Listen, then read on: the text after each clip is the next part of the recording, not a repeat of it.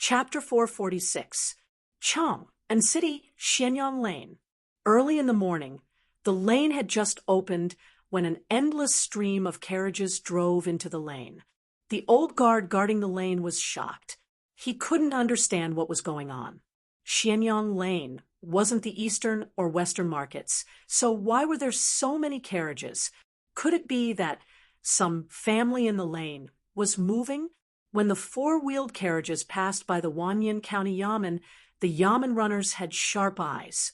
They immediately saw Li Wanyu on horseback and hurried forward to greet him. "Greetings, County Count Hu. It's so early in the morning. Is there something you need? Do you need our help?" Li Wanyu smiled and waved his hand. "It's fine. A few days ago, I made a bet at Yongyi Gambling House. Today, I'm going to the gambling house to collect the gold and copper coins I won." His words stunned the Yamen runners. Those dozens of carriages were all going to carry the copper coins. This county count was truly extravagant. How many copper coins would he need to carry with so many carriages? Some of the more astute Yamen runners immediately remembered the matter in Chong, and that had caused quite a stir. It was this county count in front of them who had placed a heavy bet of 10,000 taels of gold that the Empress would give birth to a prince yesterday. From the looks of it, county count who had won? TSK, 10,000 taels of gold. How much money did he win from Yongyi Gambling House? No wonder he had to bring so many carriages today. When the Yamen runners heard this, they didn't even care about being on duty at the Yamen and enthusiastically led the way. It was rare to see such a grand occasion. Although the gold and copper coins weren't theirs, it was still good to be able to see them. This grand occasion of seeing tens of thousands of gold and copper coins was something they could brag about for the rest of their lives. Only a fool wouldn't go and see the excitement. Li Wanyu didn't object. Just like this, the group of people majestically charged to the entrance of Yongyi Gambling House. When the clerk of the gambling house saw this scene, he was shocked. He quickly turned around and ran into the gambling house. Shopkeeper Wang, who had received the news, also rushed out. He was also shocked by this scene. He couldn't understand why County Count, who was leading a group of Yamen runners and carriages, he had already received Wang Renyou's notice and knew that the winners of this shocking gamble were the aristocratic families. It was true that Empress Zhangsun had given birth yesterday, but the child was not a prince, but a princess.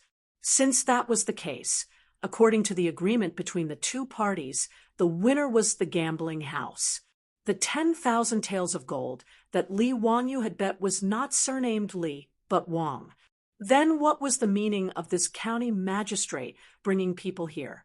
Could it be that after losing such a large sum of gold, he became angry out of humiliation and wanted to cause trouble? Shopkeeper Wang calmed himself down and cupped his hands towards Li Wanyu. "May I ask what brings you here today? Is there anything I can do for you? Do you want to bet a few more rounds?" Li Wanyu smiled and shook his head. "No, I'm here to collect the gold today. That day, I bet 10,000 taels of gold that Her Highness the Empress gave birth to a prince yesterday. Your gambling house bet won 5, so you should have lost 50,000 taels of gold to someone. Quickly go and check. I still have matters to attend to, so I can't afford to delay." "Nanny?" Shopkeeper Wang looked at Li Wanyu as if he was looking at a madman. "Her Highness the Empress gave birth to a princess, so how dare you say it was a prince?" Why would County Magistrate Wang say that? "Her Highness the Empress gave birth to a princess yesterday, so our gambling house won the bet." Shopkeeper Wang hurriedly argued. Li Wanyu looked at him with interest. "Oh, how did you know about this?" This. His rhetorical question left Shopkeeper Wang speechless. Yesterday, Pai Lupi sealed off the palace and did not reveal the news to the outside world.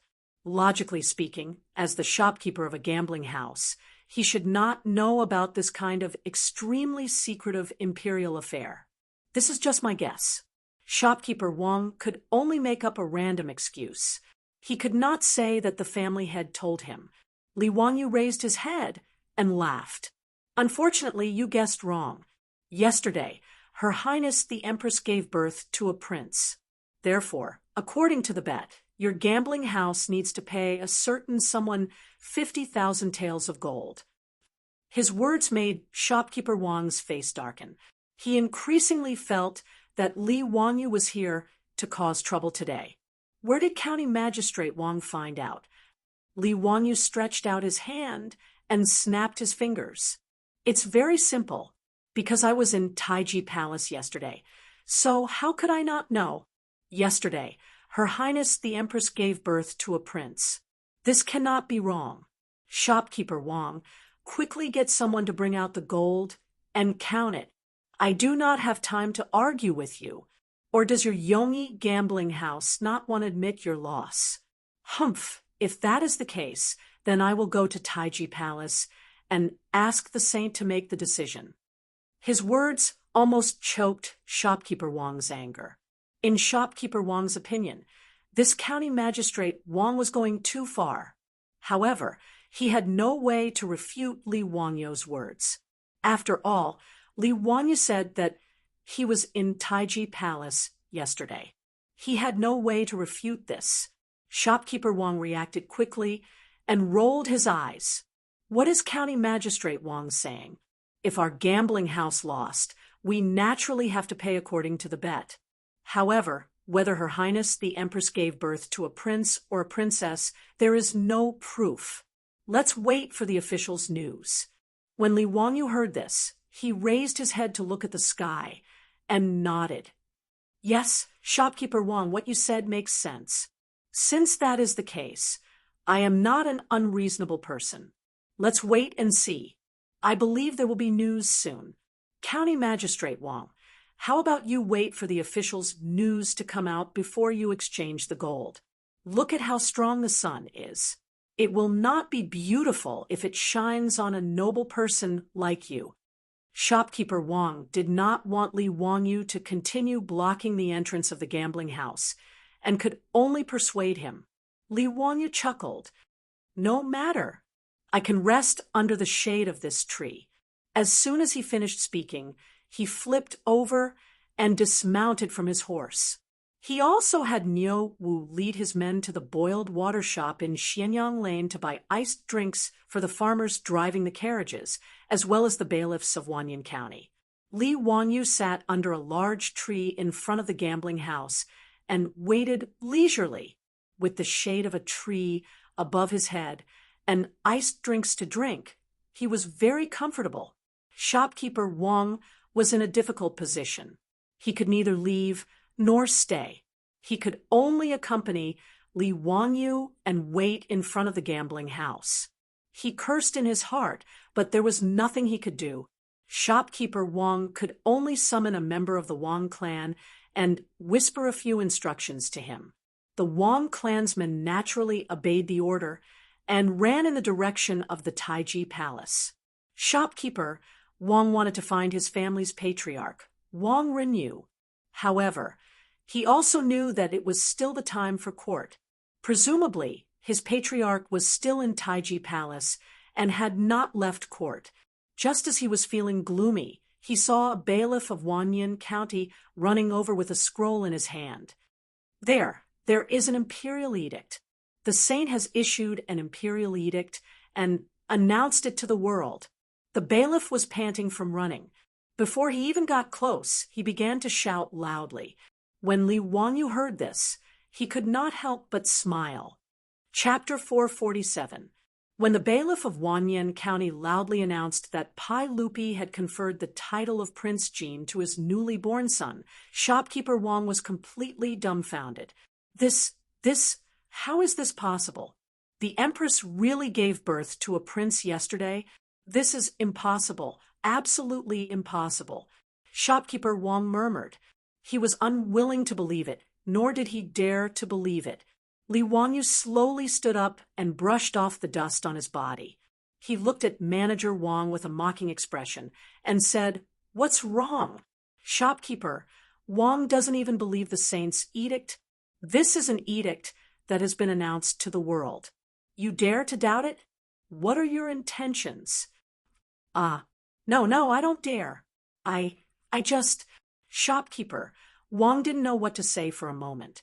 "Shopkeeper Wang, now that the official's news has arrived, isn't it time for me to honor my bet? Your Yongyi gambling house isn't going to renege on the debt, right?" Li Wangyu pressed. Shopkeeper Wang repeatedly waved his hand, but he didn't know how to answer. If they really had to pay 50,000 taels of gold to Hu Xiannan, their Yongyi gambling house really didn't need to open. Even the gambling house didn't have that much money. Unless Taiyuan Wang clan was willing to take out the gold, he couldn't do anything even if he wanted to act on his own. In the gambling house's treasury, there wasn't that much gold and copper coins. "County Earl Hu, don't be impatient. If our gambling house really loses, this money will naturally be paid to you." Before he finished speaking, he was interrupted by Li Wangyu. "Wait, what do you mean if you lose? Could it be that the saint's edict is fake? How dare you?" Li Wangyu turned his head to look at the bailiffs of Wanyan County, who had gathered around to watch the show. He raised his eyebrows. "Everyone, did you hear what Yongyi Gambling House said? How can this person say such disgraceful words? He even dares to question the saint's edict. Does he want to rebel?" With this big hat on his head, before the bailiffs of Wanyan County could say anything, Shopkeeper Wang's knees went soft, and he directly knelt down. "County Earl Hu, it's a misunderstanding. It's all a misunderstanding. That's not what I meant. How would I dare to question the saint's edict? Then tell me, did I win the bet or not?" Shopkeeper Wang forcefully suppressed the panic in his heart. He swallowed his saliva and said with difficulty, Yes, it was County Count who won the bet. According to the agreement, our Yongyi gambling house should pay you 50,000 taels of gold. But what? If you lose, take out the money to compensate me. That day, I brought over 40 carriages full of money to place my bet. What? Does your gambling house still want to deny it? Li Wangyu said unhurriedly. No, it's just that we don't have that much gold at the moment. Manager Wang's forehead was already covered in sweat. The more he spoke, the softer his voice became. He was about to faint. This gambling house was built on credibility. Otherwise, how could it attract gamblers? There were 72 gambling houses in Chang, and which gambler couldn't go to gamble? But today, if their Yongyi gambling house couldn't take out the gold, then they would lose all credibility. Not only would the Yongyi gambling house's reputation be ruined, but the reputation of the Taiyuan Wang clan would also be affected. This was a consequence that Manager Wang didn't dare to imagine. County Count, who, please allow me to report to the family head. May County Count, who be magnanimous and give our gambling house some time to transfer the gold and copper coins. Manager Wang was at his wits' end. This matter had already exceeded the scope of what he could do. He could only wait for Wang Renyu to deal with it. When Li Wangyu ran to the Yongyi gambling house to ask for the gold, the scene in Taiji Palace was completely different. Li Er sat back down on the throne and recounted what had happened in the Eastern Palace yesterday, as if he was narrating a story in a book. In the main hall, the officials heard that someone was so daring as to collude with the midwife and 2 palace maids to smuggle a drugged baby girl into the palace. In the emperor's bedroom in Lijiang Palace, they used the Sanyu by Shi as a smokescreen to replace Prince Ji with the baby girl that everyone had just seen. What was even more deranged was that Prince Ji and the others actually wanted to drown in the well. If it weren't for the fact that the 2 palace maids didn't have the guts to kill Prince Ji, Li Ji would have already lost his life. When Cheng Yaojin and the others heard that someone was so arrogant. They were so angry that they started cursing loudly in the main hall. This group of old scoundrels cursed with the vulgar language of the army, which was very unpleasant to hear. Wang Renyu, Zheng Yuanshou, and the others were so angry that they clenched their teeth, but they still had to pretend to be distressed, as if Cheng Yaojin, Yuqi Jingda, and the others were right to curse, and they were very sullen. Wei Zheng's face was also as black as the bottom of a pot. His eagle-like eyes scanned the officials in the main hall as if he wanted to find the mastermind behind the scenes. He couldn't even be bothered to correct Cheng Yaojin and the others' impolite behavior. If it weren't for his identity, the old man would have also cursed these rebels and traitors. When Zhangsun Wuji found out that his nephew was almost replaced and almost killed, his face was also ashen. He looked around at the officials, unable to restrain his anger, as if he was prepared to fight to the death. Their attitude made Wang Renyu, Zheng Yuanshou, and the other aristocratic family heads even more nervous. Fortunately, they were all old foxes. No matter how turbulent their hearts were, they didn't show it on their faces. Moreover, they were also confident that they would clean up the mess. Even if Pai Lupi discovered the truth, he couldn't do anything to them. Actually, there was no lack of smart people in the main hall. Many people guessed that this matter had something to do with the aristocratic families, especially when they thought about the matter of the bet that had caused a huge uproar in the streets. They even suspected that the masterminds behind this matter were the aristocratic families that currently stood in the imperial court, but no one dared to say such words. How would they dare to offend these aristocratic families for no reason? Actually, the reason why Pai Lupi exposed this matter in front of the civil and military officials was just to disgust these aristocratic families. The 100 Cavalry Division investigated the Eastern Palace matter overnight, but as Li Wanyu expected, they found nothing. The midwife had died, and there was no evidence. Palace maids ran, and Nian Tao had no idea who ordered them. The person who gave the mission to the two girls and passed the message was a direct eunuch of the Eastern Palace. Direct eunuch, a lower official of the 9th grade, an inconspicuous small official. But when the 100 Cavalry Division rushed to the room of the direct eunuch, they found that he had been poisoned to death. He had been murdered. Obviously, this was another attempt to silence the witnesses. The clues to trace the palace maids ran and Nian Tao Online were cut off. When the 100 Cavalry Division was investigating how the baby girl entered the palace, they also encountered such a situation. The 100 Cavalry Division finally found a colonel guarding the Eastern Palace Wing Chun sect, and there seemed to be some problems. After interrogating the Wing Chun sect guards, they learned that yesterday their colonel had rushed into the palace with a package, and when he left the palace, the package was gone. Therefore, the 100 Cavalry Department rushed to the colonel's residence. When they broke in, they found that the colonel had been stabbed several times and was lying in a pool of blood. He could not be more dead than he already was. One by one, the clues were cut off, and the 100 Cavalry Division had no clue. Pai Lupi was well aware of this, but he could only sigh. The aristocratic families were indeed ruthless. In order to keep it a secret, they did not leave any future trouble. Because there was no other way, Pai Lupi could only use this method to make the matter of the Eastern Palace public. He scolded and humiliated the aristocratic families to vent the anger in his heart. In the main hall, Cheng Yaojin's mouth was like a river, endlessly cursing for a long time. Indescribable things had already happened with the 18 generations of ancestors of the mastermind. Wang Gong, Zheng Gong, Lu Gong, the two Chui Gong. Do you think I am right? Shouldn't this kind of treacherous traitor be executed by his mother?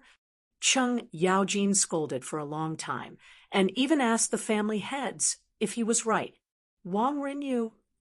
Cheng Yaojin suddenly changed the topic. Chui Gong, can I honor my bet? As soon as he said this, there was no need to mention how ugly the clan head's complexion was. Chapter 448. The family head of the Chui family, Chui Xian, had an ugly expression on his face. This damnable Chungjijia, as his son-in-law, didn't give the Chui clan any face at all. He regretted even more. Why was he so blind that he agreed to let his daughter marry this old man? However, Chui Xian was just thinking about it. Cheng Yaojin's first wife was only 30 years old and passed away due to illness. Only then did Cheng Yaojin remarry Chui.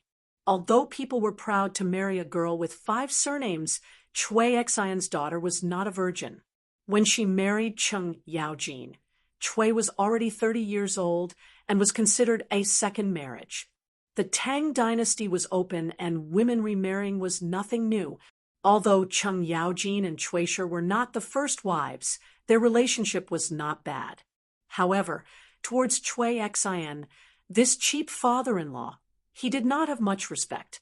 There was a reason why Cheng Yaojin and Chui Xian did not like each other. The 5 surnames and 7 hopes were proud of their family's prestige and were ashamed to marry another family. When they married their daughter to another family, they would ask for a large number of betrothal gifts. Even Pai Lupi could not tolerate the arrogance of the 5 surnames and 7 hopes. He once said, Chui, Lu, Li, Zhang, and Wang, the 5 surnames are proud and arrogant. Every time a girl marries into another family, they will ask for a large number of betrothal gifts. They are like merchants and have bad customs. Since the weight is not appropriate, we need to change it. Cheng Yaojin was a duke, but he was still forced to send a lot of betrothal gifts to the Chui family to marry Chui. This made Cheng Yaojin furious, but he could not do anything about it. Therefore, when everyone was fighting over the gambling house in Duke Lu's residence, Cheng Yaojin shamelessly snatched the right to bet on the Chui clan's Changle gambling house in Qinghe and went to bet 5,000 gold taels. Actually, Cheng Yaojin gave face to his wife and only bet 5,000 gold. Otherwise, if he bet 10,000 gold, the Chui family would lose even more. However, Chui Xian would not let Cheng Yaojin off because of this. He was already in a bad mood. Now that he saw Cheng Yaojin shamelessly asking him for the bet in front of the saints and officials, he was so angry that his nose almost became crooked.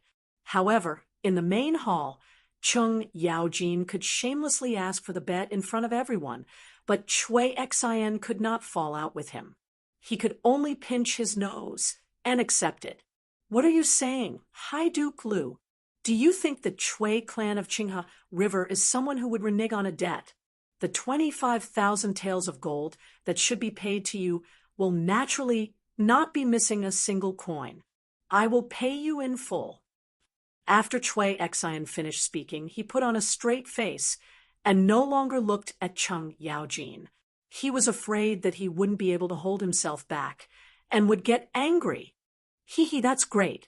Thank you, Mr. Chui. Changle Gambling House is really good. I will go there often to take care of business in the future. Cheng Yaojin's words made Chui Xian so angry that he almost had a heart attack. With Cheng Yaojin taking the lead, Yuqi Jingda, Chai Lingwu, and the others did not hold back.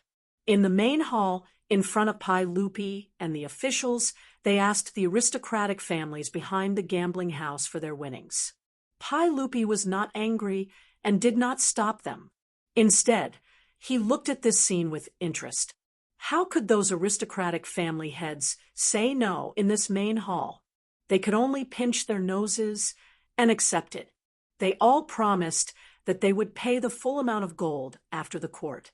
Wang Renyu, Zheng Yuanshou, and Chui Xian were all very regretful at this time. Not only did their families suffer heavy losses, but they also went for wool and came back shorn. The gains did not make up for the losses. These aristocratic family heads were so regretful that their intestines turned green. As for Li Wanyu, who caused all this, the aristocratic families hated him to the core. In particular, Taiyuan Wang clan hated Li Wanyu to the core. He wished that he could peel off his skin, break his bones, and scatter his ashes to vent the anger in his heart.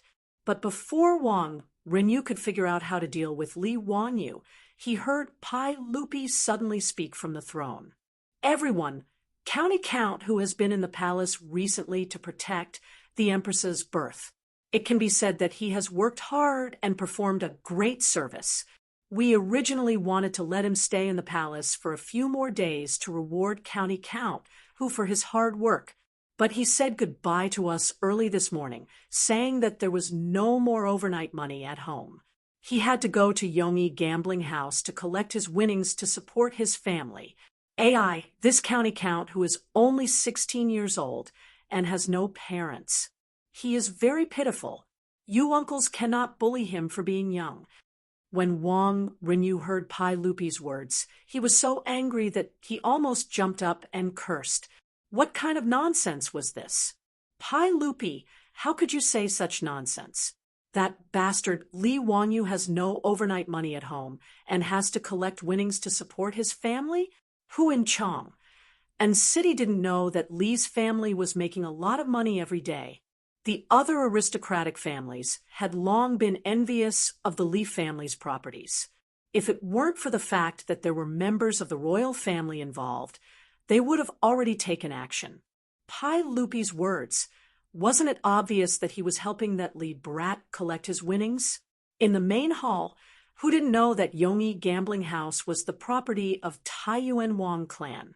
The main hall, which had originally become very noisy because of Chung Yao Jin and the others wanting to collect their winnings, became even more lively with Pai Lupi's words. In Taiji Palace, the officials who had nothing to do with this matter all became onlookers and looked at Wang Renyu with interest. Even the saint had spoken up to help County Count, who collect his winnings. TSK, what great face! One could imagine the status of County Count, who in the saint's heart. He really was in the emperor's heart. Wang Renyu's face alternated between green and white, and he was speechless for a long time. At this point, what else could he say? However, when he thought about paying 50,000 taels of gold to Li Wanyu, Wang Renyu felt his heart bleed. 300,000 strings of copper coins. In the current Tang dynasty, the Kaiyuan Tongbao that the imperial court cast every year was only 300,000 strings of copper coins. It could be seen how rich Li Wanyu's harvest was this time. Not only Li Wanyu, but even Chung Yaojin, Qin Xiong, Yuqi Jingda, and Chai Lingwu, these dukes and prefectural dukes, all made a lot of money. To be able to cut meat and drink blood from aristocratic families was simply too delightful. When the imperial court ended, Wang Renyu walked out of Taiji Palace with an ashen face. He saw his family members anxiously pacing back and forth outside the palace. Seeing their family head appear, the family members hurriedly ran forward and whispered about how County Count, who had gone to Yongi gambling house early in the morning to collect his winnings. Although Wang Renyu was mentally prepared, when he heard this, he still couldn't stop the blood in his heart from rushing up. He almost disregarded his status and cursed out loud. His chest heaved up and down as he gasped for air. After a long time, he suppressed the evil fire in his heart and ordered in a hoarse voice, "Let the treasury of the manor count the gold and copper coins and compensate him. This old man will definitely take revenge in the future. My Taiji Wang clan cannot live under the same sky as this bastard." While Wang Renyu was cursing, Li Wanyu couldn't help but sneeze a few times. He rubbed his nose and looked at shopkeeper Wang. "It's almost noon. How long will it take for you to compensate me with your gold? I don't have the time to grind my teeth with you here." Yes. County Count who, please calm down. 50,000 taels of gold is truly a huge amount. Please be magnanimous. Shopkeeper Wang was already on the verge of tears. He already foresaw that his end wouldn't be good. Although it was family head Wang Renyu who hinted for him to accept this bet, he was still a scapegoat. He would definitely be treated as a scapegoat and severely punished by his family. Chapter 449. After Wang Renyu spoke, Taiyuan Wang clan naturally did not waste any more time.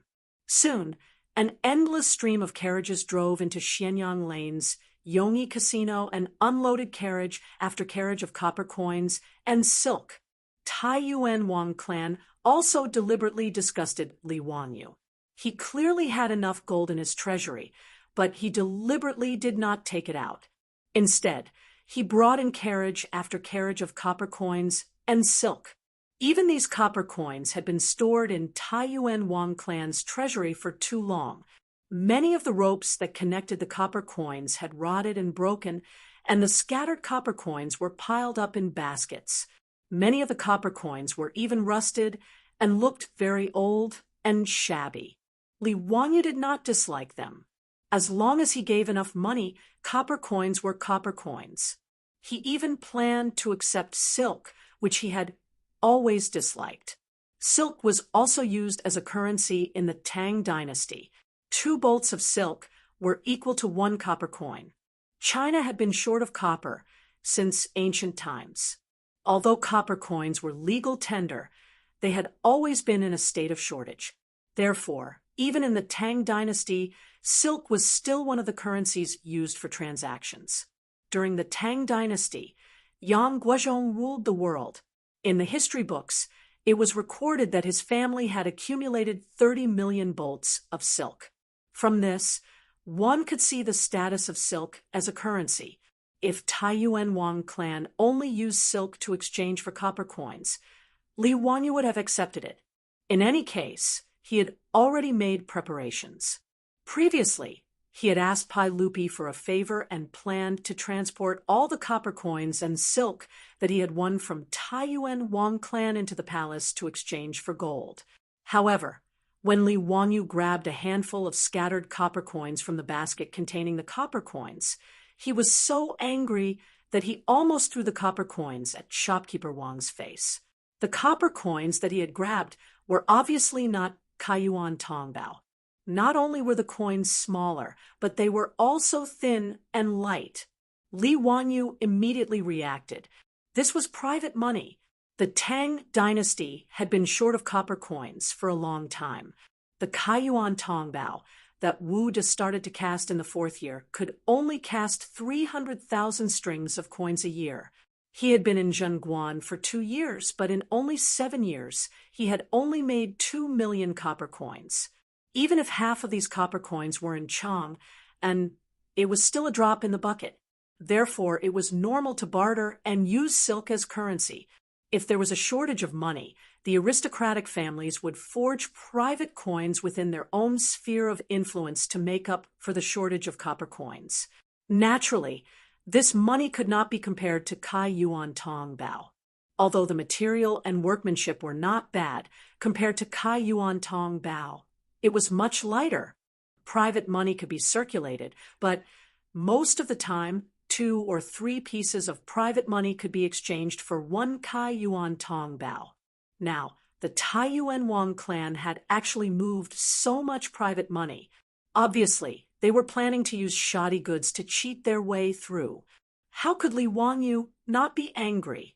Shopkeeper Wang, what is the meaning of your Taiyuan Wang clan's actions? Using so much private money to offset the official's salary. Do you think I'm a fool? Perhaps the new servants made a mistake. I'll have them exchange it for county count. Who? Shopkeeper Wang saw that his plan to fish in troubled waters was discovered by Li Wanyu, so he could only awkwardly apologize and push the blame to the temporary workers. He was about to call people to move the private money away when Li Wangyu's eyes turned and he reached out to stop him. Wait, the money is already here, so don't go through so much trouble. Give me a discount. I'll accept this private money. How does county count who plan to give me a discount? I won't take advantage of you. 2 caddies of private money can be exchanged for 1 caddy of official money. If your Taiyuan Wang clan is willing, I'll accept it and save you the trouble of moving it back and forth. On the market, depending on the region, 2 or 3 pieces of private money could be exchanged for 1 Kai Yuan Tong Bao. Li Wangyou's conditions were actually not too harsh, and he was even charging a lot less. Shopkeeper Wang asked the accountant sent by the Taiyuan Wang clan and immediately nodded in agreement. This kind of large transaction of copper coins was always weighed by official weights. 5 caddies of Kai Yuan Tong Bao copper coins was the norm. Private money was slightly lighter, and 6 caddies was the norm. Under normal circumstances, 12 to 18 caddies of private money could be exchanged for 5 caddies of Kai Yuan Tong Bao copper coins. Now that Li Wanyu proposed to exchange 10 caddies of private money for 5 caddies of official money, how could the Taiyuan Wang clan not agree? Niu Wu wanted to persuade him from the side, as he felt that his clan was at a disadvantage. However, Li Wanyu didn't care. Being at a disadvantage was a blessing, not to mention that he had other plans. He beckoned Shopkeeper Wang over. Shopkeeper Wang, does your Taiyuan Wang clan have a lot of private money? If there's a lot, I can accept it all and exchange it according to this ratio. Hearing Li Wangyou's words, Shopkeeper Wang couldn't help but be overjoyed. Count who? Are you serious? These copper coins worth 50,000 caddies of gold can all be exchanged for private money? Li Wangyu nodded. Of course. How much does your Taiyuan Wang clan have? I'll take it all. Shopkeeper Wang was naturally overjoyed at this. If he could pay Li Wanyu the 50,000 caddies of gold, according to the ratio of 2 caddies of private money to 1 caddy of official money, he might be able to avoid punishment from his clan. Now, he only needed to pay 3 million caddies of private money to clear his gambling debt. As for the private money, if 3 private coins were exchanged for 1 official coin, it would only be worth 160,000 caddies of coins on the market. This was equivalent to saving 140,000 caddies of coins. Even if it was 2 for 1, it would only be 250,000 caddies of coins, saving 50,000 caddies of coins. This wasn't a small amount, so Shopkeeper Wang naturally nodded in agreement.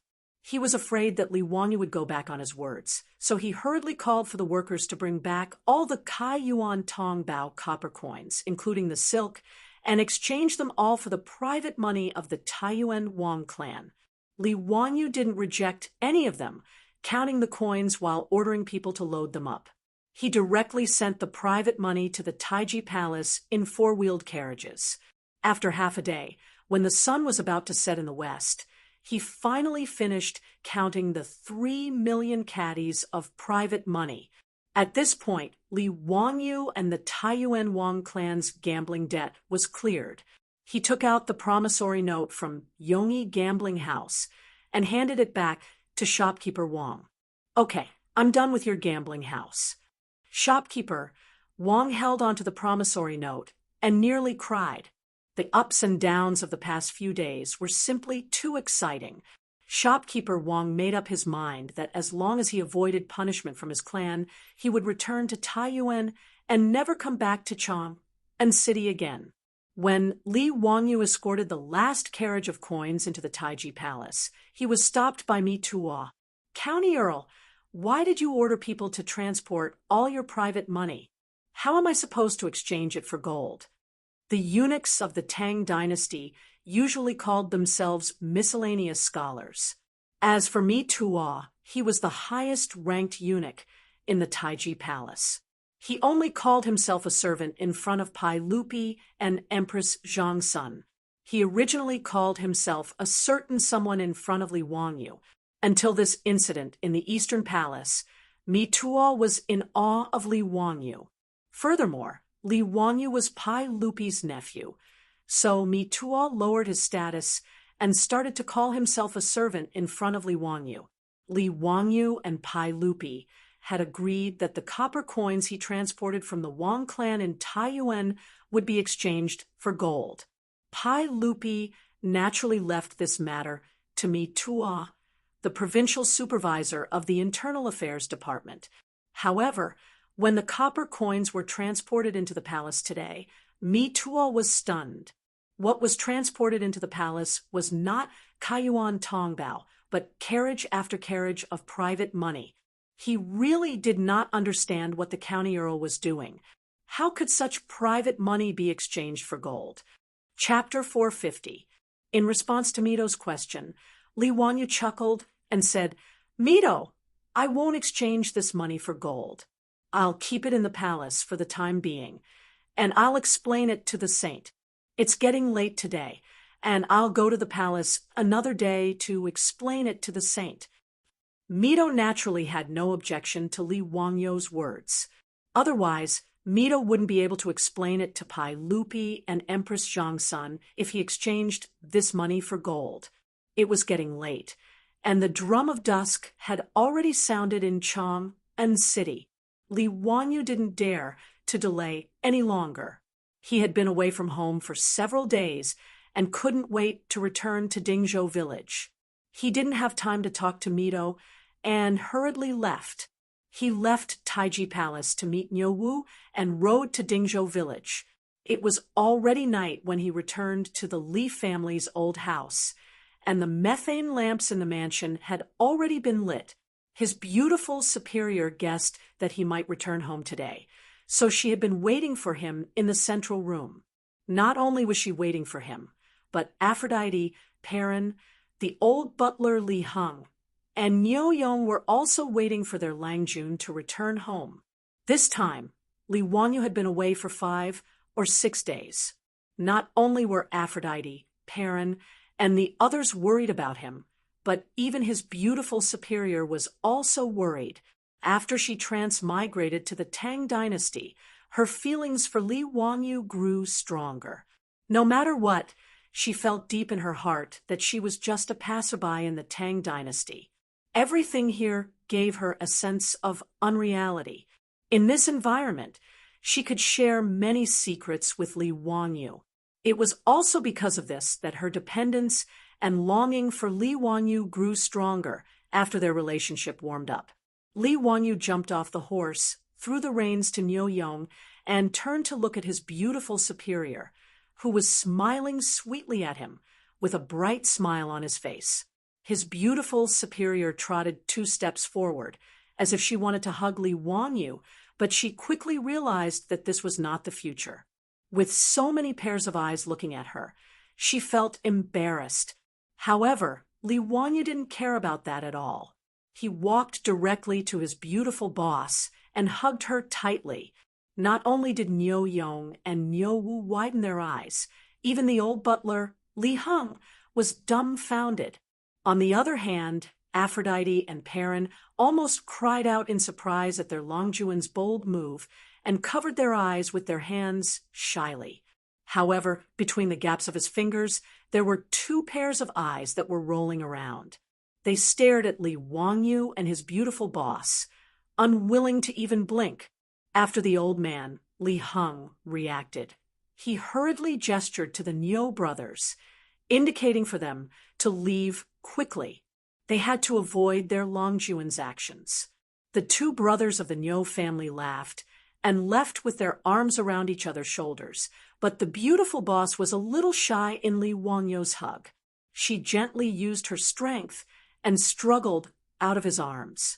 She blushed and rolled her eyes at Li Wanyu, but her tone was very gentle. "You're finally back? You haven't eaten yet, right? Go take a bath first. I'll get Perrin and the rest to heat up the food for you."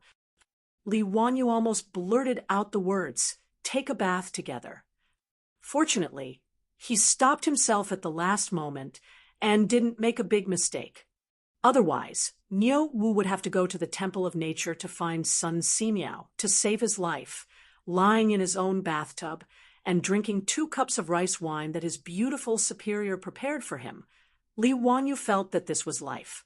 Compared to Taiji Palace, Li Wanyu felt that Pai Lupi's life was simply too tacky, especially the toilets in the palace, which made Li Wanyu complain that they were useless, let alone bathing.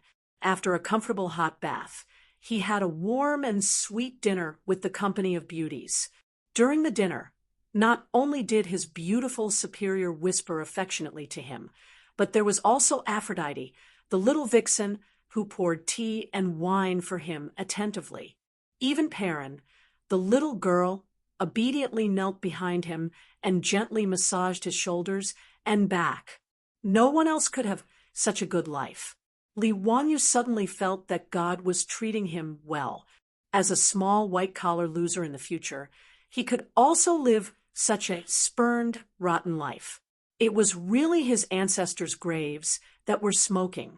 As Li Wanyu ate and drank, he vividly described what had happened in the Eastern Palace to the group of beauties, young and old.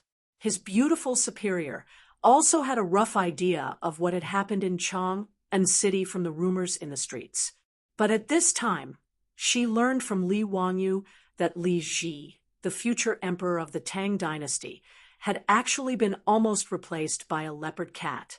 She was so shocked that she couldn't close her mouth for a long time. She also never expected that those aristocratic families would be so daring.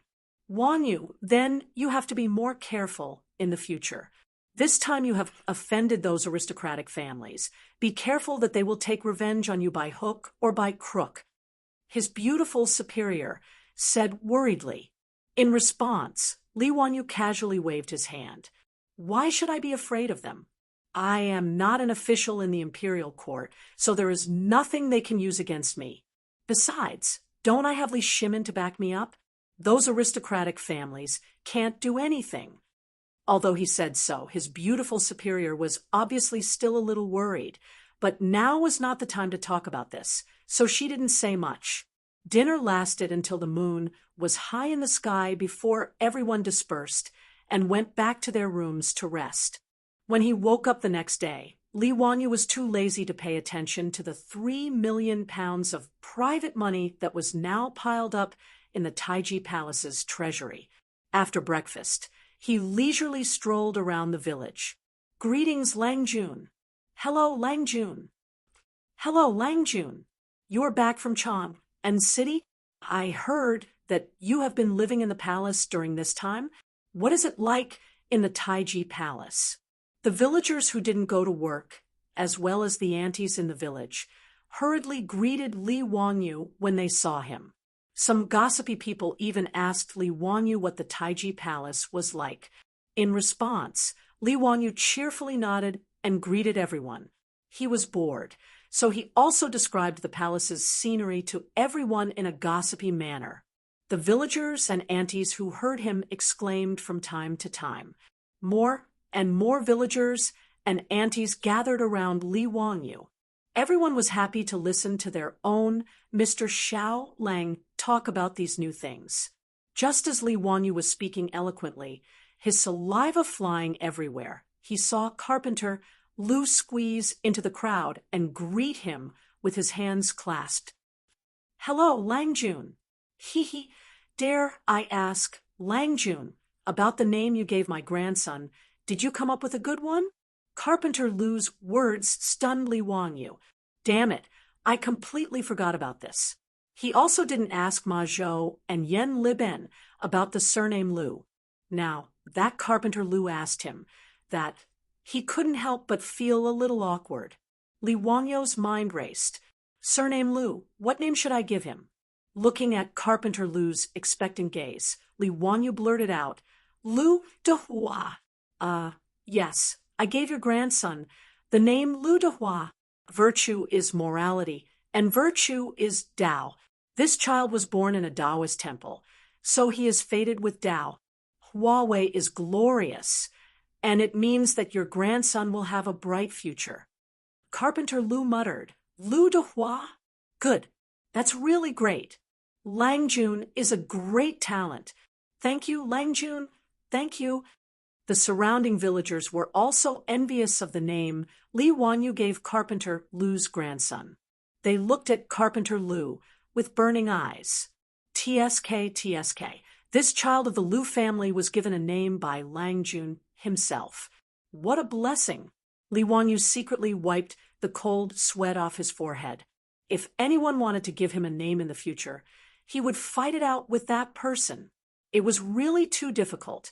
While the crowd was bustling, Nyowu came over. Lang Jun, Yang Mingfu is here to visit. Hearing that Yang Quan was here, Li Wangyu quickly cupped his fists and bid farewell to the villagers. He then went back to his old residence. Chapter 4:51. When Li Wangyu returned to the residence, Yang Quan had already been waiting in the main room for a long time. Brother Xuqing, how have you been? We haven't seen each other for a long time, and I've missed you. What brings you to my residence today? Li Wangyu and Yang Quan greeted each other with a smile. Now that he had been conferred the title of County Earl, there was a big difference between his status and Yang Quan's. However, he firmly disagreed with Yang Quan calling him by his title. Thus, he and Yang Quan simply called each other by their courtesy names and called each other brothers. This made it easier for them to get along. In fact, there was a big age difference between the two of them. Yang Quan's son was only a few years younger than Li Wangyu. However, the ancient people didn't care much about the age difference. That old man Yushernan was already 70 years old, but he was still willing to be friends with Li Wangyu despite the difference in age. Brother Zio, I'm here today to give you an invitation. Yang Quan stroked his beard and said with a smile. Li Wangyu smiled and joked, Brother Xuqing, what invitation are you giving? Did your wife give birth to another child for you, or did you buy a new house? When he said that Yang Quan had bought a new house, he meant to ask if he had taken in another concubine. This Yang Quan was also a romantic person. He was middle-aged and had a beautiful wife at home. He even took in a few concubines. He was very carefree, which made Li Wangyu very envious.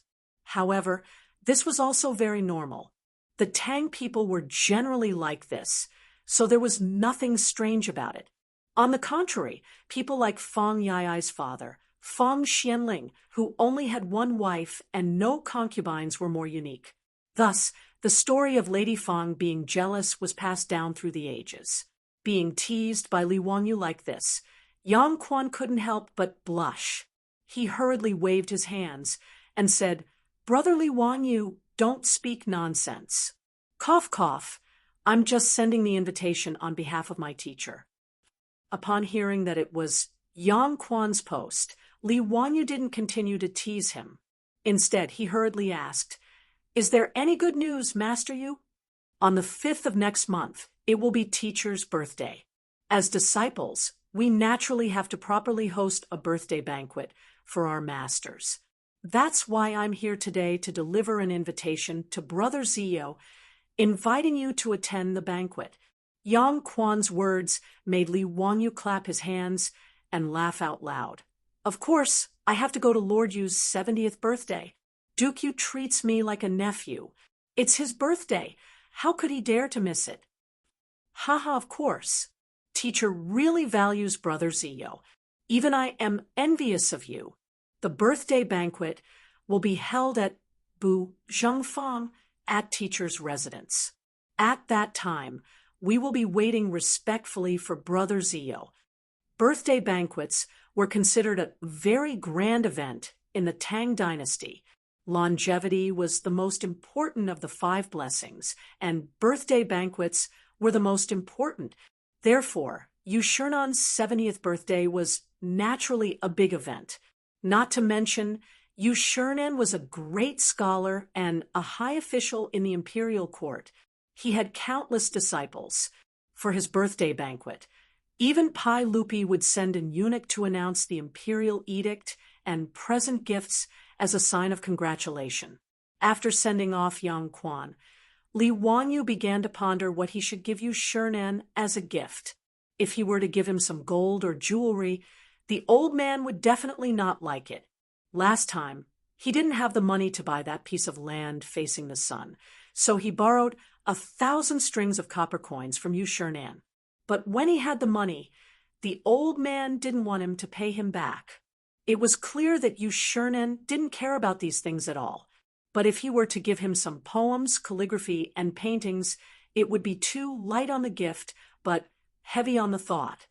Although the old man would definitely like it, he didn't know how many influential people in Chang and city would be there to give him their birthday banquets. If he were to just give away his own poems, it would be too embarrassing. If things didn't go well, people would say that he, the dignified county earl who founded the country, was so stingy and stingy. That wouldn't be good. For a moment, Li Wangyu was a bit worried. Gifting was indeed a skill. His beautiful superior came out and saw him frowning. She curiously asked what was wrong. Li Wangyu told her about Yu Shernan's 70th birthday banquet in a few days. He was also worried about what gift to give. His beautiful superior smiled with her beautiful eyes. Isn't that simple? Give him a birthday cake. It's delicious and has a good taste. Besides, no one in the Tang dynasty has ever seen a cream cake, right? It's a rare thing. Li Wangyu was stunned. You know how to make a cream cake? Aha! The beautiful superior raised her proud neck, looking like a little princess who didn't know who she was. Li Wangyu was overjoyed. He stepped forward and hugged his beautiful superior, giving her a big peck on her pink face. His sudden attack startled the beautiful superior, who couldn't help but cry out in surprise. Bashful, her soft fists suddenly fell on Li Wangyu's chest like raindrops. This was the so-called flirting. Since his beautiful superior knew how to make a cream cake, Li Wangyu didn't bother to think about giving a gift. He planned to sit back and enjoy the fruits of others' labor with a clear conscience. Something like a cream cake was used as a birthday gift. In the future, it would be better to give some calligraphy and paintings. But in the Tang dynasty, it couldn't be more appropriate. Sure enough, a virtuous wife at home was better than 10,000 acres of fertile land. Hee, Chongqing, then I'll leave the gift to you. Yugong's birthday is on the 5th of next month. You can arrange it according to the schedule. After Li Wangyu settled the matter of the congratulatory gift, he crossed his legs and leisurely drank his tea while humming a little tune. He looked like the foolish son of a landlord. Needless to say, it was extremely hateful. Seeing him like this, the beautiful superior couldn't help but gnash her teeth in hatred. She couldn't help but reach out her slender white fingers, quickly and accurately clamped Li Wangyu's ear, and gently twisted it. Ouch, it hurts, let go, let go. Chongqing, what are you doing? Li Wangyu cried out in pain. Humph, you want to sit back and enjoy the fruits of others' labor? In your dreams. That birthday cake was my gift. What gift do you want to give Yugong? Go prepare it yourself. The beautiful superior snorted discontentedly. When Li Wangyu heard her words, he couldn't help but be dumbfounded. Hee, Chongqing, what are you saying? You don't even know Yugong. Why are you giving him a gift? Be good, leave the cake to me. Li Wangyu only thought that the beautiful superior was joking with him. Su Chongqing glanced at him. Yugong has a son, do you know? I know. Yu Chong, courtesy named Jingming.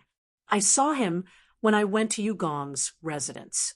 Yugong is quite good. He actually had a son at such an old age. Yu Chong is now 28 years old, but Yugong is already 70 years old.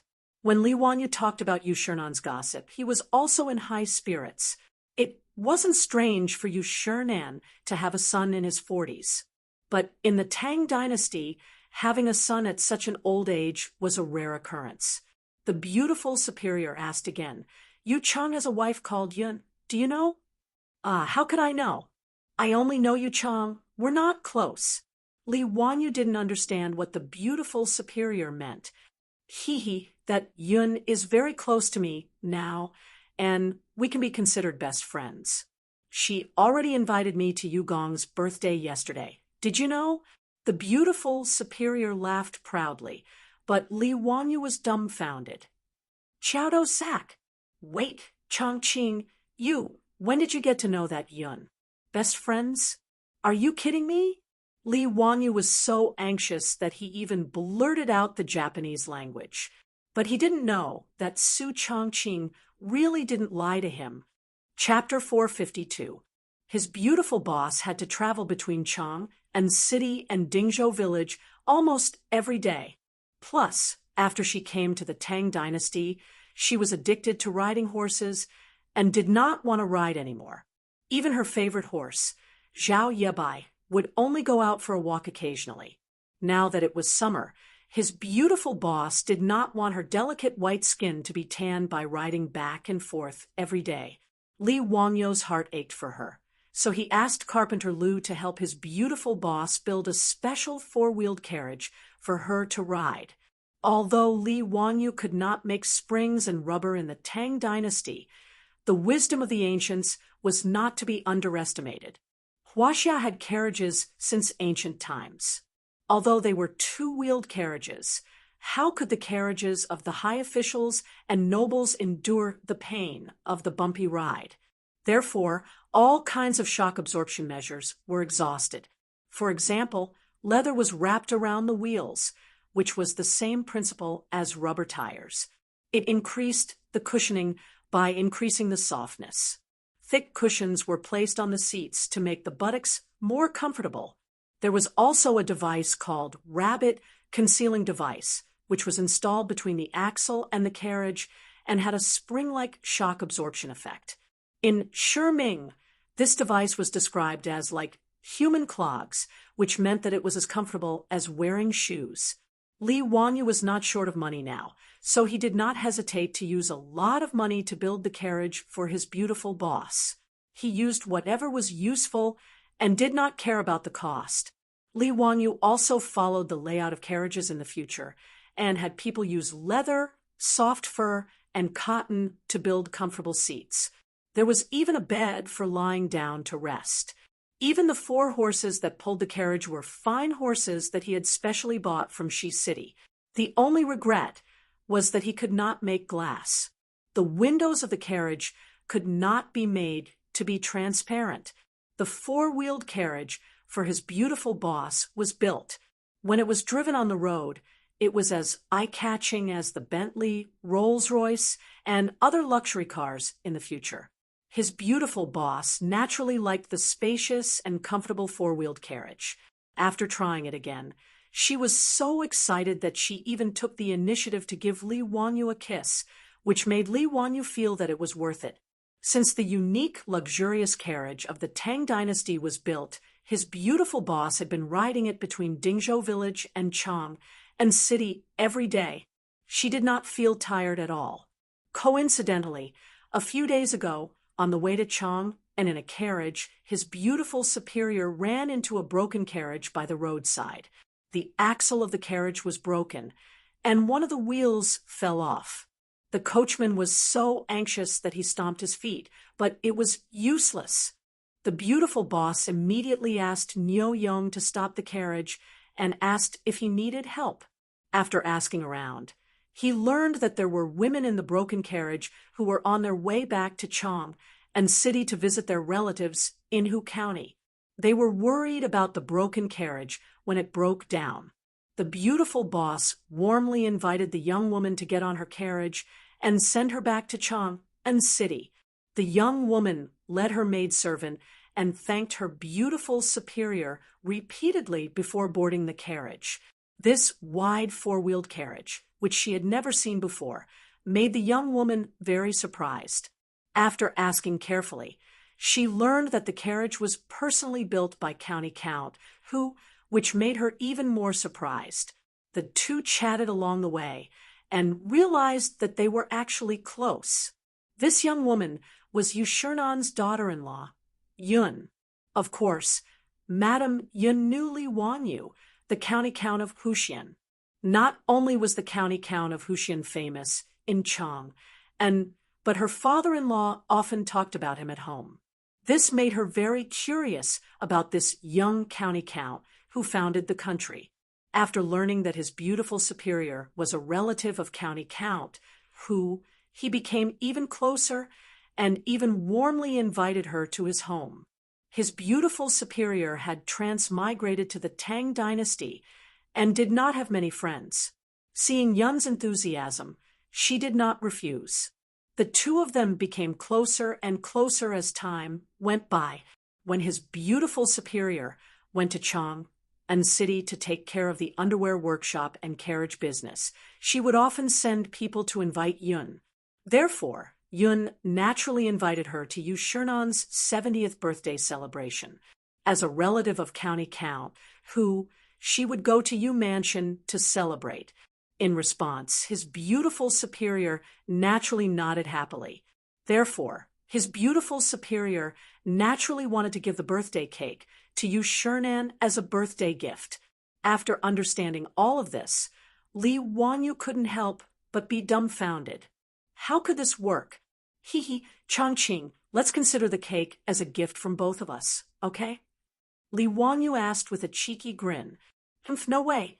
We women are not here to celebrate our birthdays with you stinky men. If you take it and give it to Buddha, I'll be empty-handed. You're dreaming.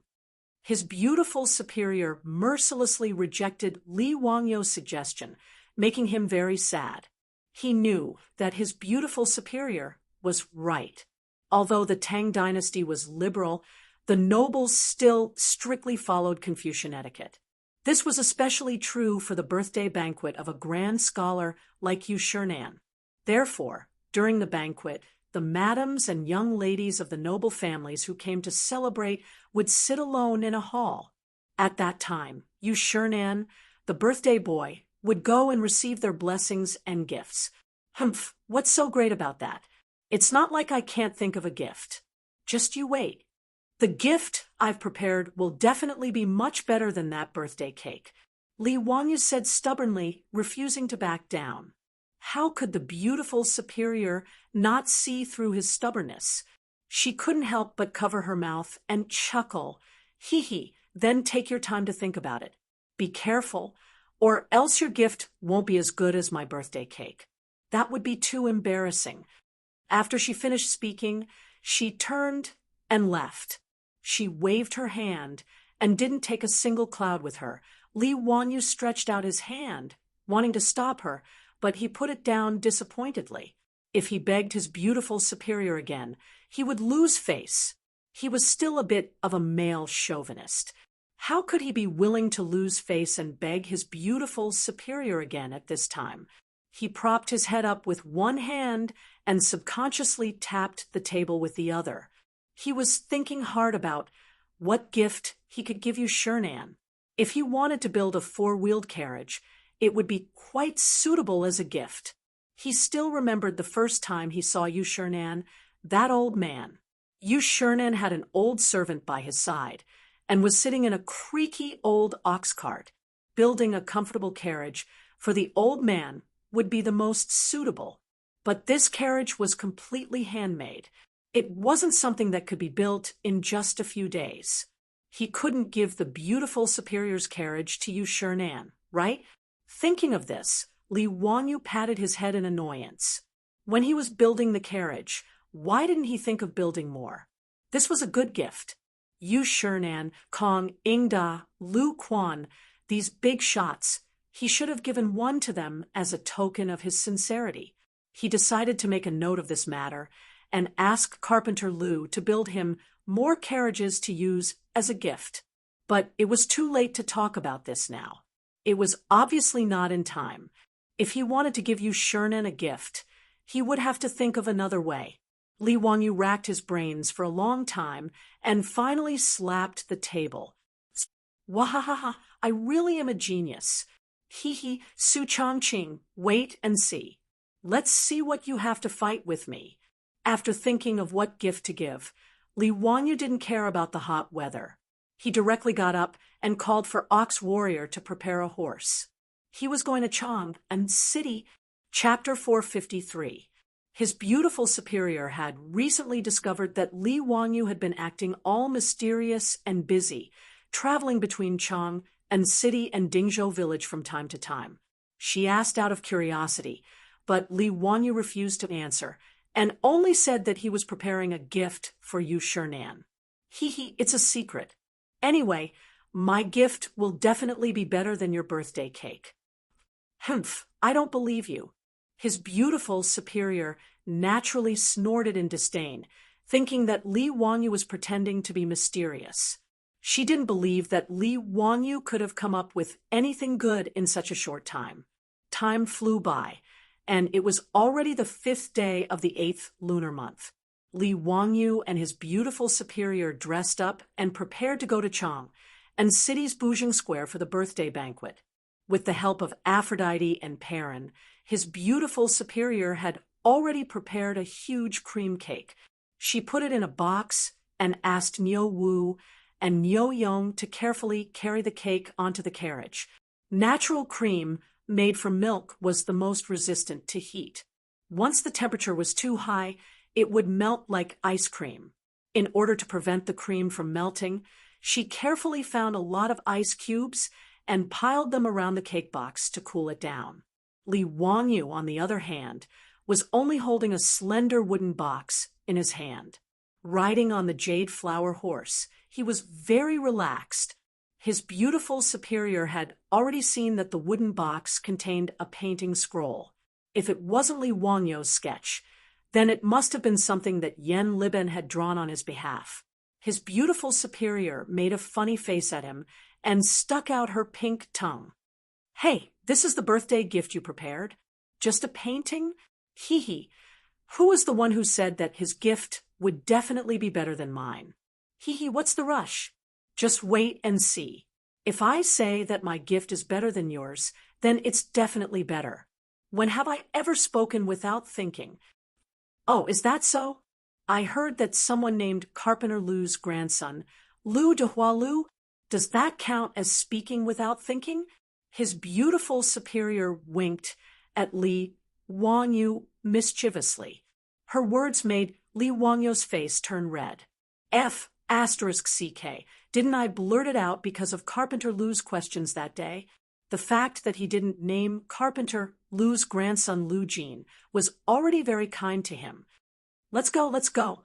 It's getting late. Take the carriage. Be careful of the cake. We have to let Niu Yong walk slower. Li Wangyu quickly changed the topic. The beautiful boss raised her head smugly and beckoned Aphrodite and Perrin to get into the car. Today, the two of them, as the personal attendants of their beautiful superior, were brought along to the Yu residence to have some fun. Avro and Perrin often went to work in Chang and with their beautiful boss, so they naturally knew Madame Yun. The two brothers, Niu Wu and Niu Yong, escorted Li Wangyu and the three women and set off for Chang and city. When they arrived at Bu Zhengfang, the place was already filled with all kinds of carriages and horses. It was Yu Shernan's 70th birthday, and the guests who came to wish him well were as numerous as the clouds. The beautiful superior's four-wheeled carriage could hardly move, so she had no choice but to get off and walk.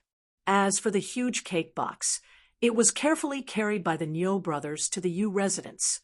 Today, the gates of the Yu residence were all open to welcome the guests. Li Wangyu immediately saw Yang Quan and Yu Chang standing at the entrance to welcome the guests. "Ha! Younger brother Zio, you're finally here. Teacher has asked several times if you've arrived." Yang Quan immediately cupped his hands in greeting when he saw Li Wangyu. Yu Chang also bowed to Li Wangyu. "Thank you, County Count Hu, for coming to celebrate my lord's birthday. Please take a seat in the central room." "Brother Jingming is too polite. These are the women of my residence. They were invited by Brother Jingming's wife to celebrate Duke Yu's birthday." Li Wangyu hurriedly introduced his beautiful superior to Yu Chang. The two sides exchanged greetings for a while before they were welcomed into the residence. The beautiful superior, Aphrodite, and Perrin were naturally received by Madame Yun, who led them to a small sitting room at the side of the main hall. The small sitting room was separated from the main hall by a curtain, so it was actually very transparent. Meanwhile, Li Wangyu was politely invited into the main hall of Yu Mansion by Yu Chang. "Brat, why are you so late? Come and drink. As soon as Li Wanyu entered the main hall, he heard Cheng Yaojin's hoarse voice and subconsciously wanted to turn and run. Fortunately, he immediately reacted. This was not Duke Lu's residence, but Yu Shernan's birthday banquet. Cheng Yaojin wouldn't be too presumptuous, right? This nephew greets Uncle Cheng. Li Wanyu hurriedly bowed to Cheng Yaojin and winked at the three brothers beside him as a greeting. Brat, why don't you come to my residence to drink? I haven't thanked you for winning the gold yet. Cheng Yaojin laughed. Li Wanyu was speechless. Damn, are you going to thank me? You're clearly planning to repay kindness with enmity. If he went to Duke Lu's residence to drink, Li Wanyu suspected that he would die of alcohol poisoning sooner or later. Li Wanyu didn't dare to say anything. He hurriedly used the excuse of going to greet the others and stayed far away from Cheng Yaojin. Today, Yu Chang's main hall was filled with familiar faces. Li Wanyu even had an illusion that Chang Chao from Taiji Palace had been brought here. A room full of big shots, all of them high-ranking officials of the imperial court. As one of the 18 scholars of the Duke of Qin's residence, Yu Shernan was very familiar with Pai Lupi's trusted ministers. They had all been officials of the imperial court for many years. Today was Yu Shernan's 70th birthday, so how could these big shots not personally come to congratulate him? Li Wanyu's status wasn't low, but he was the youngest. He could only hurry forward and greet these big shots one by one. After a round of greetings, Li Wanyu felt that he couldn't straighten his back. Not only were almost all of the big shots of the imperial court present, but even Li Wanyu's group of bad friends were present. They had all followed their fathers to Yu Chang's residence to give birthday greetings. When they saw Li Wanyu, they all winked at each other. It was very lively.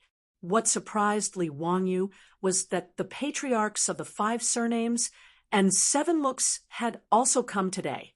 He didn't know that Yu Yaozu clan was also one of the aristocratic families. However, Yu Shernan was more politically inclined towards Pai Lupi. He was Pai Lupi's trusted minister and one of the future 24 meritorious officials of Lingyan Pavilion. When Wang Renyu saw Li Wanyu, his expression turned cold. However, it wasn't good for him to flare up. He snorted coldly and no longer looked at him.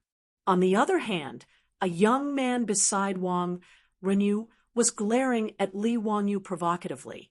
"Brother Yai, who's the one glaring at me?" Li Wanyu curiously asked Fang Yai.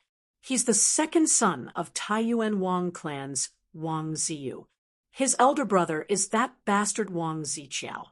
He's not much different from his elder brother. He's also a bastard. Zio, it seems that he's very unhappy with you after you won so much money from Taiyuan Wang clan." Li Wanyu curled his lips in disdain. "So what if he's unhappy? Is he going to bite me? I like to see this kind of person the most. He's clearly unhappy with me, but he can't do anything about it." "Ha! Zio, you're so bad." Fang Yai laughed heartily. He kept patting Li Wanyu's back with his palm. Today, the Yu clan was celebrating the closing of the Yu clan. Just as the main hall was bustling with noise and excitement, Li Wanyu was surprised to see another familiar figure enter the hall. Damn, Pai Lupi actually came in person. TSK, Yu Shernan really has a lot of face. Seeing Pai Lupi come in person, the main hall was once again bustling with noise and excitement. Everyone stepped forward to greet him. Everyone, there's no need to be so courteous. Today, I'm also here to celebrate Duke Yu's birthday. There's no need to be so formal. Pai Lupi smiled and waved at everyone. When Yu Shernan received the news, he immediately rushed to the main hall. "This old subject greets your majesty. Duke Yu, there's no need to be so courteous. Yu Chang, quickly help your lord up." Pai Lupi hurriedly stopped Yu Shernan from greeting him. Duke Yu, I wish you a long life, as long as the South Mountain, as long as the East Sea, and as many children and grandchildren as possible. Thank you, Your Majesty. Please take a seat. After the commotion, everyone finally sat down again. With the arrival of the sage, the Yu clan became even livelier. Chapter 454. When Pai Lupi saw Li Wangyu, he gestured for him to sit next to him. Zio, you bastard! How could you leave so much of your private money in my palace and not care about it? What are you trying to do? As soon as Li Wangyu sat down, Pai Lupi asked quietly. Ever since Li Wangyu moved the 3 million caddies of money into Tai Chi Palace, he hadn't asked about it. This made Pai Lupi very depressed. Now that he finally caught him, how could he not ask him? I've been busy preparing a congratulatory gift for Duke Yu these few days and forgot about this matter. I'll tell you about it later. It's a good thing. What good thing? Tell me. Pai Lupi wasn't going to let him go. It's turning your money into official money. Are you interested? Li Wangyu laughed. Pai Lupi glared at him and planned to ask more questions. But it was already time for the birthday celebration. The guests had already begun. Pai Lupi could only give up for now. He planned to ask Li Wangyu later. In the main hall of Yu Manor, Yu Shernan was wearing new clothes and a red ribbon. He sat facing the south, ready to receive the congratulations and bows of his relatives and juniors. The birthday celebration began. His eldest son, Yu Chang, lit the birthday lantern. The lantern was made of red candles. The god of longevity would light one every 10 years. There were a total of 7 red candles, similar to the birthday candles of modern times. There was a master of ceremonies. Yu Shernan's children and grandchildren walked into the hall in order of seniority. Yu Shernan had a son and a daughter. His daughter, Yu Xiuyao, was already married. Today, she brought her children home to celebrate her father's birthday. Yu Shernan's older brother, Yu Shiji, was killed by Yuan Huaji 10 years ago during the chaos of the Sui dynasty. However, he left behind 4 sons, all of whom were married and had families. As the head of the Yu Yaoyu clan, Yu Shernan was celebrating his birthday today. Naturally, these juniors had to come and kowtow to congratulate him and present their gifts. This was Li Wangyu's first time seeing a Tang celebrate a birthday, and he was all smiles as he watched, finding it extremely amusing. After Yu Shernan's relatives and juniors had finished paying their respects, it was now the turn of the guests. Li Wangyu suddenly realized that this birthday celebration seemed to have become a way for the aristocratic families to flaunt their wealth. Every time a guest presented a gift to Yu Shernan, there would be an MC loudly announcing the list of gifts. To give a gift, there must be a gift list. To receive a gift, there must be a gift account. Actually, Yu Shernan didn't accept all the gifts that were sent to him. According to custom, most of the time, the owner would accept a few items and return a few items. The gift list was marked with respectfully received, which meant that the owner had accepted it. On the other hand, those who wrote thank you were returning the guests. After the gift list was marked by the owner, it had to be returned to the original owner as proof of receiving the gift. The gift account was naturally used by the owner to record the gift so that the owner could return the gift after the event. If the gift giver couldn't attend in person due to other matters, he would send someone to deliver the gift along with his name card. This was equivalent to him personally delivering the gift. As long as Yu Shernan nodded to accept the gift, there would be servants of the Yu residence who would bring the dazzling gifts into the main hall to display to the guests present. Many of the gifts given by the aristocratic families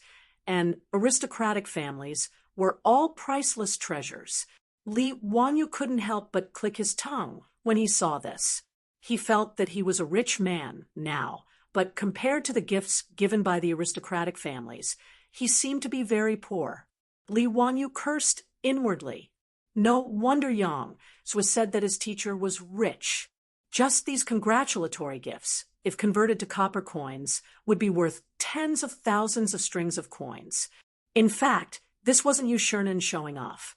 This was the custom of the Tang dynasty, and the old man couldn't do anything about it. Yushirnan even had a headache. Since ancient times, China had been particular about it's impolite not to reciprocate. Returning the gift was also a troublesome matter. The Wang clan of Taiyuan sends a 3-foot Langxian tree. When the master of ceremonies read out the gift list, his voice couldn't help but raise a few notches. It attracted the attention of everyone in the noisy main hall. When Pai Lupi heard this, he couldn't help but grit his teeth and murmured, "This Wang clan of Taiyuan is really generous. They're willing to give such a treasure as a gift." Li Wanyu didn't quite understand.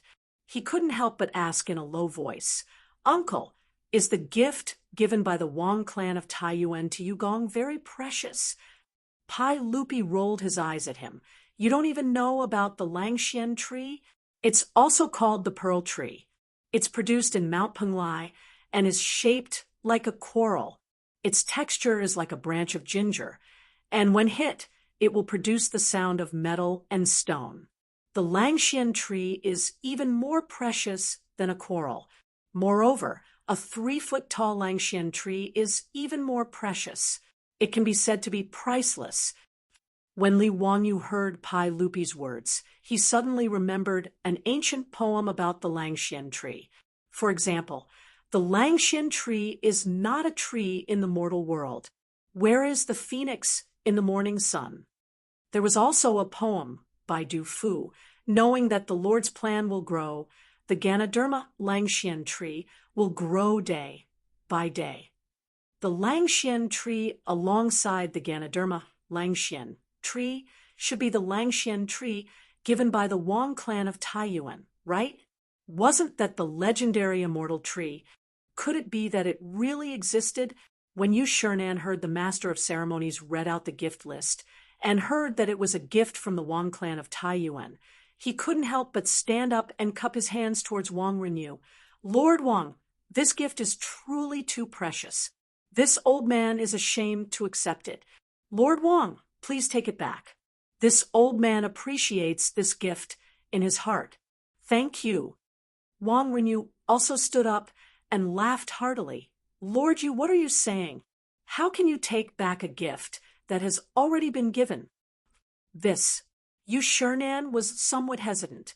The Langxian tree given by the Wang clan of Taiyuan was truly too precious.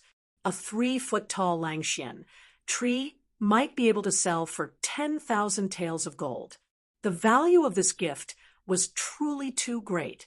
Although the gifts given by the many guests today were valuable, most of them were only worth 100 strings of copper coins. Dukes like Chung Yaojin had given gifts worth 1,000 strings of copper coins, which was already very precious. However, the Taiyuan Wang clan had given a gift worth 10,000 taels of gold. How could Yushirnan not feel conflicted? Seeing Yushirnan's hesitation, before Wang Renyu could say anything, his second son Wang Ziyu suddenly spoke up. "Lord Yu, this Langxian tree was specially chosen by our Lord for you. Please accept it, do Q. Otherwise, if word gets out, won't others think that our Taiyuan Wang clan of Taiyuan can't even afford to give out gifts? If we give you something that looks good to fool you, then our Taiyuan Wang clan's face will be completely lost." His words were extremely impolite. It was as if Yushirnan's refusal to accept the Taiyuan Wang clan's gift was looking down on them. Yushirnan was taken aback when he heard this. Why did Wang Renyu's second son speak so harshly? Wang Renyu didn't take it to heart. He smiled and said, "My son is young and doesn't know how to speak properly. Please don't blame him, Lord Yu. Please don't be so courteous and accept this Langxian tree." Younger sister, Li Wanyu was also displeased by Wang Ziyu's impoliteness. He cursed inwardly Wang Ziyu in his 20s. Wang Renyu, you have the nerve to call him young? I'm the one who's called young, all right? However, Li Wanyo's displeasure was one thing. Today was Yu Shernan's birthday banquet. He naturally couldn't disrupt Yu Manor's joyous occasion. He could only curse silently. Seeing the Wang father and son's attitude, Yu Shernan could only smile and nod. He thanked Wang Renyu again, and accepted the gift. Seeing Yu Shernan accept the gift, Yu Manor servants carefully carried the Langxian tree gifted by the Taiyuan Wang clan into the main room and displayed it for everyone to see. The Langxian tree was shaped like a coral, but under the illumination of the lights in the main hall, it sparkled with jewels. Li Wangyu was stunned by the sight of it. He hadn't seen this object in his previous life, whether in museums or on the internet. It was truly magical. It was indeed very rare, and had been lost in the long river of history for more than 1,000 years. When the 3-feet-tall Langxian tree was revealed, the guests in the main hall all cried out in surprise. Even the women in the small hall were startled. Behind the bead curtains separating the small hall and the main room, the women all gathered around and pointed at the Langxian tree, discussing animatedly. Wang Ziyu of the Taiyuan Wang clan became even more proud. He looked around like a proud rooster. When he saw Li Wangyu, he couldn't help but stand up and salute Yu Shernan. Lord Yu, I heard. Chapter 4, 55. Wang Ziyu glanced at Li Wangyu and then cupped his hands toward Yu Shernan. Duke Yu, I heard that County Count, who has also prepared a congratulatory gift for Duke Yu's birthday. A few days ago, our Taiyuan Wang clan lost 50,000 taels of gold to County Count, who, allowing him to make a fortune. Even though our Taiyuan Wang clan has lost so much money, we still have to give you a generous gift to celebrate your 70th birthday. Presumably, the gift that County Count who has prepared for you today should be even more extraordinary, right? Why don't we let County Count who give you his birthday first, so that we can broaden our horizons and listen to County Count whose gift list? His words caused the noisy hall to quiet down a little. What was the Taiyuan Wang clan planning? Were they planning to humiliate County Count, who? Everyone present knew of the conflict between the Taiyuan Wang clan and County Count, who? Everyone felt that the Taiyuan Wang clan had eyes, but failed to see. Originally, the two families had planned to become in-laws, and the Wang and Li clans had done the best for Qin and Jin. But in the end, Li Zhou had only been dead for a year, and County Count, who was still a nobody, but the Taiyuan Wang clan impatiently came to cancel the engagement. The Taiyuan Wang clan had paid a compensation of more than 100 taels of gold to force County Count, who to cancel the engagement. This matter was despised by all the noble clans and nobles of Chang. But no one had expected that after the Taiyuan Wang clan canceled the engagement, in just a few short months, Li Wangyu would soar into the sky. From a nobody, he had been conferred the title of County Count of the founding county, and his nobility had been increased several times. Now, County Count, who was in the heart of the emperor, and his talent was on full display. In Chang, and every noble family with a young lady of the right age would want to marry this young county earl, who was the first county earl of the country. Now, the Taiyuan Wang clan had made themselves the laughingstock of Chang, and yet they were still entangled with County Count, who? It was truly despicable. When the Count of Hu County won 50,000 taels of gold from the Taiyuan Wang clan, everyone felt that the Taiyuan Wang clan deserved it. Since your family's casino dares to open a bet and dare to accept the bet, then you have to accept your loss.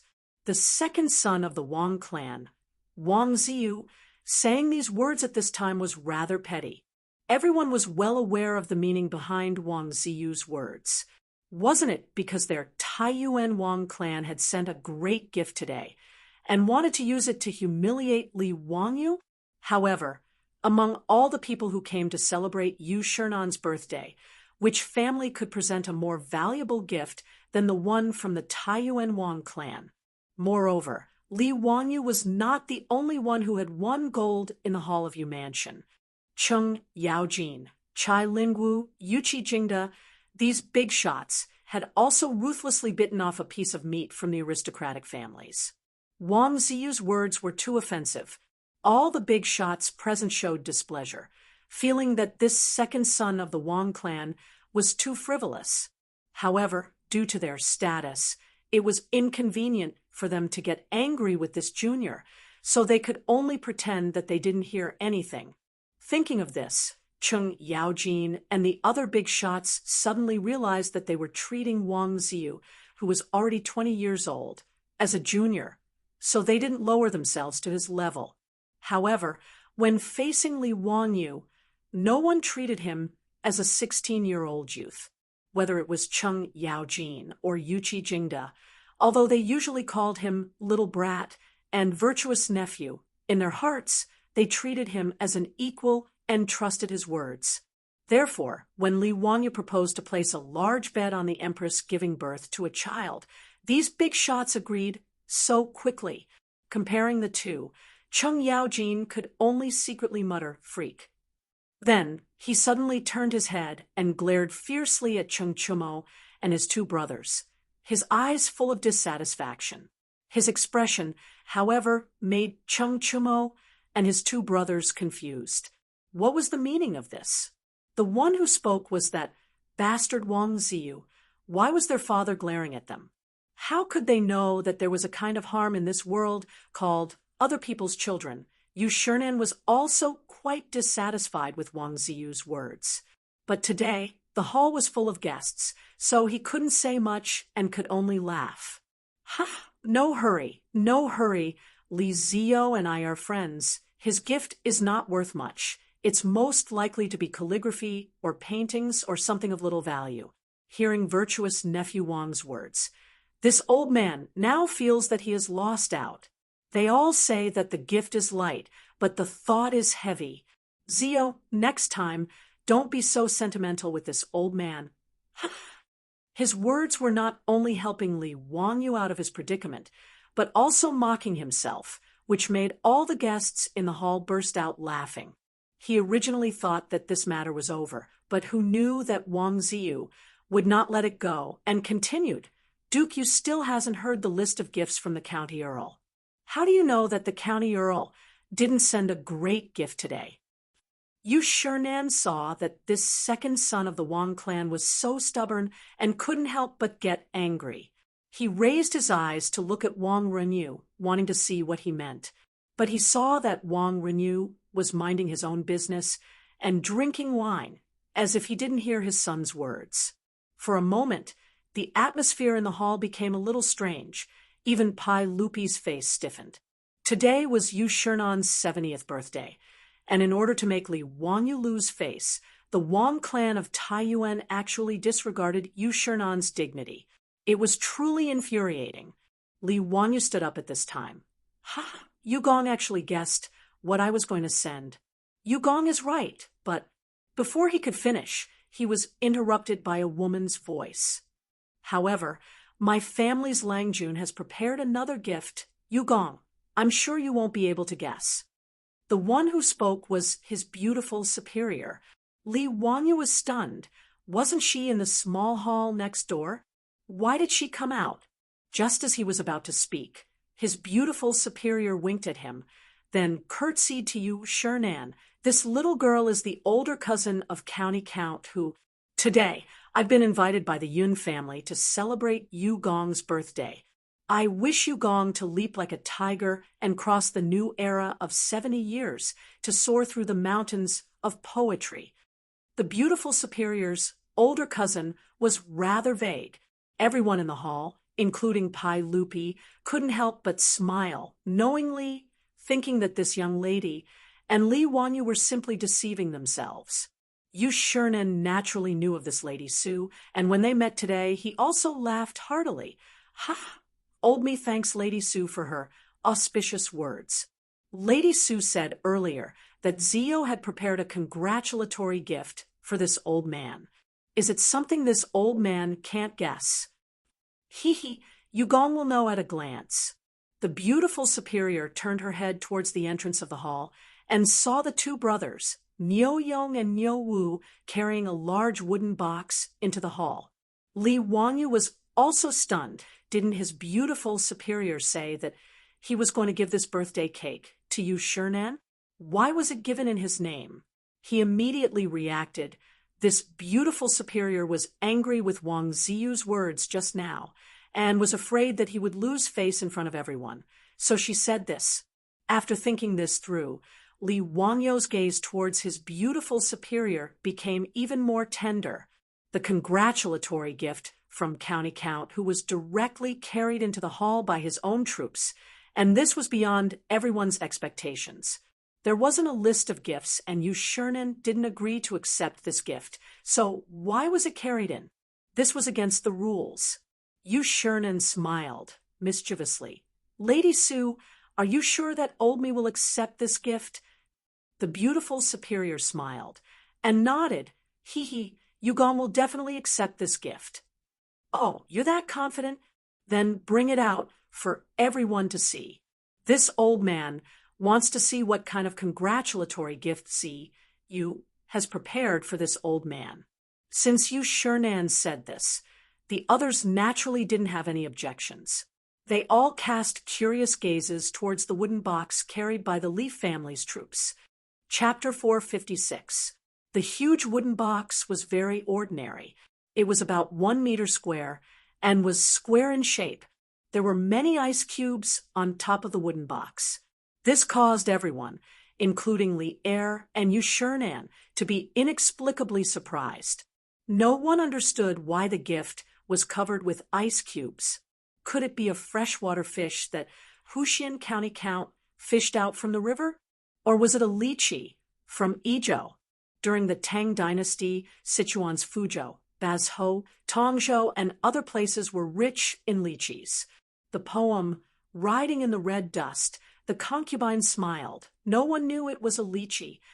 It was actually referring to the lychees that were transported from Sichuan, not Lingnan.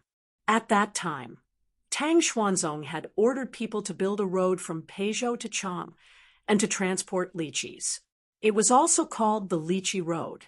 If it was lychees, it was rare, especially during the early Tang Dynasty. Even Pai Lupi could not eat fresh lychees. However, it was only rare compared to the 3-feet-tall Langxian tree that the Wang clan of Taiyuan gave. It was nothing special. Seeing the big wooden box, Wang Ziyu could not help but show a mocking expression. He was already thinking about how to mock Li Wangyu for being stingy and stingy. He wanted to make him lose face in front of everyone. Inside the wooden box was the birthday cake made by his beautiful boss. Because there would be many guests at the birthday banquet, if the cake was too small, it would not be enough for everyone. Their beautiful boss spent a lot of effort to make such a big birthday cake as a gift. The two brothers, Niu Yong and Niu Wu, hated the birthday cake very much. They had already tasted the cake. It was very delicious and could be said to be the best in the world. However, the process of making the cake was like a nightmare to the two brothers. There was no other reason than that there were no mechanical devices in the Tang Dynasty. The cream used to make the cake had to be spun and stirred continuously. In the future, it was simple. A few hundred-yuan electric mixer could solve the problem. However, to make the cream now, it was all manual labor. The thought of stirring more than 10 kilograms of milk with a paddle made one's scalp tingle. Even strong men like the Niu brothers almost dislocated their hands because they had to whip the cream. Therefore, the Niu brothers both loved and hated this birthday cake. Li Wanyu leaned close to his beautiful boss's ear and whispered, "Chongqing, what are you doing? Hee hee, are you afraid that I'll lose face?" The beautiful superior rolled her eyes at him. "Humph, you're so stubborn. I couldn't stand that Taiyuan Wang clan's arrogance. Wasn't it just a precious gift? What's the big deal?" At least, no one in the Tang dynasty has ever seen the birthday cake I made. Li Wangyo's heart was naturally warmed by his beautiful superior's protectiveness. If it weren't for the fact that they were in public, he would have hugged her and kissed her passionately. Removing the ice covering the outside, the wooden box containing the cake was carefully opened by the Nyo brothers, revealing the true face of the birthday cake. When the huge cream cake was displayed in front of everyone, everyone was stunned. What was that? The people present could be said to be the most distinguished and knowledgeable group of people in the Tang dynasty, but none of them had ever seen this thing in front of them. This object was very big, flat, and round. Its entire body was pure white, and it looked a bit like white marble. There were many patterns on it, and it was very exquisite, especially the huge longevity peach on the cake, which was even more eye-catching. The meaning of the birthday celebration was self-evident. There was also a birthday poem written on notice cake. Yu Shirnen leaned closer to take a closer look and murmured the poem. More than 70 years have been a dream. The morning comes, the birthday comes, the children and grandchildren come. Worries are gone, no pain. The heart is unmoved. There is 1,000 pounds of weight here. Early years for the world to use. Middle-aged Zen doubts the heavens. When the stone tower is built, there is not a crack. Who will share it? Send it to heaven and earth. Good poem. Zio, is this your new work? Yang Quan clapped his hands and applauded. The guests also praised. Yu Shirnan was so excited that his beard trembled. He couldn't help but cry as he recited the poem. Wasn't this phrase describing Yu Shirnan's entire life? Zio, you really know me well. Just based on this poem alone, this gift is the best this old man has seen today. With much difficulty, Yu Shirnan was finally able to wipe away his tears under Yu Chang's coaxing. He held Li Wangyo's hand tightly as he spoke. This made Li Wangyo feel a little embarrassed. I didn't expect that plagiarizing a poem would make Yu Shirnan so excited. Suja's poem, The Fisherman's Pride, Happy Birthday to his disciples, on the cake was obviously plagiarized by Li Wangyo. His beautiful boss asked him to write a birthday poem on the cake, so he copied the poem by Suja, one of the 3 Sus. It was quite suitable for the occasion, and it made the old man very excited. Li Erma carefully savored this poem and nodded his head repeatedly. Zio, this poem of yours really sums up Duke Yu's entire life. Kong, Ingda, Lu Quan, Daizhou, and the other scholars all praised the poem after reading it. In the hall, everyone's praise made Wang Ziyu's expression change, especially when he heard Yu Shirnan say that this was the best gift he had seen today. His expression became even uglier. He couldn't help but ask in a loud voice, "Dare I ask County Earl, what is this gift? It's a big white piece of cake. Is it just to write a birthday poem? The words are really not very well written." Wang Ziyu's words were a bit of a wet blanket. Many guests secretly shook their heads. They felt that Wang Rinyo's poem was really ignorant and incompetent. But although Wang Ziyu's question was rude, it was indeed what many people were thinking. Up until now, no one had figured out what the congratulatory gift from County Count was. If it was a birthday poem, shouldn't it be written on paper, framed, and sent out? What was this big white piece of cake in front of them? Li Wangyu didn't get angry. He chuckled at Yu Chang. "Brother Jingming, can I trouble you to bring me a clean saber and have your servants prepare some bowls and plates?" His words made everyone even more confused. Why did he suddenly want a saber? "County Earl, what do you want a saber for?" Yu Chang didn't understand and asked, "To divide and eat it." "What? Zio, don't mess around." Li Er, who was at the side, could not help but say, "This is food. It looks like jade, but it's not jade. Although I can't tell what it's made of, how can this be food?" All the guests, including Yu Shernan, were stunned by Li Wangyou's words. Was such a beautiful object meant to be eaten? Only Wang Ziyu laughed out loud. He said with a mocking tone, "County Earl who, you only gave Duke Yu food for his 70th birthday? I've long heard that County Earl who is good at making money. Now, it seems that it's true. You're too thrifty." He was mocking Li Wanyu for being stingy. It was Yu Shernan's 70th birthday, and the county earl gave him some worthless food. It was really laughable. Li Wanyu ignored Wang Ziyu and pretended not to hear his mockery. He smiled and cupped his hands towards Yu Shernan and Pai Lupi. "Duke Yu, uncle, this is really food. I call it a birthday cake. It's eaten on the day of one's birthday." "Oh, it's really food. Then why is it eaten on the day of one's birthday? What do you mean? What is a cake? Is it a steamed biscuit?" Pai Lupi asked curiously. Pai Lupi's question made Li Wanyu dumbfounded. He had never thought about this question before.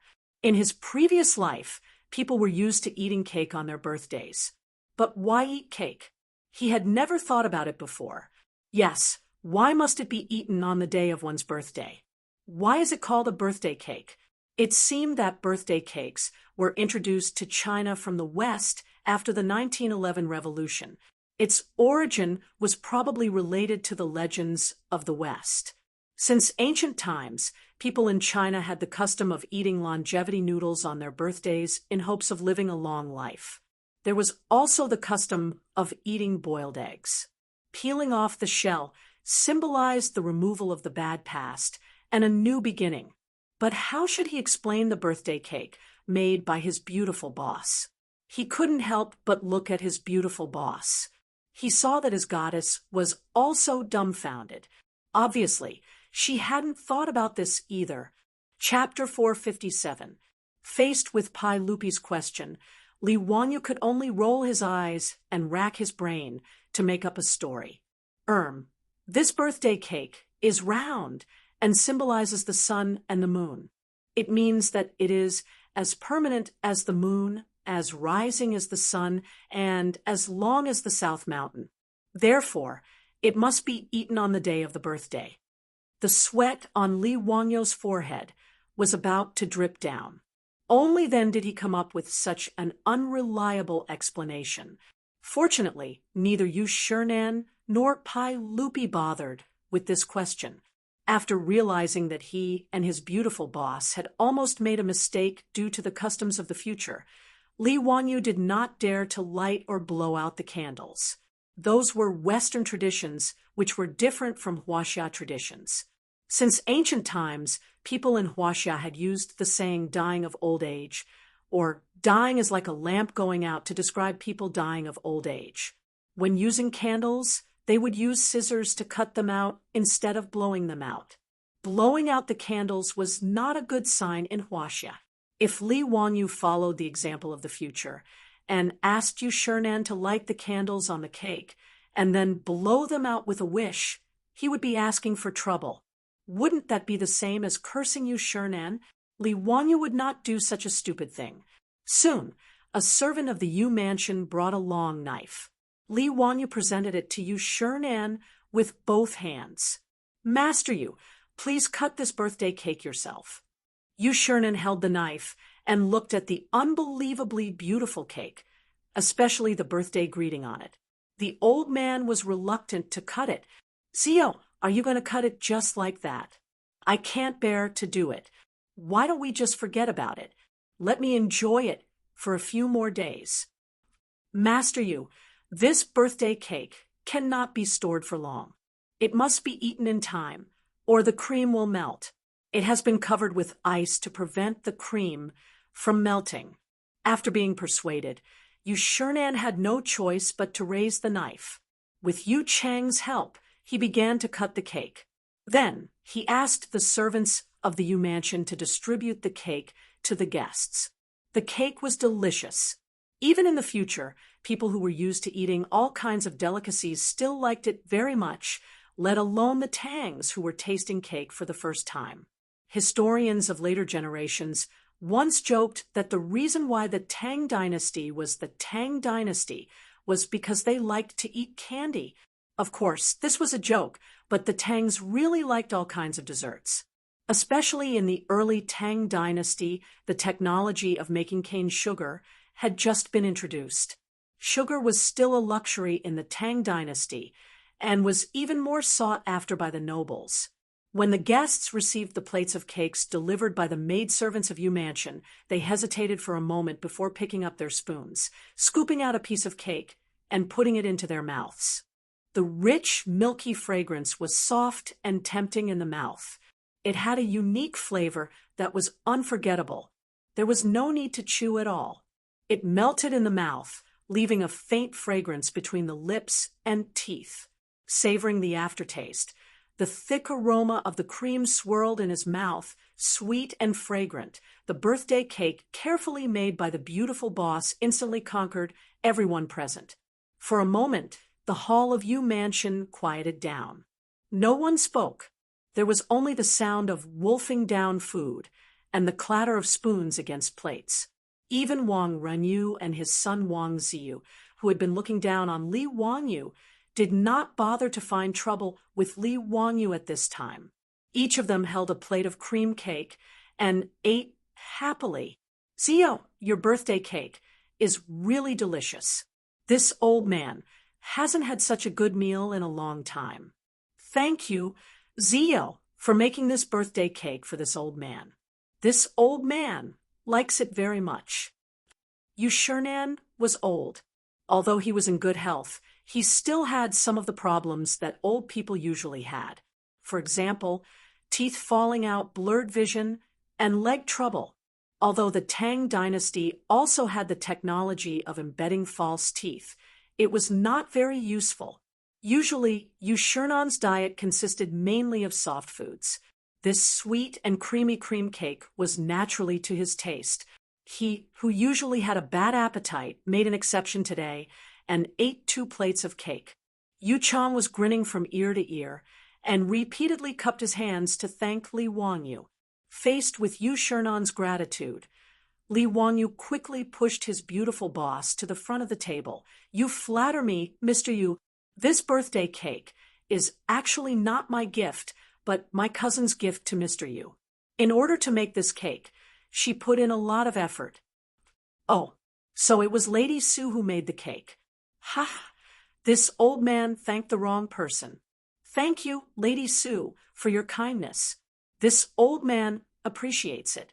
Yu Shernan twirled his beard and laughed. Seeing that Li Wangyu actually told the truth, the beautiful boss could only look at him helplessly. She bent down and curtsied to Yu Shernan. I really don't deserve Mr. Yu's praise. Mr. Yu is too polite. Everyone was full of praise for the birthday cake.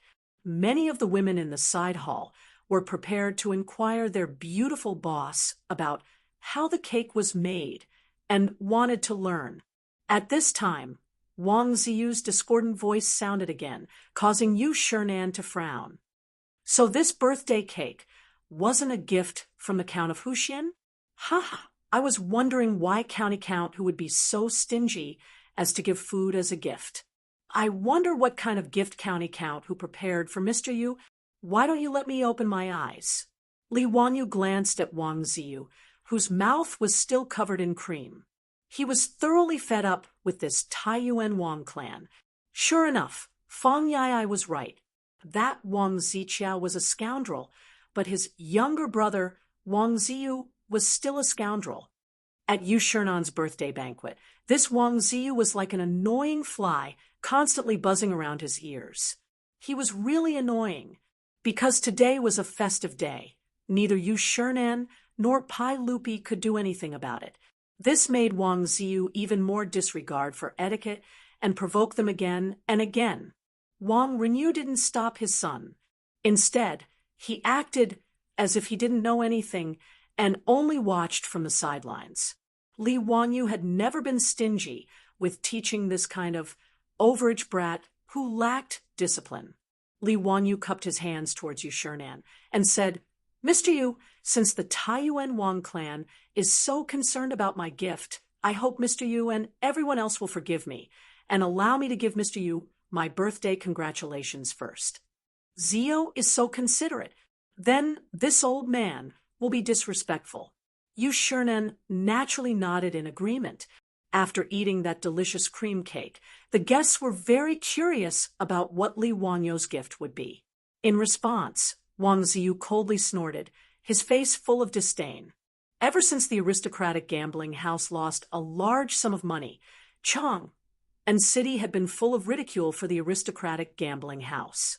In particular, the Taiyuan Wang clan, who was the first to accept Li Wangyo's bet, was sneered at.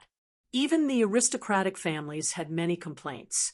That was why the Taiyuan Wang clan threw in so much money today, sparing no expense to give away the Langxian tree that the family had treasured for many years. Although Wang Runyu felt the pinch, he wanted to use this opportunity to show the power of the Taiyuan Wang clan in front of the aristocratic families in Chang and City. So, what if the Taiyuan Wang clan lost the bet? How could the foundation of a 1,000-year-old aristocratic family be shaken by 50,000 taels of gold? Throwing in so much money to give away a gift, this kind of confidence was unparalleled in Chang and City. That was why Wang Rinyo's second son, Wang Ziyu, did this today under Wang Rinyo's instructions. His goal was naturally to humiliate Li Wangyu and regain the face he had lost from losing the bet. After Yu Shernan had spoken, the master of ceremonies for the birthday banquet naturally took out Li Wangyu's gift list and began to read it out loud. The founding uncle of Hu County congratulates Mr. Yu on his birthday. He presents a painting scroll and a painting. Chapter 458. Li Wangyo's gift list left everyone in the hall dumbfounded. Everyone knew what a picture scroll was. But what the hell was Baian? Everyone knew what Baian meant. It referred to thick clouds that covered the sun. Pan and I of the Western Jin dynasty had a poem that said, "The morning clouds are by, and the morning dew is not yet dawn." This was something everyone knew. But how could Baian be a congratulatory gift? Clouds and mist as a congratulatory gift? Was Li Wanyu going to perform an immortal spell in front of everyone? Hearing the gift list announced by the MC, everyone was confused. They looked at Li Wanyu in confusion, waiting for his explanation. Yu Shernan, the birthday boy, didn't know whether he should say accept or thank at this time. Just now, no one knew what the birthday cake was. Now, this county man was creative and gave out something no one had ever heard of. Li Wanyu didn't explain. He just smiled and said, "Master Yu, you won't thank me for my gift, right?" "Ha! Since it's from Li Wanyu, this old man will naturally accept it." Although Yu Shernan didn't know what Li Wanyu had given him, he still accepted it with a smile. Li Wangyu's two gifts were placed in a long wooden box and a small copper box. Seeing their master nod, two maidservants of Yu Mansion immediately carried them into the hall, ready to show them to the guests. The beautiful superior hadn't returned to the side hall yet. She asked curiously in his ear, "Wanyu, what's that why haven't I heard of it?" "Hee, you must know, but I won't tell you. See for yourself." Li Wanyu pretended to be mysterious and didn't answer the question directly. At this time, the maidservants of Yu Mansion had already taken the picture scroll out of the wooden box. They carefully unfolded it, revealing the true appearance of the picture scroll. When the picture scroll was displayed in front of Yu Shernan and everyone else, everyone couldn't help but gasp. Yu Chang looked as if he had seen a ghost. He pointed at the picture scroll, dumbfounded. This is my master." The other guests had similar expressions, as if they had seen something unbelievable. On the scroll was Yu Shernan himself. It was a full-body portrait of Yu Shernan drawn by Li Wangyu. There was a poem beside it. It was the same poem that was written on the birthday cake.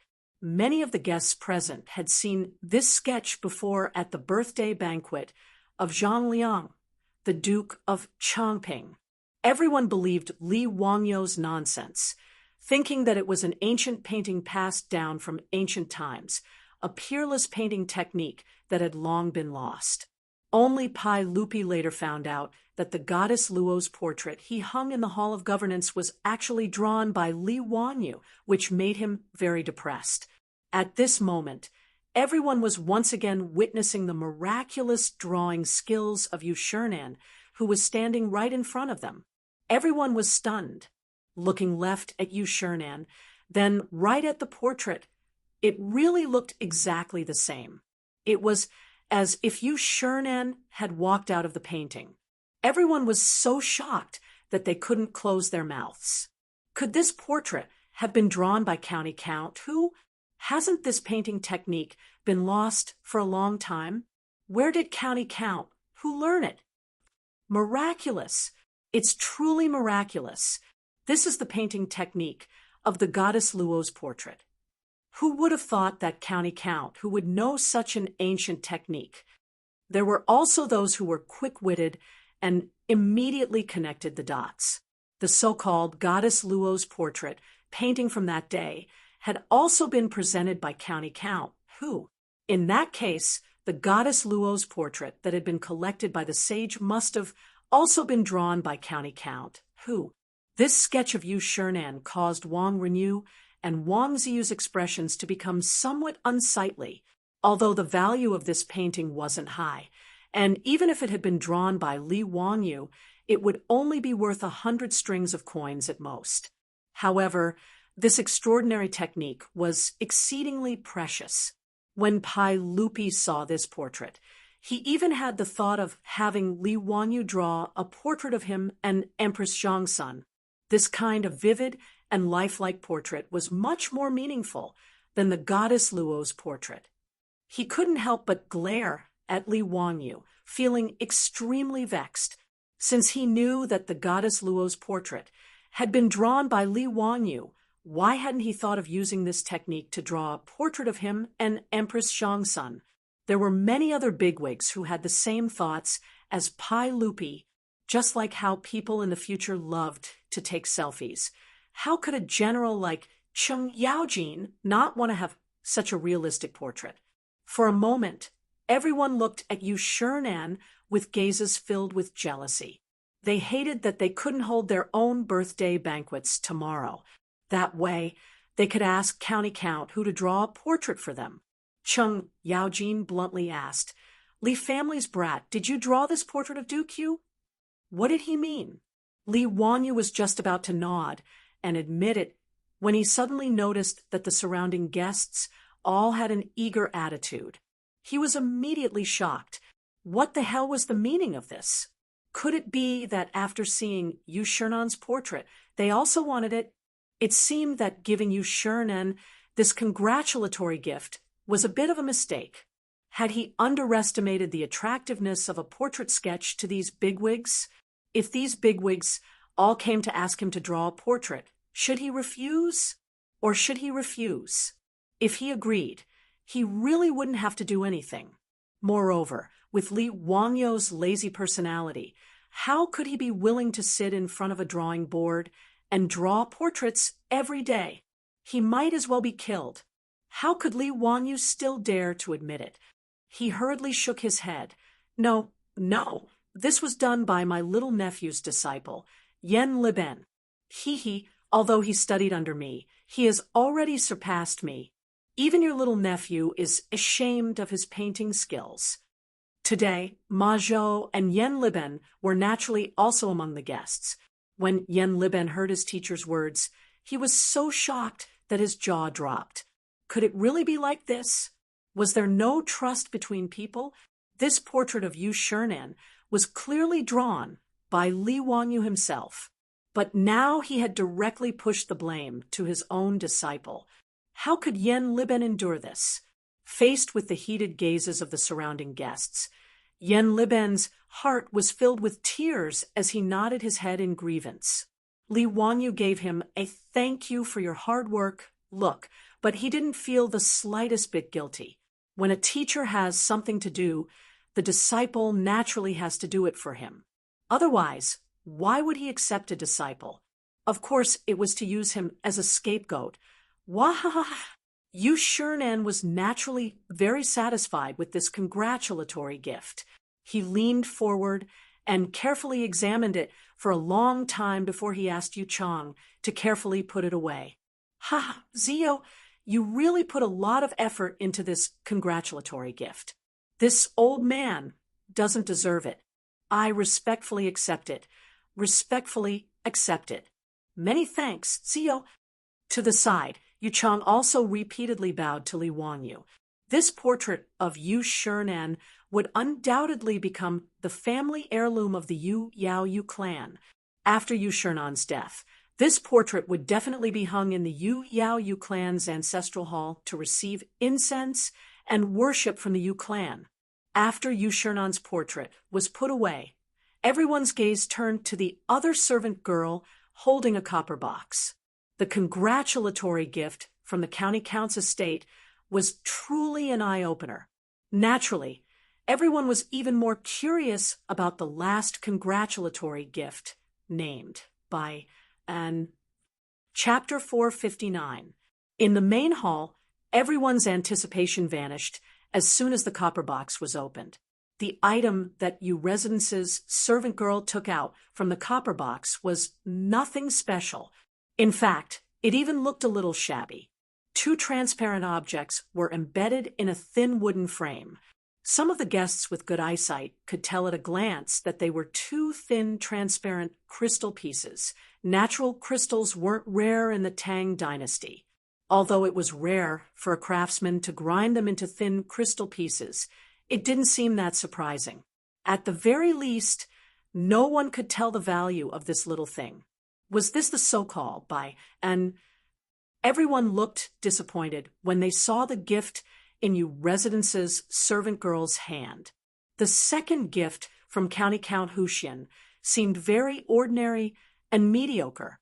Only the beautiful superior covered her mouth in shock when she saw Li Wangyu's gift. Wangyu, you can actually make glasses? How did you do it? She asked in a low voice. Li Wangyu's second gift was a pair of glasses commonly seen in the future. Li Wangyu smiled proudly and whispered into her ear, "Hee, of course.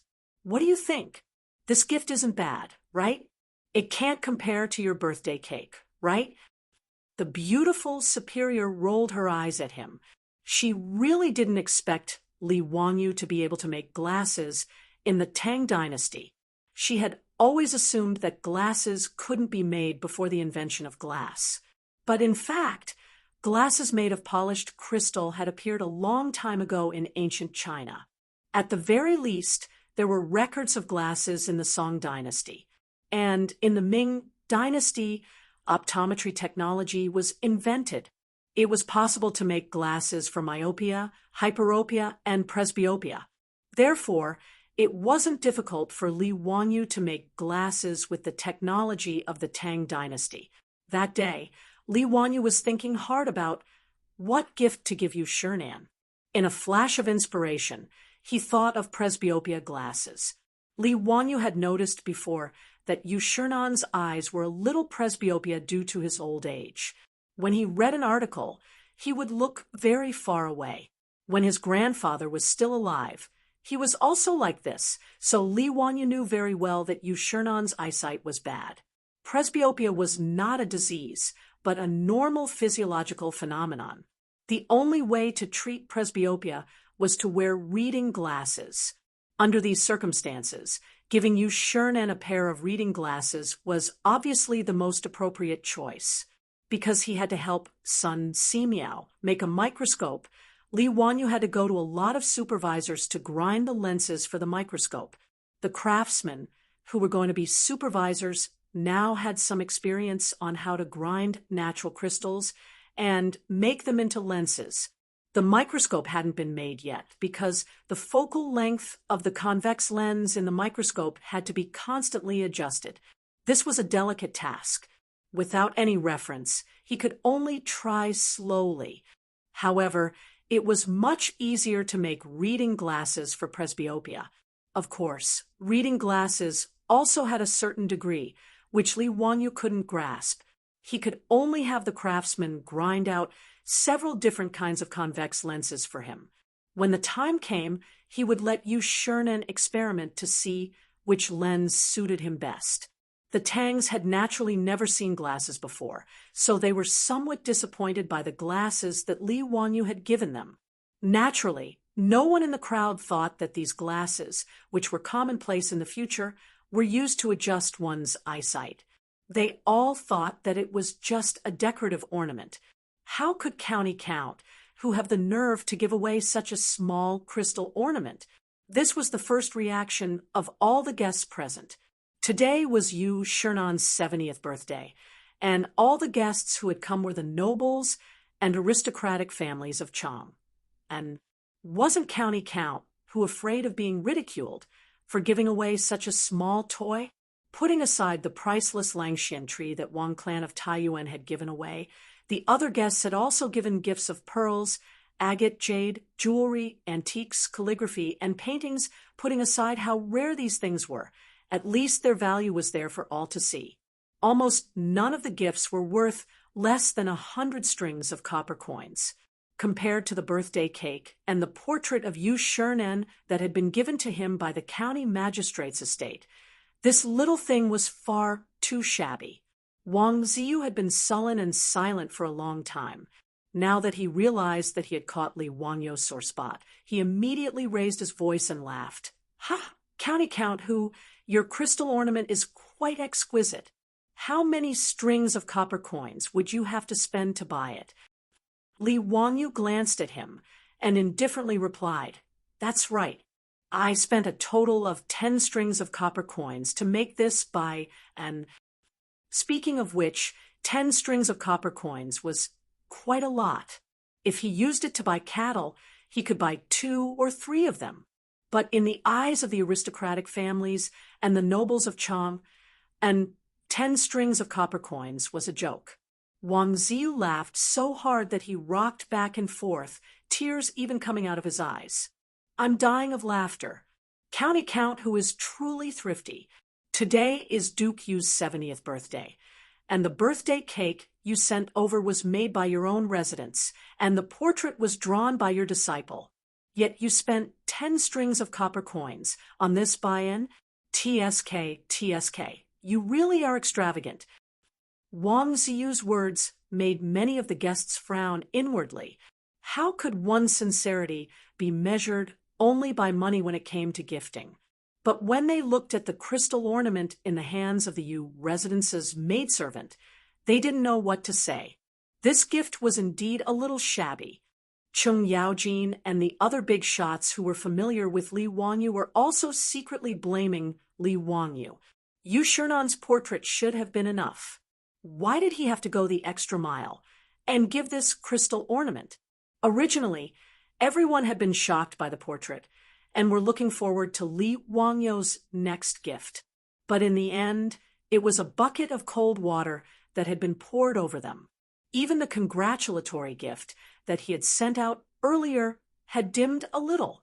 When Yu Shurnen saw this, he hurriedly stepped forward to smooth things over. "Ha!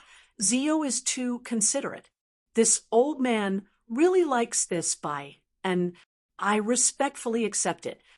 When he finished speaking, he motioned for the maidservant to put the glasses back into the copper box and prepare to put it away. Li Wangyu was about to speak and explain the use of the glasses to Yu Shurnan, but Wang Ziyu spoke up again.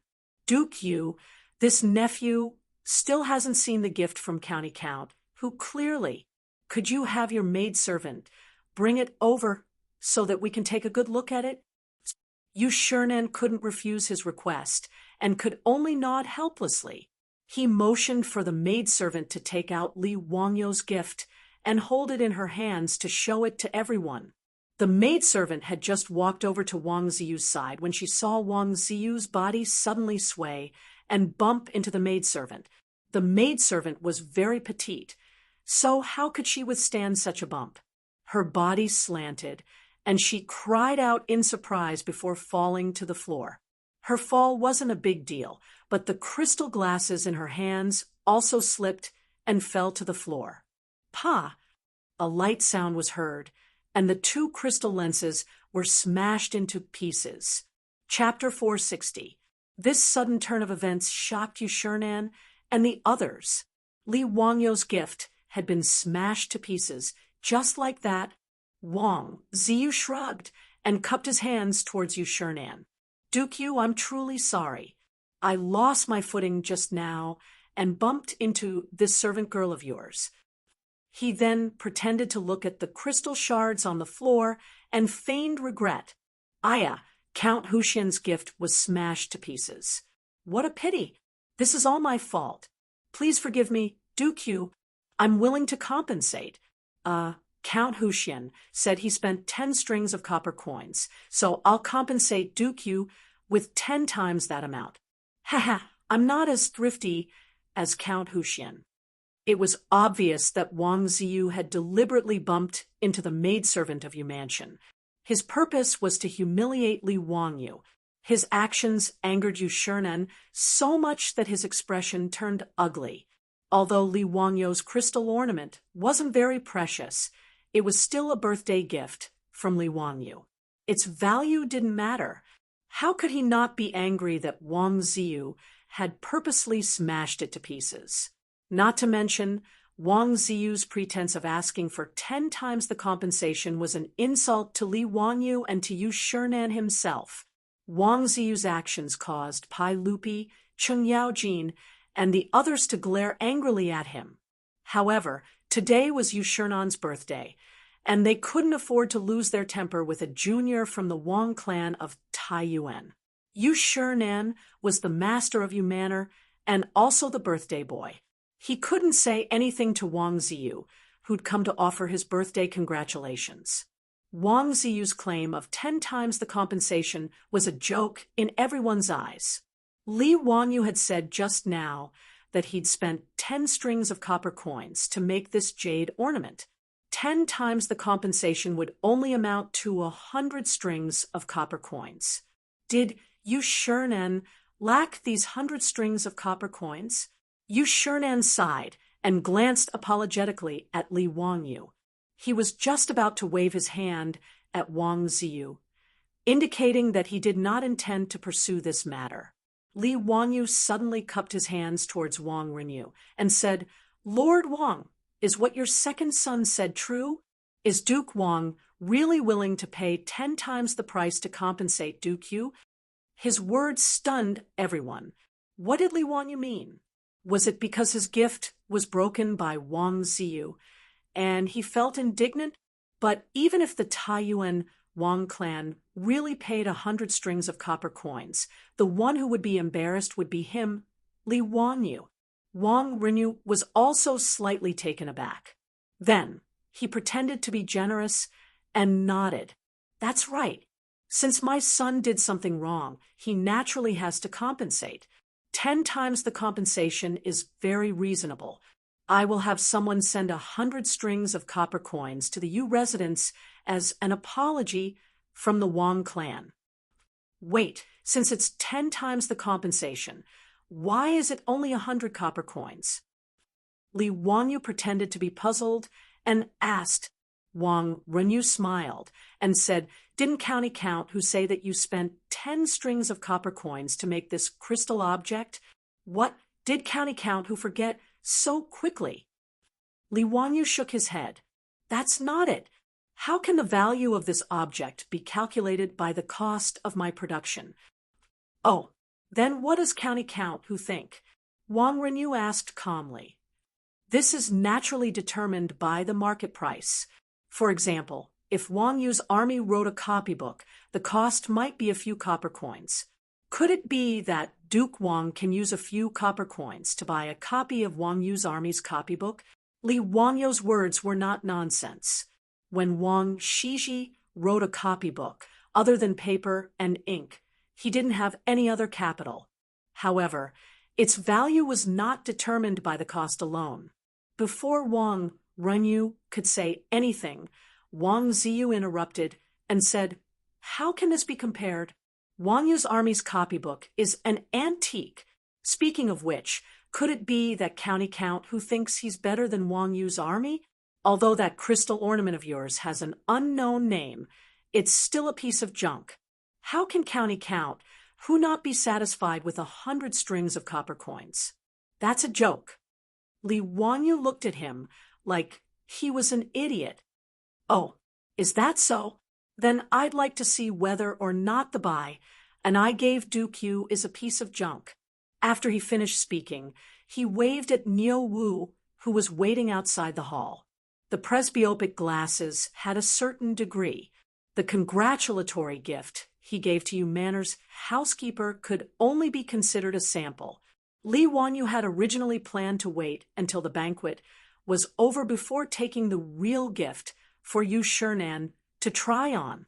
He would then choose a suitable pair of presbyopic glasses for Yu Shernan's eyes and give it to him. At this time, Niu Wu was wearing 5 or 6 pairs of presbyopic glasses of different degrees. The reason why Li Wanyu named these presbyopic glasses by and wasn't because he came up with it himself. It was because presbyopic glasses had been called this way ever since presbyopic glasses were invented in China. The Southern Song Dynasty's records of heavenly caves recorded by an old people can't distinguish between fine books. They use this to cover their eyes and see clearly.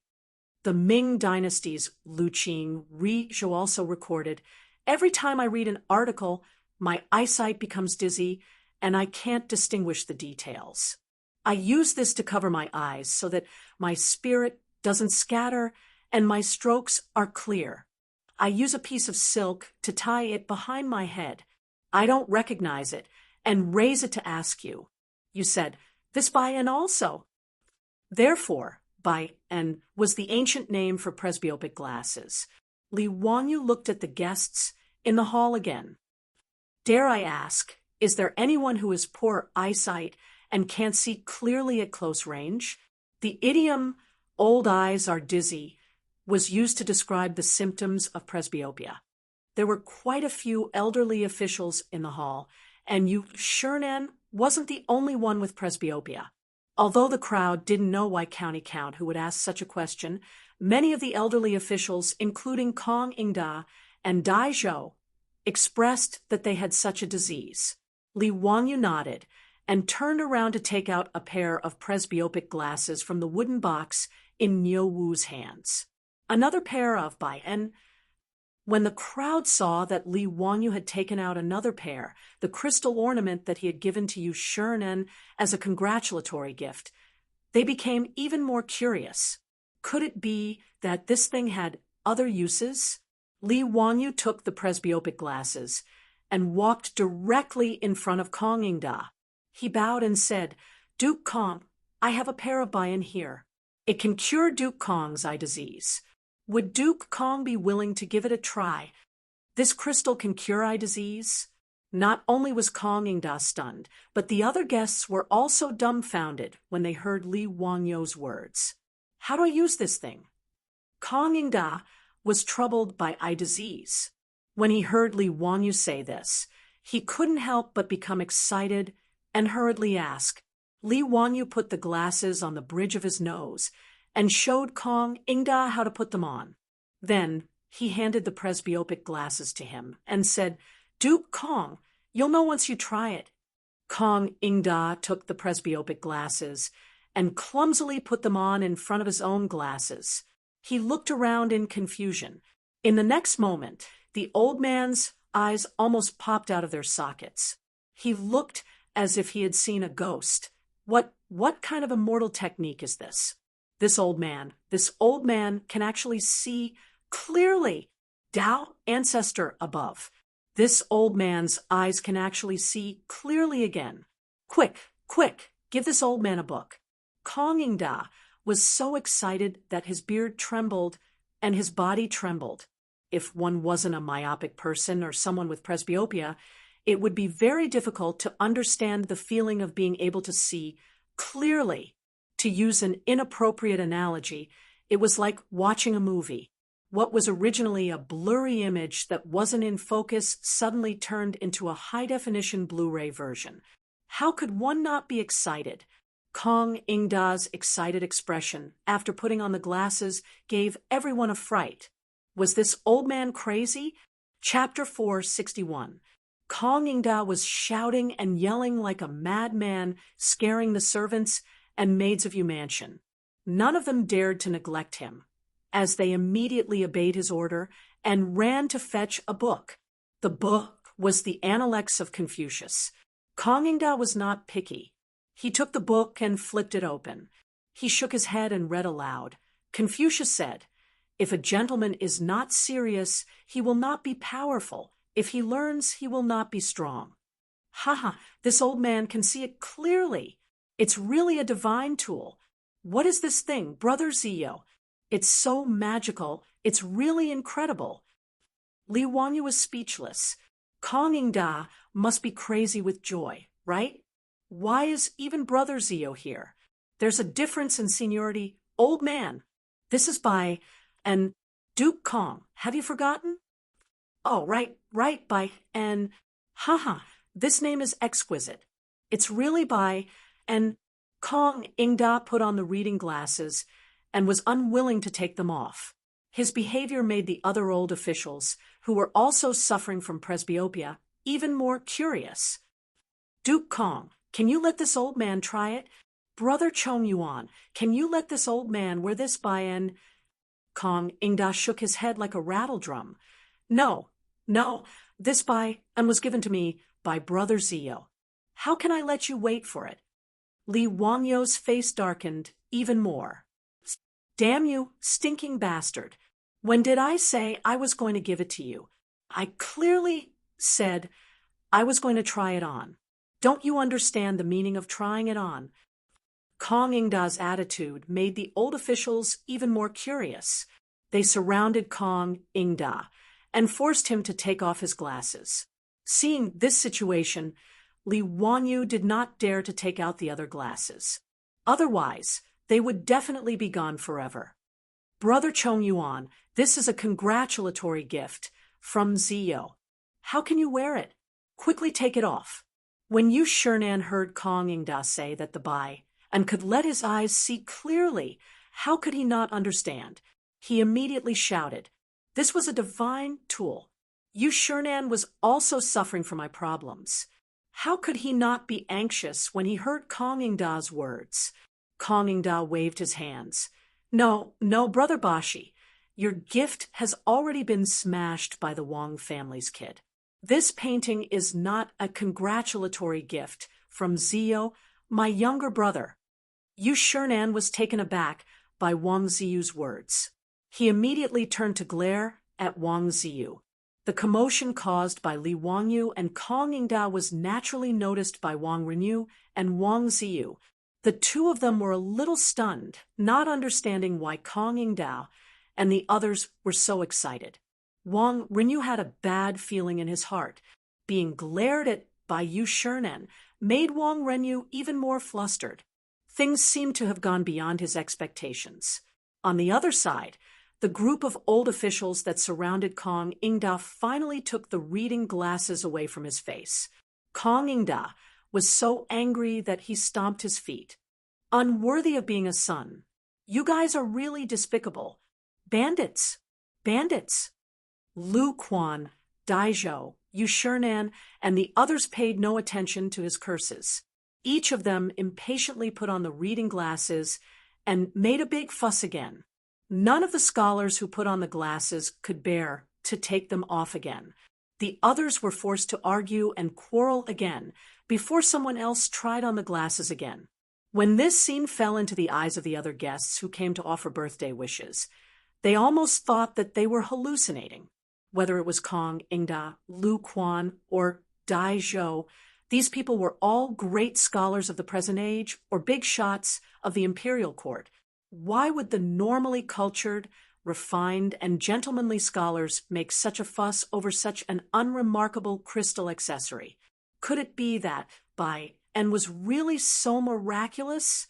After the ruckus, Li Wangyu cleared his throat and asked in a clear voice, Gentlemen, how much is the buy and I gave to duke you?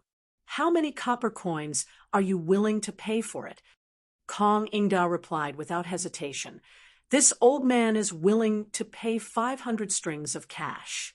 My brother Zio, please sell this by, and to me. Move aside. This old man is willing to pay 1,000 strings of cash. Humph, this old man will pay 1,000 taels of gold. County count who, please part with this by, and to old me. 1,000 taels of gold it is. Zio, you must keep this by, and for this old man. Don't be rude. Today is this old man's birthday banquet. Zio, this old man will also pay 1,000 taels of gold. Give this old man another by, and Yu Shernan was not to be outdone. Li Wanyu couldn't help but be dumbfounded. This group of old officials actually knew how to make an auction on the spot without a teacher. However, he also got the answer he wanted. He turned his head to look at the stunned Wang Renyu. Duke Wang, you also saw it. This old man is willing to pay 1,000 taels of gold to buy the junk that your noble young master spoke of. I wonder if Duke Wang's words of being willing to pay 10 times the compensation still stands. Wang Renyu was momentarily at a loss for words. He didn't know what to say. Li Wanyu clearly said that he spent 10 strings of cash to make this item. Why were these old officials willing to pay 1,000 taels of gold for it? Did they have so much money that they didn't know where to spend it? Wang Renyu didn't dare to say that Li Wanyu had colluded with Kong Ingda and the others. If he said that, it would only make him a laughingstock. No one would believe him.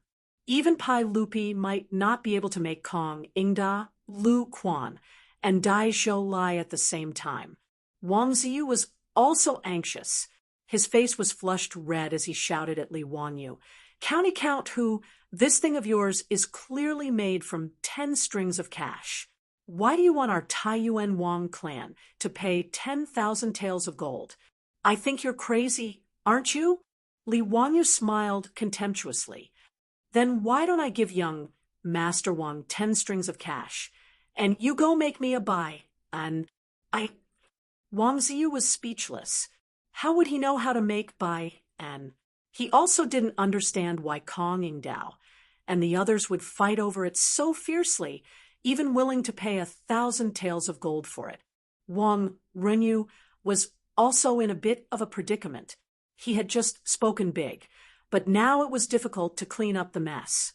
If they really wanted their Taiyuan Wang clan to pay 10,000 taels of gold to Yu Shernan, they naturally wouldn't be willing. The 50,000 taels of gold that they had lost to Li Wanyu was already a huge loss. If it weren't for that fool, Li Wanyu being willing to accept private money, that 50,000 taels of gold really would have emptied the Taiyuan Wang clan's treasury. Don't look at how the Taiyuan Wang clan was very generous today and gave you Shernan the Langxian tree. It was called a treasure and was worth 10,000 taels of gold. But in reality, this kind of treasure was priceless. It was very difficult to sell it and exchange it for gold. If they wanted their Taiyuan Wang clan to pay 10,000 taels of gold, then it would be too much. But just now, Wang Renyu and Wang Ziyu had spoken so confidently, but now it was hard to take back what was spilled. Caught between a rock and a hard place, Wang Renyu's old face flushed red. He didn't know how to respond to Li Wangyu's question. It was Yu Shernan who laughed and helped him out of the predicament. Zio, don't joke with Lord Wang. What compensation or not, it's all a joke and can't be taken seriously. Since that Langxian tree is a congratulatory gift from Zio, naturally it's up to me to deal with it. This compensation can't be taken seriously. Lord Wang, don't mention it again. Today is my birthday banquet, and I can't thank all of you enough for coming to congratulate me. Come, everyone, let's drink. Since Yu Shernan, the host, had said so, Li Wanyu naturally didn't have any objections. Originally, he just couldn't stand the Taiyuan Wang clan's arrogance and Wang Ziyu's domineering attitude. Now that he had taught them a lesson, he naturally wouldn't continue to pester them. He raised the wine cup in his hand and drained it in one gulp. As for the Taiyuan Wang clan, although Yu Shurnen helped Wang Rinyu out of the predicament, Wang Rinyu was sitting on the edge of the seat. However, Wang Rinyu felt as if he was sitting on pins and needles at this moment. He kept feeling that the guests around him were talking about him. The hatred he had for Li Wangyu in his heart grew even stronger. When he thought about how he had been slapped in the face by Li Wangyu, he felt his face burn and his heart become even more stifled.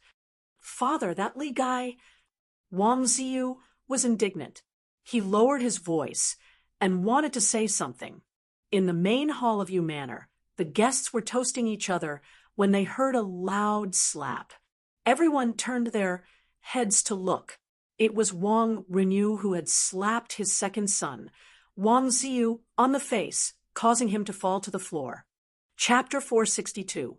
Wang Rinyu's sudden outburst shocked the guests. The family heads who were familiar with him all tried to comfort him. "Why is Lord Wang so angry? Your family's second son is still young. If there's anything wrong, just teach him well. Isn't it just an accident that he broke that by? Why is Lord Wang so angry at second son? Since Lord Yu doesn't care about this matter, Lord Wang shouldn't blame second son." The words of these family heads didn't ease Wang Rinyu's expression. Instead, it turned even more ashen. Obviously, he could clearly feel that these patriarchs were comforting him on the surface, but in fact, they were laughing at the Wang family of Taiyuan. When Wang Rinyu thought of the Langxian tree he gave to Yu Shurnen as a gift today, he suddenly had the urge to vomit blood. Although the Langxian tree he gave couldn't be exchanged for 10,000 taels of gold, it was undoubtedly a treasure. For the Taiyuan Wang clan to generously give it to Yu Shurnen as a gift, they naturally wanted to be in the limelight and regain the face they lost because of the bet a few days ago. But they didn't expect that bastard surnamed Li to turn the Langxian tree given by the Taiyuan Wang clan into a joke with just a portrait and a buy that cost 10 strings of coins. Now, all the guests in the hall were talking about the congratulatory gift from County Count, but no one mentioned the Taiyuan Wang clan's Langxian tree that was worth 10,000 taels of gold. Wang Rinyu could even foresee that tomorrow in Chang and City, the Taiyuan Wang clan would be rumored to be a fool. Wang Rinyu only felt a sharp pain in his heart. It was too late for regrets. He stood up and cupped his hands towards Yu Shurnen. "Lord Yu, I'm not feeling well today, so I'll take my leave first. My son was rash and disturbed Lord Yu's mood. Please forgive him." "Why would Lord Wang say that? It's this old man's fault." Wang Rinyu didn't say much. He nodded and walked out of the hall. He didn't have the face to continue staying in Yu Mansion today. Wang Ziyu was stunned by his father's slap and did not come back to his senses for a long time. Seeing his father leave in a huff, he could only glare at Li Wangyu with hatred. He covered his face and lowered his head, not daring to say a word as he chased after his father. After the Wang family father and son left, the atmosphere in the hall became livelier. In particular, Kong, Ingda, and a few other old ministers had been surrounding Li Wangyu and pestering him about the buy, and Li Wangyu had no choice but to take out his other reading glasses and give them to Yu Shurnen so that they could discuss how to distribute them. At Yu Manor's birthday banquet, all the guests were enjoying themselves. Everyone was drinking and chatting merrily at the banquet. It was very lively. Fortunately, today Cheng Yaojin, Yuchi Jingda, and the others could still be considered to have restrained themselves. They did not drink too much and put on a show of fighting. Yu Manor's main hall finally did not suffer these old ignorant people's evil schemes. The birthday banquet lasted from noon until the evening drum sounded in Chang. and then the guests left one after another. Pai Lupi was in a good mood today and drank a lot of wine. He originally wanted to catch Li Wangyu and bring him into the palace to ask about the private money, but he was not in the mood to do so. Zio, come to the legislative hall after the court tomorrow. I have something to ask you. Pai Lupi was carefully helped onto the horse by Mi Tua, but he did not intend to let Li Wangyu go. He shouted at Li Wangyu, who was about to slip away. Li Wangyu stopped helplessly and bowed to Pai Lupi. Yes, I understand. He was not a diligent person, especially after coming to the Tang dynasty. Now he had a house, money, and a beautiful woman to accompany him. Li Wangyu felt that he had no goals in life now. He was very lazy and only wanted to eat and wait for death every day. At that time, he was impulsive and accepted so much money from the Wang clan of Taiyuan. Now he regretted it. How troublesome. He thought of his previous idea. Making money was making money, but it would give him a lot of things to do. He was not short of money now. Why would he make trouble for himself? Li Wangyu wondered if his brain had been kicked by a donkey at that time. That was why he thought of accepting private money. But now, it was too late to say anything. He had to continue his bad idea, even if he wanted to cry. The next day, Li Wangyu went to Chang, and again helplessly to meet Pai Lupi. Before Li Wangyu finished the ceremony, Pai Lupi could not wait to ask, Zio, tell me clearly today, why did you accept so much private money from the Wang clan of Taiyuan? He had been holding this matter in his heart for a few days. He had discussed it with Mi Tua and Empress Zhangsun, but no one knew what Li Wangyu meant by doing this. This made Pai Lupi feel like a cat was scratching his heart. He had been holding it in for a few days, but Li Wangyu did not come to the palace to explain. Yesterday was Yu Shernan's birthday. He had finally caught Li Wangyu. How could he let him go? Hey, uncle, don't worry. Let me tell you slowly. Li Wangyu was not in a hurry. He took a sip of tea and said under Pai Lupi's angry gaze, Uncle, how much is the Kaiyuan Tongbao cast every year in the Tang dynasty? About 300,000 strings of cash. So, our dynasty is short of copper coins. Uncle, you acquiesce to these aristocratic families casting private money for circulation, right? Li Wangyu continued to ask. Yes, that's right. Speaking of this, Pai Lupi was a little helpless. He was well aware that the Tang dynasty was short of copper coins. However, no matter how hard the Ministry of Revenue and the Directorate of General Works tried, they could not increase the number of copper coins cast. Casting copper coins was actually very expensive. Casting 300,000 strings of cash every year was actually a huge expense for the imperial court. This was also a headache for Pai Lupi. This was also the reason why the imperial court of the Tang dynasty acquiesced to the circulation of private money. The lack of money was not only limited to the Tang dynasty, it was the same for all the dynasties. In addition to the lack of copper, the main reason was the limitation of casting technology. Since the aristocratic families, like the Wang clan of Taiyuan, could cast private money, it meant that the lack of copper was not the only reason. In the Song dynasty, the number of copper coins cast had increased by 10 times compared to the Tang dynasty. This was the increase in the production of copper coins brought by casting technology. The process of casting copper coins in huaxia was very complicated. First, the coin had to be made. Then, the coin had to be put into a mold. After the mold was formed, the coin had to be taken out and poured with copper water. After the copper water had solidified and cooled, the sandbox was opened and the cast copper coins were taken out. The copper coins that were poured out were not scattered copper coins, but a whole string of copper coin trees. These copper coins had to be broken off one by one and then polished by hand. After going through more than 10 procedures, the final product was the Kaiyuan Tongbao that could be circulated. Therefore, Casting copper coins was very complicated and required a large number of skilled craftsmen. Even so, it was difficult to increase the production of copper coins. The annual production of copper coins was 300 strings of cash. The average daily production of copper coins was only 800 strings of cash. However, the number of craftsmen needed was in the tens of thousands. Li Wanyu naturally knew all of this.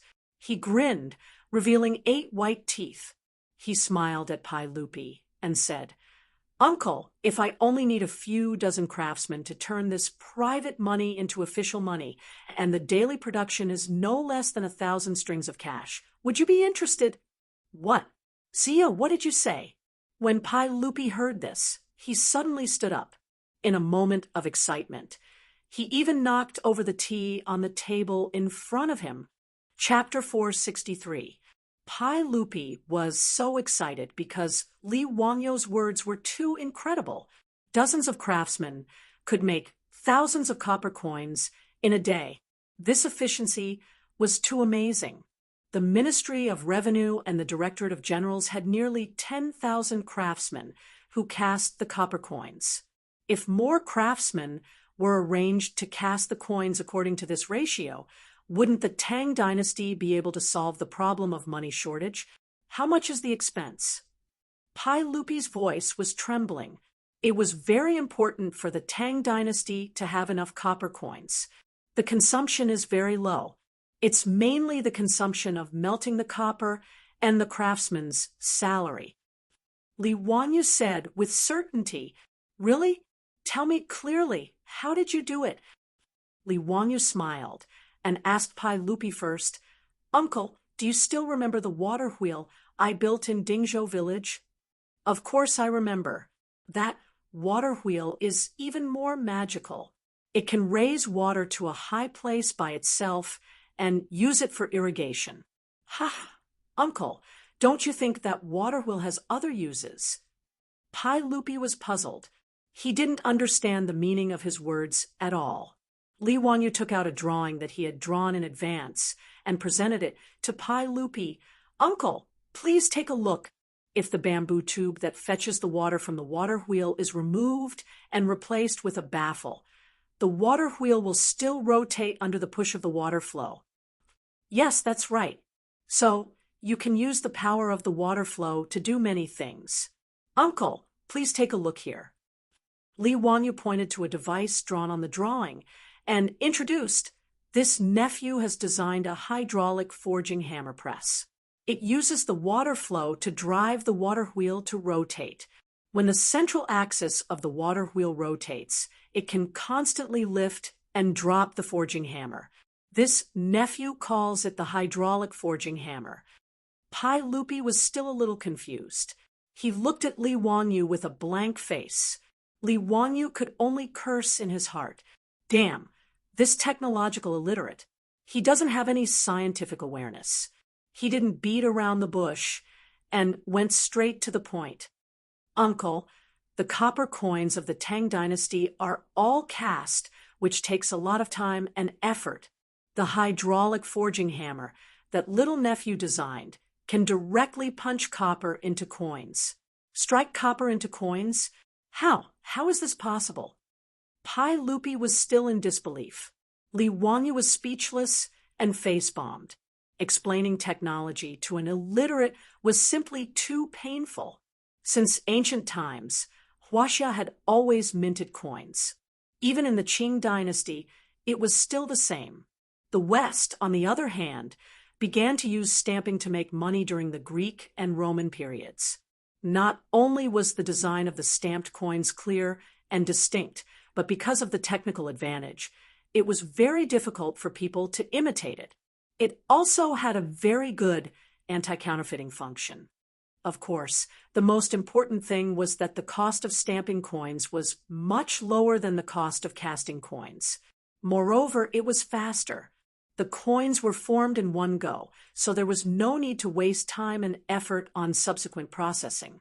Li Wanyu spent a lot of effort to make Pai Lupi understand the meaning of the drawing in front of him. Wonderful. It's really wonderful. If we use this hydraulic forging hammer to make coins, the money shortage of the Tang dynasty can be solved. Pai Lupi was so happy that his eyes narrowed into slits. It was as if he could already see the scene of the national treasury being piled up with shiny yellow copper coins. However, he quickly reacted and looked at Li Wangyu in confusion. "Xiao, what does this have to do with you receiving so much private money?" Li Wangyu resisted the urge to roll his eyes and could only patiently explain. "Uncle, coins require copper." When he said this, Pai Lupi immediately understood. The copper coins of the Tang dynasty not only required copper, but also contained other metal components. The materials used in the early Tang dynasty were bronze, white copper, and some other metals. As for the private money, although the casting process was not as good as the official money, the materials used were very particular and were almost the same as the official money. If there was a new method of coinage, the private money could be smelted again and cast into official money. Li Wangyu exchanged 3 million caddies of private money from the Wang clan in Taiyuan. According to this method, it could be cast into 3 million caddies of official money. That was equivalent to 600,000 strings of cash. Even if there were losses and expenses in the process of coinage, at the very least, coins worth 500,000 strings of cash could be cast. Back then, the copper coins that the Wang clan in Taiyuan lost to Li Wangyu only amounted to 300,000 strings of cash. In this way, the profit was close to double. After understanding the key point, Pai Lupi's breathing quickened. "Xiao, this is not a joke. Are you really sure?" Li Wangyu nodded. "As long as Uncle can let the craftsmen of the Ministry of Works and the Ministry of Works cooperate with me, I can quickly set up this mint. At that time, Uncle will know when you try it. If I am lying, I am willing to compensate Uncle for the 3 million caddies of private money in the palace." Naturally, he dared to say such words because he was very confident. Before Li Wangyu's rebirth, he had a friend who made fake money. In fact, it was not considered fake money. Instead, it was made with a punching machine to forge antique copper coins and sell them as handicrafts. Therefore, he was very familiar with how to cast coins. At least in this era, he was definitely at the level of a master craftsman. Li Wangyu's confident answer made Pai Lupi ponder. He kept pacing back and forth in the hall. After a long while, Pai Lupi stretched out his hand and beckoned Mito into the hall. "Mito, I have a task for you." Mito was so scared that he quickly knelt down. "If your Majesty has any orders, I will do it with my life." "All right, it's not a matter of life and death. I am going to let you transfer all the copper and gold coins in the palace and exchange them all for private money." What? Mito thought that there was something wrong with his ears. Was he hallucinating? Pai Lupi wanted him to exchange gold and copper coins for private money? Was he crazy? What was private money? It was all copper coins made by aristocratic families. The craftsmanship was rough. When used outside, there were only 2 or 3 coins, which could be used as an official coin. Even aristocratic families were not willing to use this private money, but now His Majesty wanted him to exchange the gold and private money in the palace for private money? Remember, don't make this matter public. Let the cavalry department do it. Convert all the gold and copper coins in the palace into private money and transport them into the palace. You understand? Pai Lupi ordered again.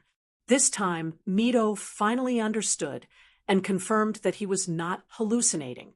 He turned his head to look at Li Wangyu, hoping to get an explanation from him. Pai Lupi's request was really against common sense. Li Wangyu was also shocked by Pai Lupi's generosity. This guy was even more black-hearted than him. He remembered that last time when Pai Lupi wanted to go to the aristocratic family's gambling house to bet, he asked Mito and found out that there were more than 80,000 taels of gold in the palace. if he were to exchange all of this for private money and then melt them into copper coins, the profit would be an astronomical figure. However, Li Wanyu would not stop Pai Lupi. After all, most of the private money was made by aristocratic families.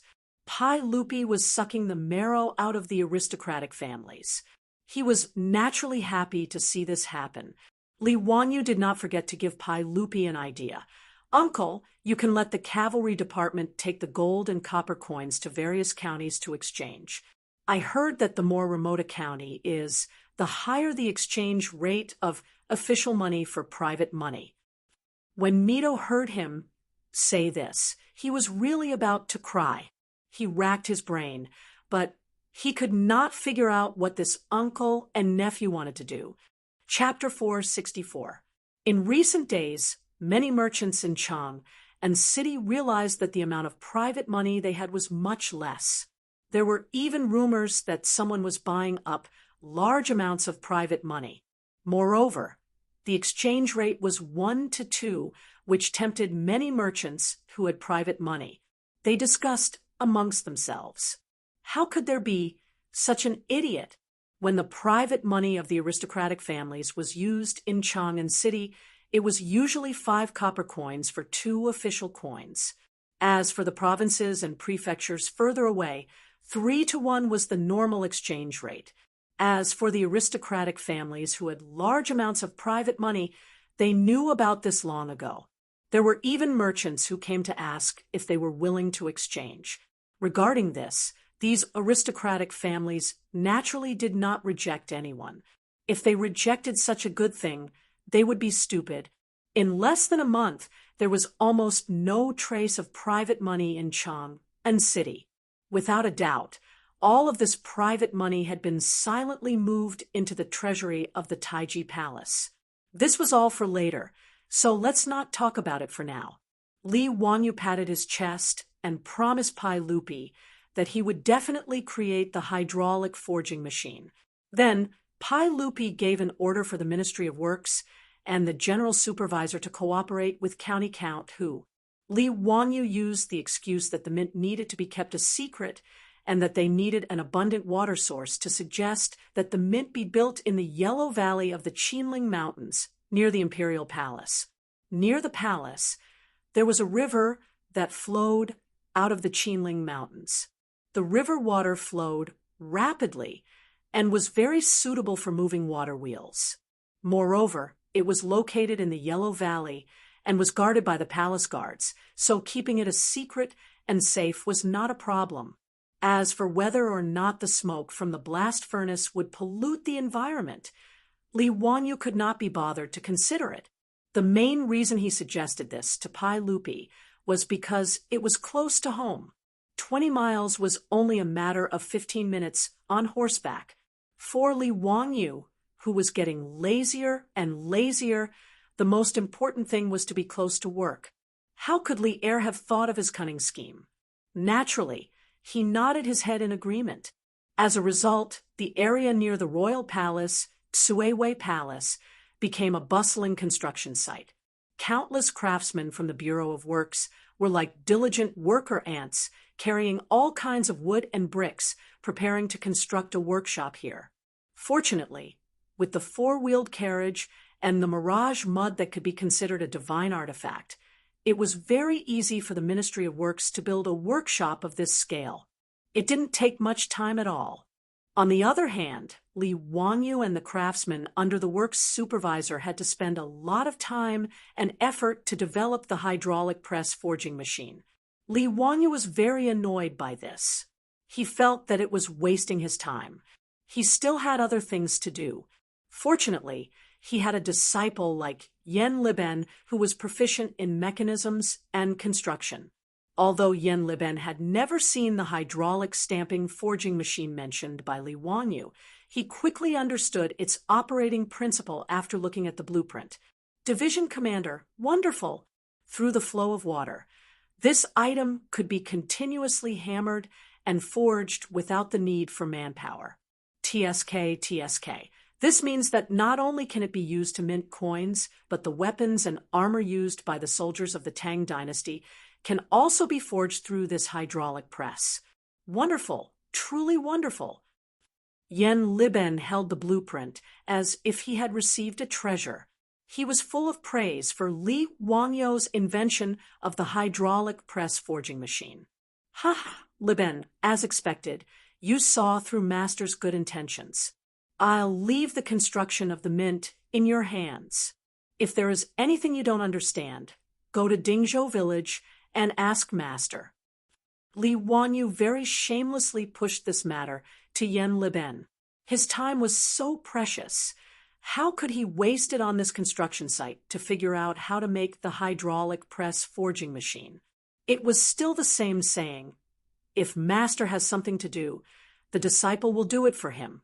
Yen Liben did not see through Li Wangyou's sinister intentions. He was still happily holding Li Wangyou's blueprint and continuously studying it. He had always had a strong interest in painting, mechanisms, and construction, so he was naturally happy to do it. Yen Liben now worshipped his little teacher to the extreme. He treated every task Li Wanyu gave him as if it was an imperial edict and did not dare to be careless in the slightest. Li Wanyu was naturally in a good mood after getting rid of the burden of building the mint. After leaving Huangyu, he did not head in the direction of Dingzhou village. Instead, he turned his horse around and headed straight for Chang. And Li Wanyu had to go to a place he had originally sworn to never go again, Duke Lu's residence, Cheng Yaojin's residence. There was no other reason other than the fact that his manor had already been completed. It had to be said that the Ministry of Works was really efficient. A manor in Noda was actually completed in 5 months with only manpower and simple construction machinery, without the help of modern machinery. Li Wanyu, his beautiful boss, Aphrodite, and the others had already visited the new residence several times. Everyone was extremely satisfied. According to Li Wangyou's original intention, since the manor had already been completed, they should move immediately. In any case, there were no harmful substances such as formaldehyde when building houses in this era. The interior decorations were all made of natural and environmentally friendly high-quality wood. If he moved earlier, the villagers in Dingzhou village, who had been eagerly waiting for a long time, could also move into the new residence. But the old butler, Li Heng, did not agree no matter what. In Li Heng's words, moving the county count's residence was a big matter, and they had to choose an auspicious day to move. In addition, they had to pay respects to the old Master Li Zhou and send out invitations to the guests. There was also the need for the number of maids and servants in the manor. During this period of time, the old butler Li Heng followed his beautiful boss to Chang, and almost every day in order to go to the Shi city to select the maids. And these maids and servants bought from the human market had to be carefully trained, and the old man was extremely busy. But Li Heng was not tired of it, and the smile on his face did not disappear every day. In this regard, Li Wanyu could not win against the old man, and could only let him do whatever he wanted. In fact, Li Wanyu also felt that it was a bit ridiculous. Half a year ago, when he had just transmigrated to the Tang dynasty, he pitted these maids and servants in order to prevent Yang Quan from using them to pay off the debt.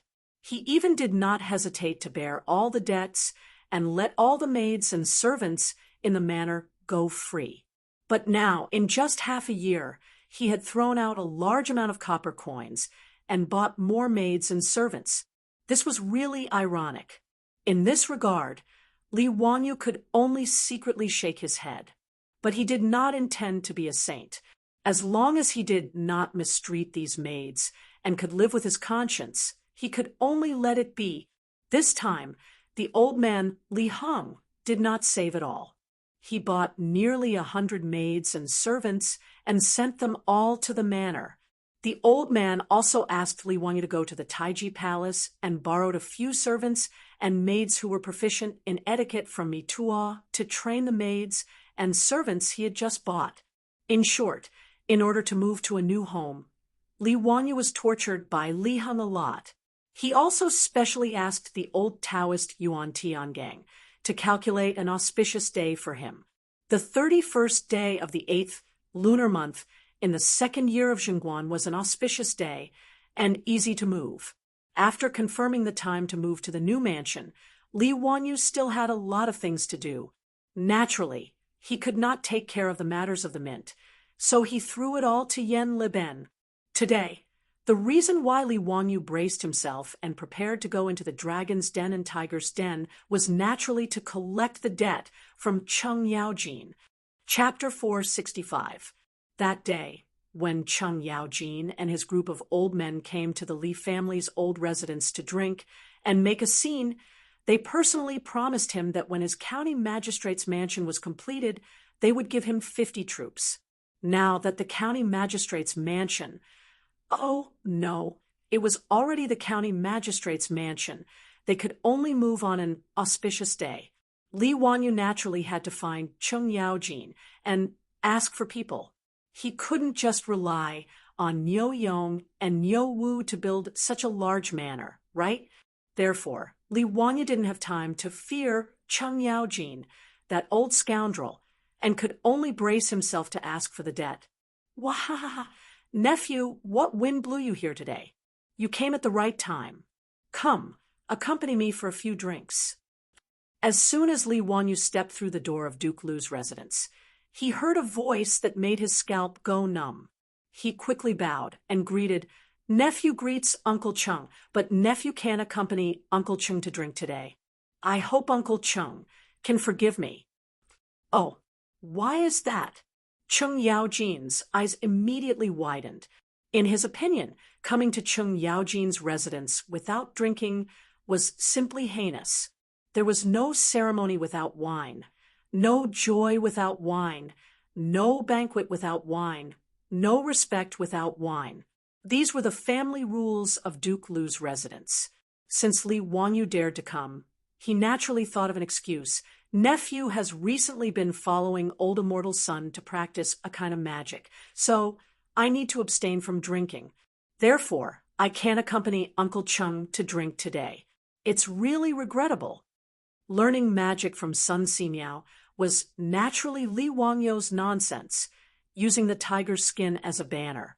He was purely afraid of Cheng Yaojin, that old scoundrel, forcing him to drink, so he came up with this excuse.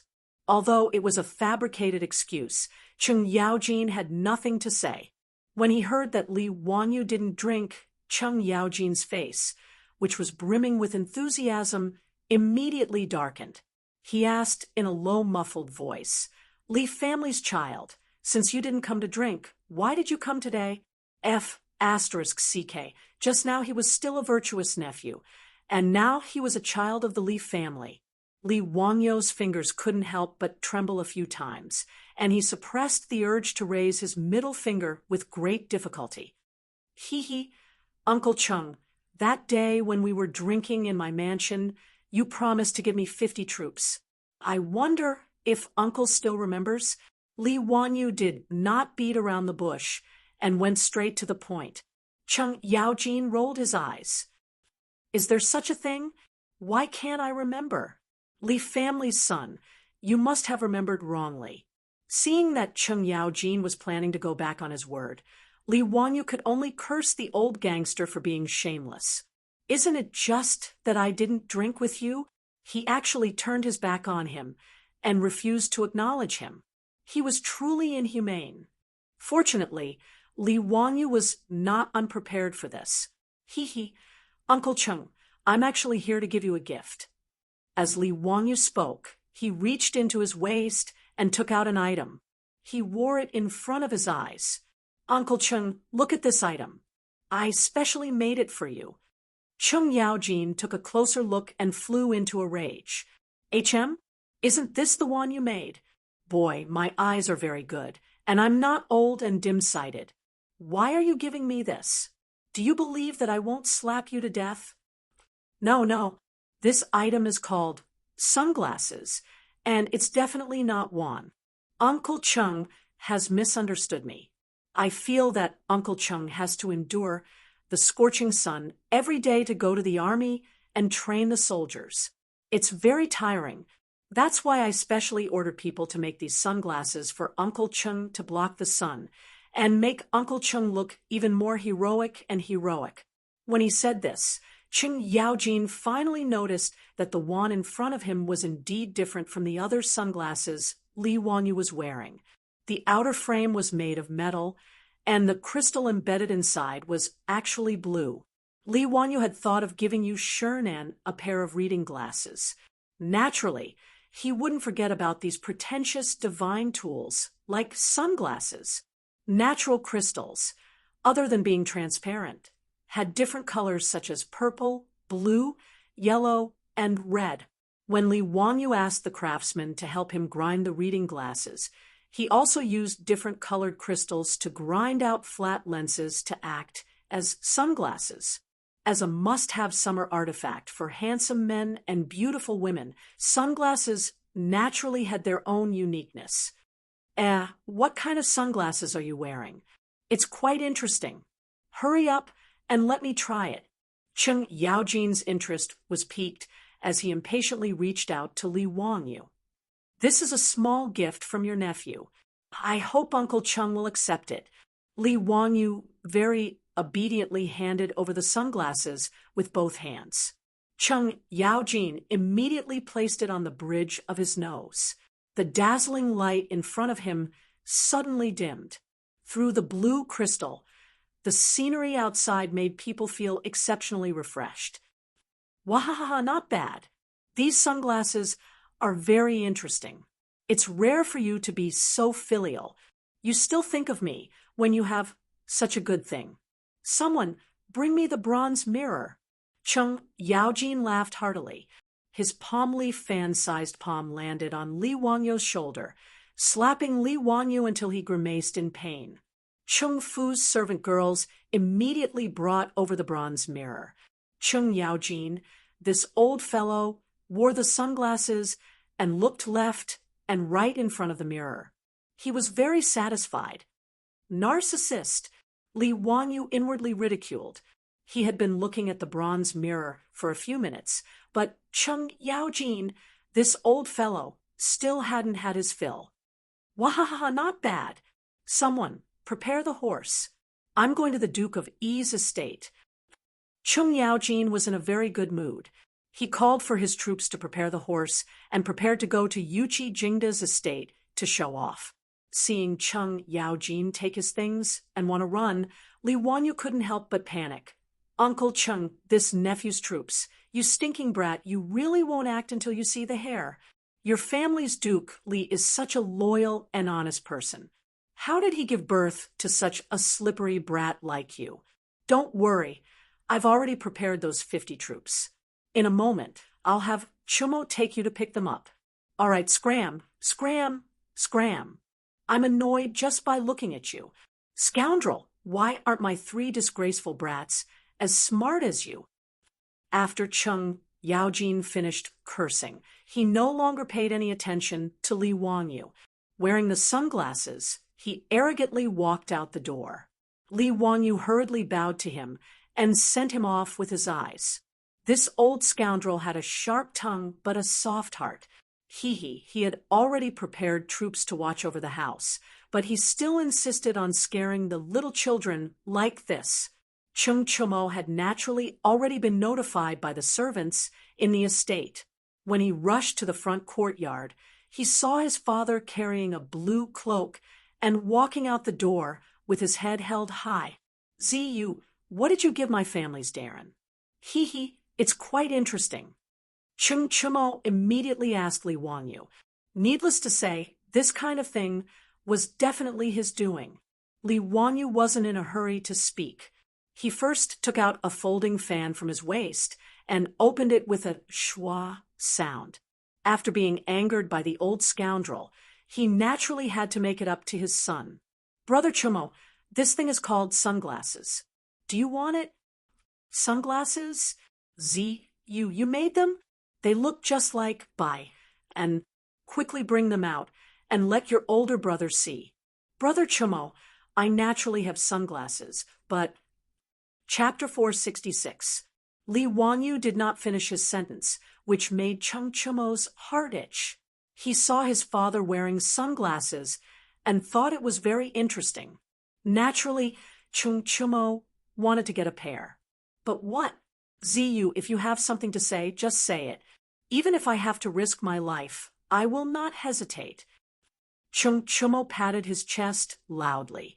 Li Wanyu heard him say this, and could not help but smile until his eyes narrowed into slits. It was as if there was a fox's tail wagging behind him. Hee, since Brother Chumo said so, I will not be pretentious. After Li Wanyu finished speaking, he pulled out a large stack of invitations like magic and stuffed them into Chung Chumo's arms. I am moving to a new house on the 31st of this month. Brother Chumo, please help me with these invitations. Please. The nobles of the Tang dynasty naturally had to formally hand over invitations if they wanted to treat someone to a meal. Moreover, these invitations could not be casually sent by the servants. They had to be of a certain status. This was basic etiquette. Now, that Li Wanyu was a noticed Chong, and city, he knew a lot of rich and powerful people. Since he was moving to a new house, he naturally had to invite many guests. Therefore, on such a hot day, running all over Chong and city to deliver invitations was definitely a difficult task. Chung Chumo was naturally aware of this. Hugging the stack of invitations in his arms, his expression was bitter, but he was also curious. Zio, you have too many invitations. Where did you get them from? That's not important. Like Doryman, Li Wanyu reached into his waist and pulled out a pair of purple crystal sunglasses and put them on his face. Brother Chumo, what do you think of these sunglasses? Chung Chumo swallowed a mouthful of saliva and replied with difficulty. Ziyu, leave this matter to me. Hee, these sunglasses. Li Wanyu was not stingy and immediately pulled out 3 more pairs of sunglasses and handed them to Chung Chumo. In fact, these sunglasses were originally prepared for the rich. Now that they could exchange them for free labor, it was a huge profit. Chung Chumo was just like his father. After putting on the sunglasses, he immediately asked the servant girl to bring him a bronze mirror. In front of the bronze mirror, he stroked his hair and flirted for a long time. Finally, the flirtatious man was satisfied and put down the bronze mirror. Li Wanyu was about to ask him to take him to see the troops that Chung Yaojin had given him when he saw Chung Chumo waving his hand to summon another maidservant. Go get Erlang and Sanlang. Yes. Under Li Wanyu's puzzled gaze, Chung Chumo made a shushing gesture to him, indicating that he should not speak. After Chung Chuliang and Chung Chubi were called over, they exchanged greetings with Li Wanyu. Then, they saw the rainbow-colored crystal sunglasses that Li Wanyu and his elder brother were wearing. Dalong, what are you carrying? Hee, these are the sunglasses that Zio gave me. These sunglasses can block the sun after you wear them. It's amazing. The most important thing is, don't you think that your elder brother has become a lot more handsome? Chung Chumo laughed and began to explain the benefits of the sunglasses to his 2 younger brothers. Good stuff. Dalong, lend it to me. When Chung Chuliang heard this, he could not hold back and reached out to grab it. Chung Chumo was already prepared and dodged. Do you want it? Yes, but there is no free lunch in the world. Chung Chumo turned around and stuffed the stack of invitations into the arms of his 2 younger brothers. Zio will be moving to a new house in a few days. You go and help him deliver these invitations. This elder brother will give you these sunglasses. Chung Chumo's actions left Li Wanyu dumbfounded. F***CK, this is too shameless. Very Chung Yaojin style. Deceiving his 2 younger brothers like this really despicable. However, Li Wanyu did not intend to expose Cheng Chumo. He just watched from the sidelines and watched the show with peace of mind. As long as someone helped him deliver the invitations, he did not care whether it was Cheng Chumo or Cheng Chuliang. When Cheng Chubi heard his elder brother's words, he was just about to nod and agree, but he was stopped by Cheng Chuliang. Wait, it's just a pair of sunglasses. How can San Lang and I split them? Then, let's add another set. One for each of you. That should be fine, right? Cheng Chuliang nodded with satisfaction. Okay, then it's settled. Give us the sunglasses first. After the two sides agreed on the terms, Cheng Chumo immediately took out 2 pairs of sunglasses and gave them to his younger brothers. Cheng Chuliang and Cheng Chubi immediately put on their sunglasses, hugged the stack of invitations, and laughed as they walked out. Erlang, you are really smart. Otherwise Dalong would have deceived us again. Humph, of course. I have seen through Dalong's trick long ago. The 2 brothers walked away with their arms around each other's shoulders, leaving Li Wanyu sweating like a waterfall. It seems that Uncle Cheng's stupid sons have a worrying IQ. Cheng Chumo, on the other hand, was not the least bit ashamed of deceiving his younger brothers. He hooked his arm around Li Wanyu's shoulder and said, "Zio, let's go. My father has already told me to bring you to meet those old ruffians." Wait, Brother Chumo, what veteran ruffians? Li Wanyu suddenly felt that something was wrong. Cheng Chumo, who felt that he had misspoken, immediately looked up to the sky and laughed. Ha! Today's weather is really good. The sky is really blue. Cheng Chumo, tell me clearly. Li Wanyu was angry. This bastard. He dared to play dumb with him. There must be something wrong. That, it's nothing. Don't you want a troop? Let's go, the Jinwu Guards. My family has already prepared it for you. Cheng Chumo still wanted to talk about other things. Li Wanyu was so angry that he grabbed Cheng Chumo's collar. Tell me clearly, what veteran ruffians are you talking about? Uncle Cheng, what troop did you prepare for me? That, actually there are some people, but whether you can take them with you or not, it's hard to say. Zio, I'll tell you the truth, in Chong, and it's actually not easy to recruit troops. Cheng Chumo saw that he could not hide it from Li Wanyu, so he might as well tell him everything. The military system of the Tang Dynasty, at the beginning of the Tang Dynasty, was the government army system. In normal times, the government soldiers were farmers who cultivated the land. They trained during the farm breaks, and in times of war, they fought in the army. Moreover, the government soldiers had to prepare their own weapons and horses. In other words, in the Tang Dynasty, those who could raise government soldiers had to have good family conditions. Otherwise, they would not be able to afford weapons, clothing, and horses. These soldiers were conscripted from the various military prefectures and prefectures. All middle-aged men above the age of 21 to 60 were conscripted. The imperial guards of the 16 guards of the Southern Yamen were all selected from the government soldiers and took turns to serve. Therefore, there were not many government soldiers who were willing to join the noble families and become part of their troops. After all, being part of a troop was dependent on one's status. How could these government soldiers with good family conditions be willing to be part of someone else's troop? Of course, there were exceptions to everything. Among the government soldiers, there were naturally many whose families went bankrupt for various reasons, or who were unwilling to return to their hometown after the death of their parents. There were also some who wanted to join the noble families and fight for a future for themselves. In Chang and City, most of the troops of big and small dignitaries and aristocratic families joined the troops because of these reasons. This time, Chung Yaojin found dozens of veterans who were unwilling to return to their hometown and were willing to join the noble families and noble families for Li Wanyu. However, it did not mean that these veterans would listen to Chung Yaojin's words and join Li Wanyu, the county magistrate who founded the country. After all, in Chang, and there were many nobles and noble families who wanted to recruit troops. As the saying goes, a fine bird chooses a tree to nest in, and a good minister chooses a master to serve. This group of veterans were all very capable, but Li Wanyu might not be able to recruit them. The only thing Cheng Yaojin could do was to connect the two parties. As for whether it would work or not, it would depend on Li Wanyu's own ability. After listening to Cheng Chumo's explanation, Li Wanyu could not help but curse in his heart. Damn it, he was tricked by Cheng Yaojin again.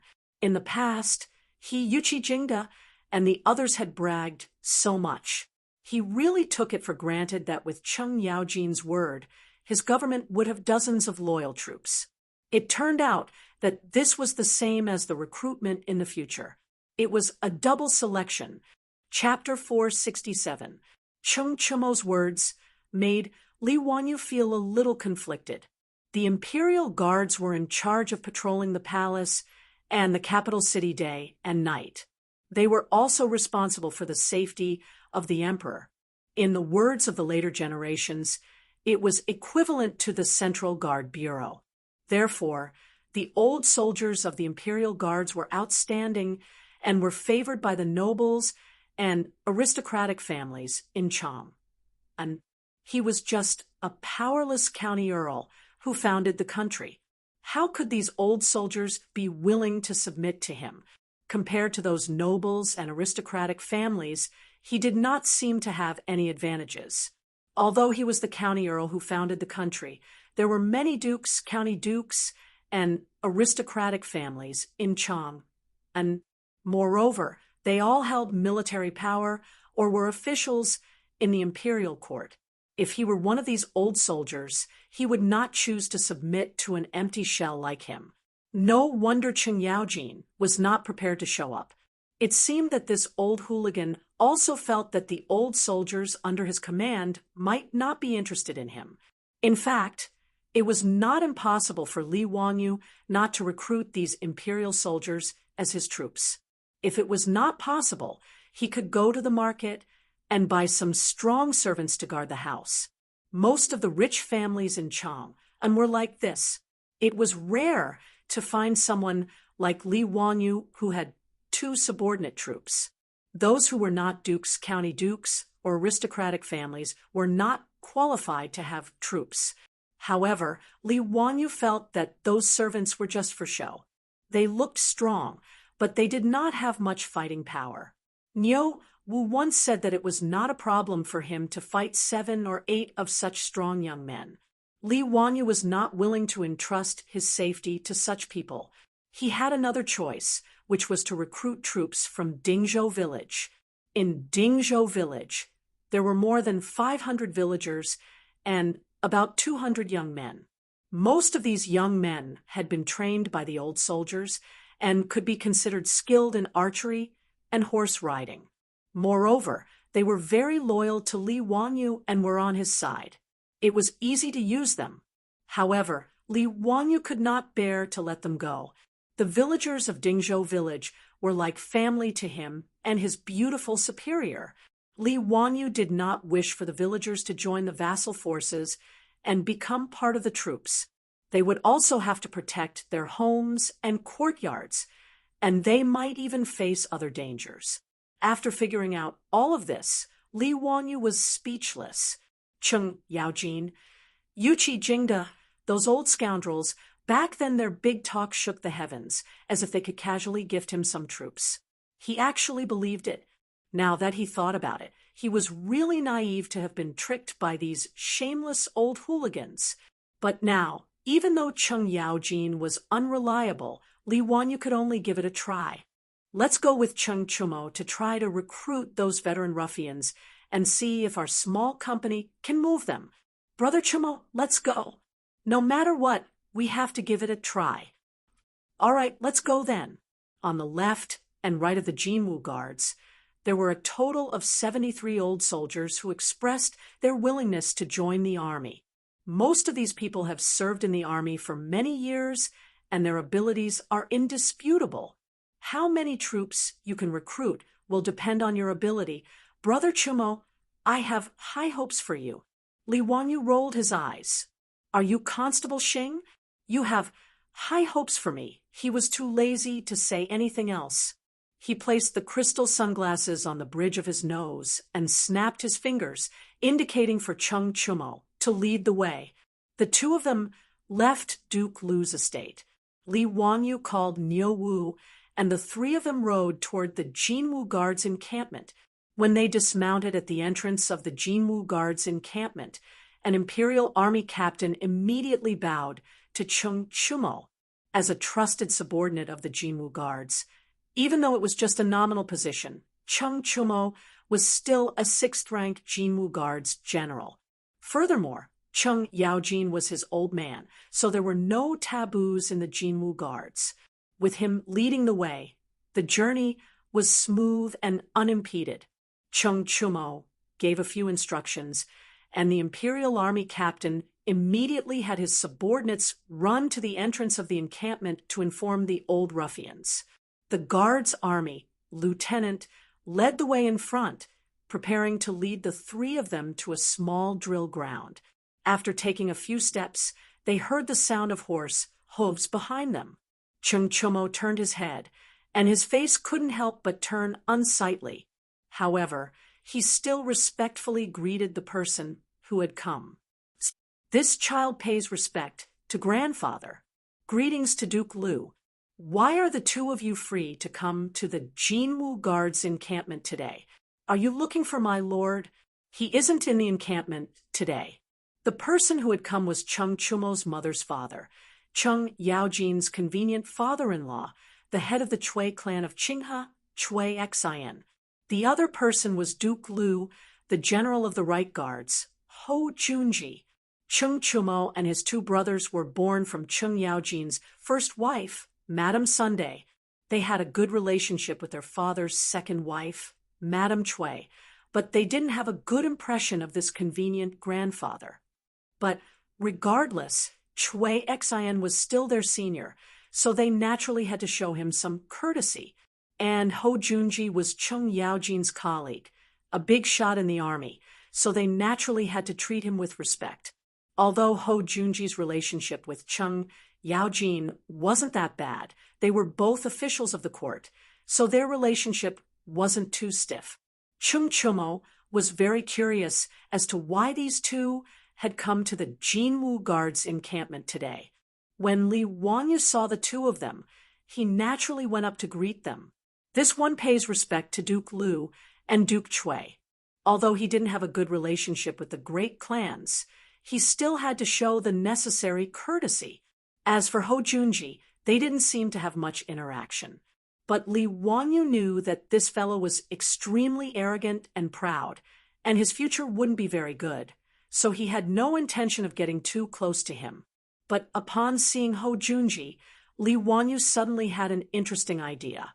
If Li Chengqian, under his tutelage, became a loving father and filial son with Pai Lupi, Li Chengqian probably wouldn't try to rebel again. What would happen to Ho Junji then? It was rather interesting. Chui Xian and Ho Junji naturally had to return Li Wanyu's greeting, but their tones and attitudes were extremely flat, paying respects to County Earl Chumo. After this simple greeting, the two of them turned to Cheng Chumo. Chumo, we didn't come today to find your lord. Rather, we heard that many old soldiers of the Imperial Army in the Jinwu Guards intend to stay in Chang and join the vassal army. Thus, we came today to recruit these old soldiers. Nanny, these two fellows also came to recruit those old ruffians? Li Wangyu's face instantly turned rather nasty. Fuck, this damn Cheng Yaojin. How could a woman get married so many times? It seemed like this recruitment had become a recruitment meeting. Even competitors had come out. In truth, Cheng Yaojin had no other choice. No matter what, Chui Xian was still his father-in-law, and Ho Junji was a fellow duke in the army, so he naturally couldn't give these two any face. The fact that some old soldiers of the Jinwu Guards wanted to join the vassal army naturally couldn't be kept a secret, and quite a few people knew about it. Hearing this, Chung Chumo's face turned ugly. He looked at Li Wangyu with a troubled expression, but he could only nod his head and say, "If that is the case, then I ask Grandfather and Duke Lu to travel with us. County Count, who has also come today for this matter." Chui Xian couldn't help but reveal a mocking expression when he heard this. He snorted coldly but didn't say anything. Ho Junji, on the other hand, had a playful smile on his face as he looked at Li Wangyu. "County Count, who? You also want to recruit soldiers? That's truly interesting." "Heh." After saying this, Ho Junji strode back into the Jinwu guard camp, leaving Li Wangyu with a pained expression as he mentally cursed, "Interesting your sister." Chapter 468. On a small drill ground in the barracks of the Golden Guard, the old soldiers of the Golden Guard, who had received the notice, had already gathered. The 73 old soldiers were either standing or squatting, chatting in groups of twos and threes as they waited for Wang Chong and the others to arrive. When they saw Chung Chumo, a general of the Imperial Guard, arrive, they simply stood up and gave a casual bow. But they were more interested in Chui Xian, Ho Junji, and the others behind Chung Chumo. They were well aware that if nothing unexpected happened, this would be the main family they would be joining in the future. As for Li Wangyu, he had long been ignored by this group of ruffians. They all thought that he was just here to watch the show and was a descendant of some noble family. Li Wangyu followed Chung Chumo into the drill ground. When he saw the ruffian appearance of these old soldiers, he couldn't help but be speechless. "Are you sure that these are valiant soldiers?" What difference was there between this group of people and the villagers who had finished their farm work and gathered together to chat? In his imagination, shouldn't these elite soldiers have bright armor, imposing appearances, and valiant spirits as they crossed the Yalu River? Pui, wrong. Should they be majestic and valiant? These fellows wrapped in jackets and wearing scarves, standing and sitting without a proper posture, were they really the valiant soldiers of the left and right Golden Guards? Li Wangyu cast a doubtful glance at Chung Chumo, wondering if this old hoodlum Chung Yaojin was trying to trick him again. Chung Chumo could see the doubt in his heart and chuckled. Before he could explain, Nyowu suddenly spoke. "Lang Jun, these people are incredible. They are all valiant soldiers who have killed and seen blood." Li Wangyu couldn't help but be stunned by Nyo Wu's words. These village-like people were valiant soldiers? "Nyo Wu, are you sure you're not mistaken?" Nyo Wu nodded with certainty. "There's no mistake. When I was in the army, I saw many valiant soldiers like this. These valiant soldiers seem casual, but they can actually go on a rampage at any time. They seem undisciplined, but they are actually valiant and have a fierce aura. If Lang Jun can recruit these people, it would be quite good." Li Wangyu naturally believed Nyo Wu's words. No matter what, the Nyo brothers were the kings of the special forces in the Sui army. To be able to become a member of the Tabai army, all of them were elites. Furthermore, the Nyo brothers were Turks who had fought bloody battles on the battlefield. They were veterans who had survived hundreds of battles. Speaking of which, he was really lucky to have the Nyo brothers wholeheartedly attached themselves to him as part of the troops. Li Wangyu suddenly asked curiously, "Nyo Wu, how do these people's skills compare to yours?" Nyo Wu, on the other hand, was not polite at all. He raised his head proudly and said, "Bare-handed, I can fight 1 against 2. If I have a suitable weapon, bow, and arrow, I won't be afraid even if there's a fire in the forest." His words made Li Wangyu involuntarily click his tongue. A single flame was equivalent to 10 people. In the era of cold weapons, what kind of concept was it to have 1 person fighting against 10 people? Nyo Wu added, "If Big Brother was here, I would join hands with him. Without holding back, I wouldn't be afraid of these 70 people." Li Wangyu took his words as he was bragging. After all, When Zheng Kongbua from the Zheng family led his troops to attack the carriage in the East City, Niu Yong had suffered a little and was slightly injured. How could he be as strong as Niu Wu bragged? What Li Wanyu didn't know was that Niu Yong had also faced the troops of the Zheng family, who were also fierce soldiers. Secondly, Niu Yong's methods were mainly to kill in one blow. He was also missing an arm.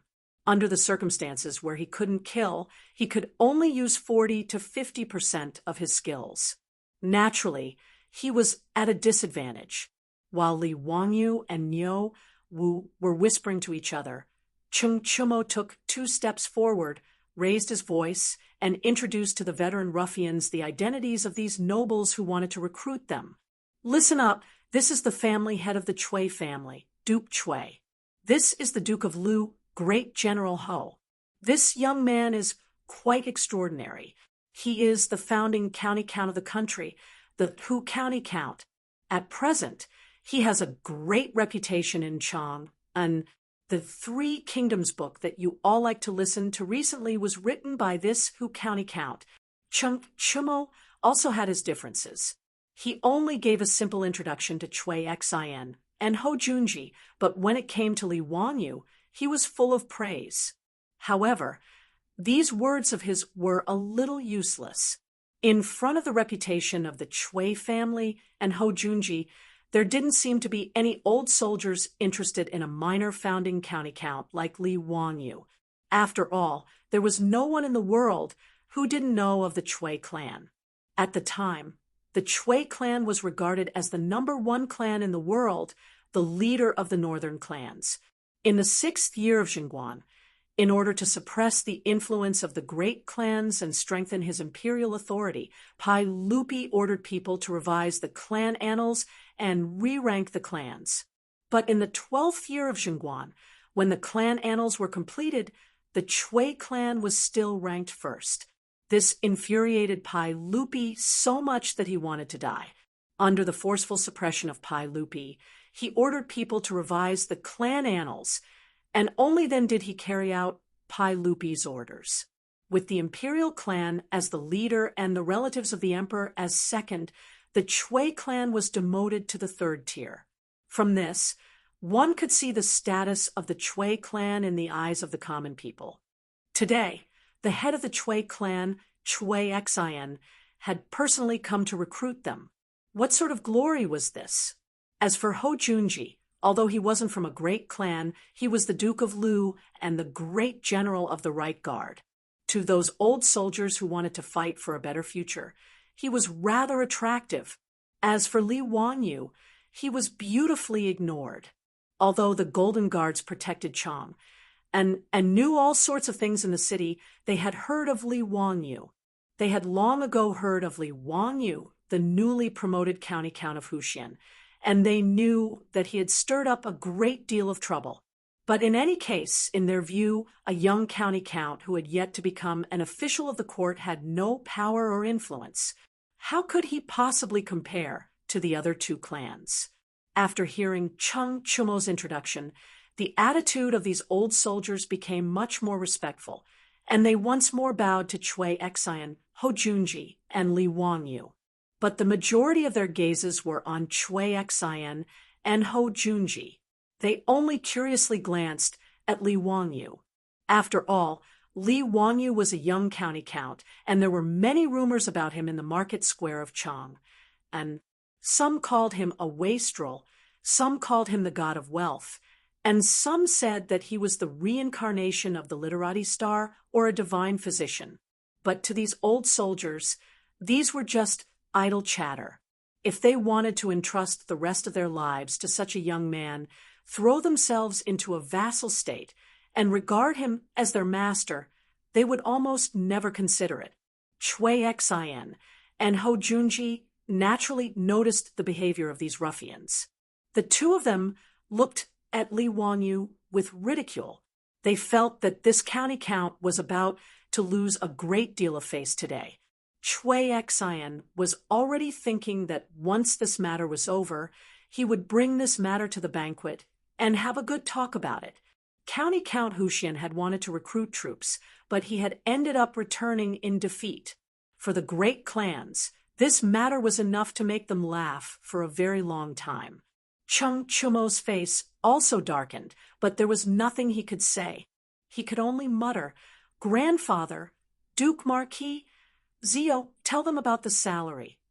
He was going to talk about the salary and benefits.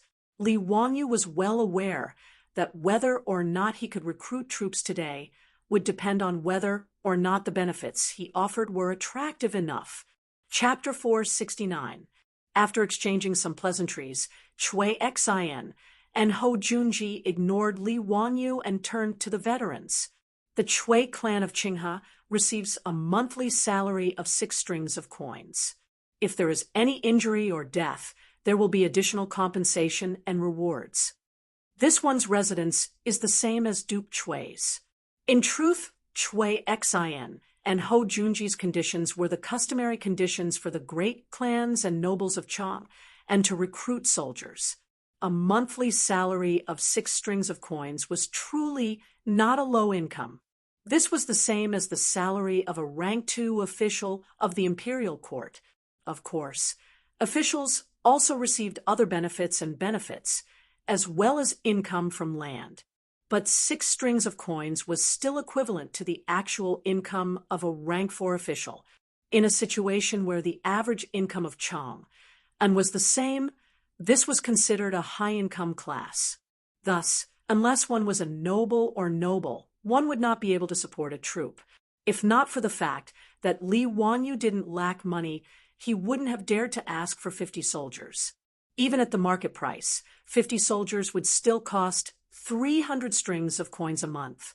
After all, the soldiers had to protect their master, and when needed, it was very normal for them to put their lives on the line. Thus, the master naturally gave his soldiers generous treatment, similar to that of bodyguards in the future. The veterans nodded in satisfaction at Chui Xin and Ho Junji's conditions, and they began to whisper to each other about whether to join the Chui clan of Qinghe or Ho Junji. While everyone was discussing animatedly, Li Wangyu burst out laughing, attracting everyone's attention. Chui Xin and Ho Junji didn't like Li Wangyu to begin with, and now they found him even more frivolous and couldn't help but show anger. Li Wangyu put away his smile and lightly coughed. "My apologies, I couldn't hold back for a moment. I just didn't think that the monthly salary of the soldiers in Chang would be so low. The monthly salary that my county count of Hu County gives to the soldiers. Cough, cough, Niu Wu, tell me, how much is your monthly salary?" Soldiers were different from servants. Although they were subordinates, they did not sell their bodies to the master, so they naturally had to be paid. Li Wangyu had been a poor loser in the past, so he had been unwilling to take in the Niu brothers, mainly because he was poor and couldn't afford a salary. Fortunately, the Niu brothers didn't care about this at all. The 2 of them were here to repay the debt of gratitude. Li Wangyu made a fortune very quickly.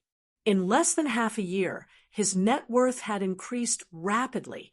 The treasury in the old house could not hold any more copper coins. Naturally, he would not be stingy with the Niu brothers. Moreover, after the Niu brothers got married, they would also have to support their own mother-in-law. Li Wangyu naturally couldn't let these 2 brothers be embarrassed. Niu Wu grinned at the group of veterans and said with a simple and honest smile, "Now that eldest brother and I have received Longjuan's favor, our monthly salary will be 50 strings of copper coins." His words caused an uproar among the veterans. 50 strings of coins a month? Was this a joke? How could the main family give such a high salary to the troops? Could it be that this county earl was, as the rumors said, the god of fortune in this world?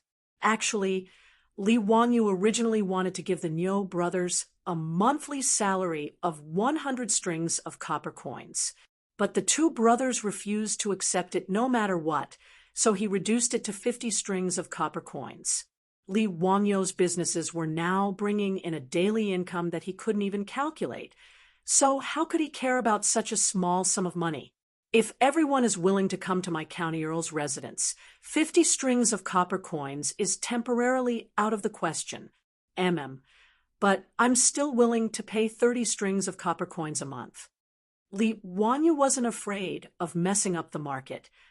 He directly shouted out a price 5 times that of Chui Xin and Ho Junji, causing the faces of the two bigwigs to turn green. It wasn't that they couldn't afford it, but that they couldn't pay it like this. After all, the two of them weren't a single person like Li Wanyu. They were a large family with a large business. So how could they act so recklessly? If they used this price to recruit these troops, wouldn't the old people in the residence also get a raise? Li Wanyu now somewhat understood the thoughts of the owner of Chelsea Football Club, Roman Abramovich. This daddy isn't a rich family, but this daddy has money. I'll use money to smash you to death. Are you tempted by a monthly salary of 30 strings of copper coins? If the Chui clan of Qinghe and Ho Junji wanted to compete with him in terms of money, then he didn't care. Even if it was a monthly salary of 100 strings of copper coins, he would still be willing to pay. At the same time, he would have an excuse to give the Niu brothers a raise. After saying these words, Li Wanyu beamed at Chui Xin and Ho Junji, waiting for them to raise the conditions for recruiting troops. Everyone present was tempted by a monthly salary of 30 strings of copper coins. Wasn't it precisely for the sake of fame and fortune that they were willing to join the noble clans? For a moment, they hesitated. The county earl's residence that they had never considered before had now entered the sights of these old ruffians.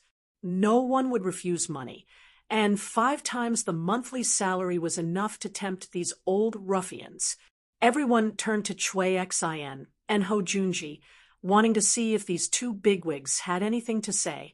Chui Xin and Ho Junji were inwardly cursing, but when they saw the gazes of the crowd, Chui Xin hesitated for a while before saying, "In the future, when you have children, they can enter the Chui clan of Qinghe to study."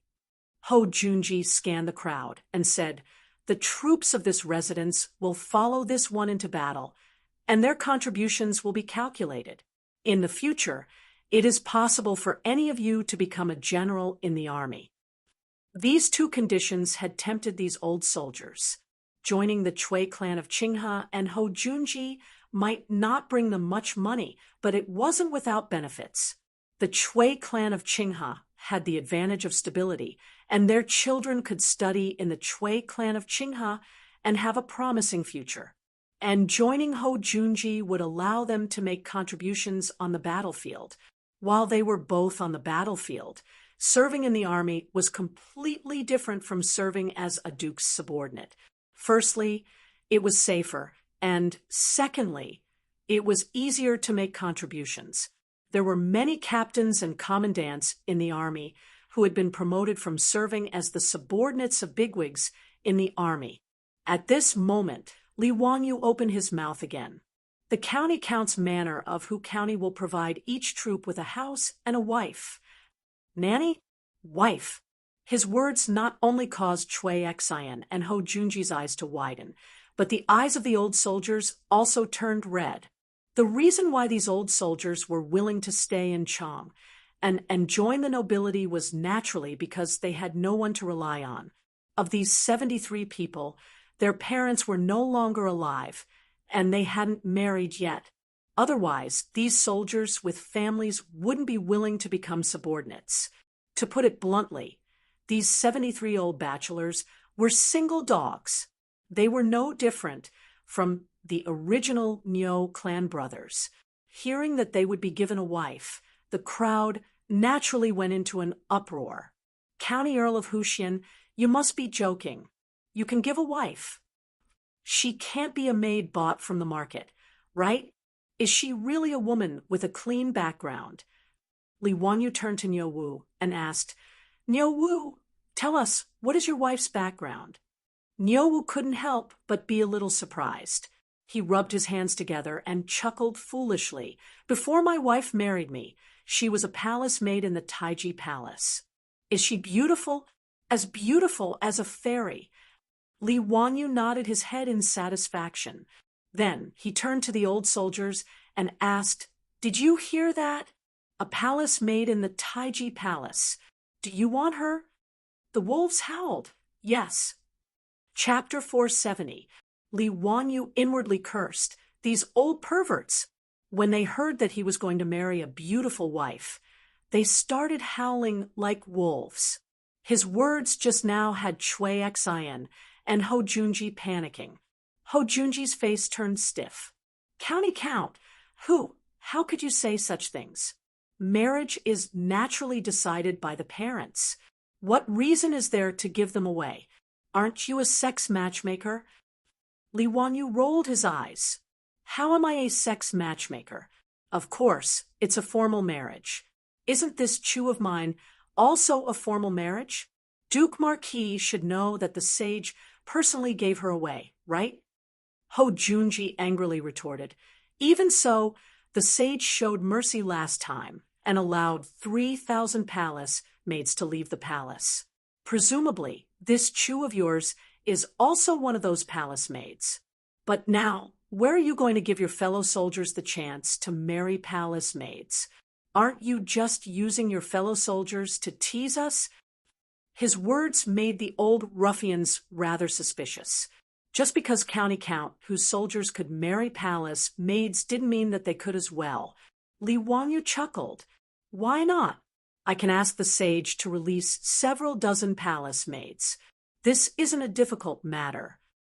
Who do you think you are?" Ho Junji was so infuriated that he almost choked on his own saliva. "Me? Surnamed Li, given name Wanyu, given name Zio. Has Duke Marquis forgotten?" Li Wanyu shook his head, seemingly regretting that Ho Junji's memory was poor.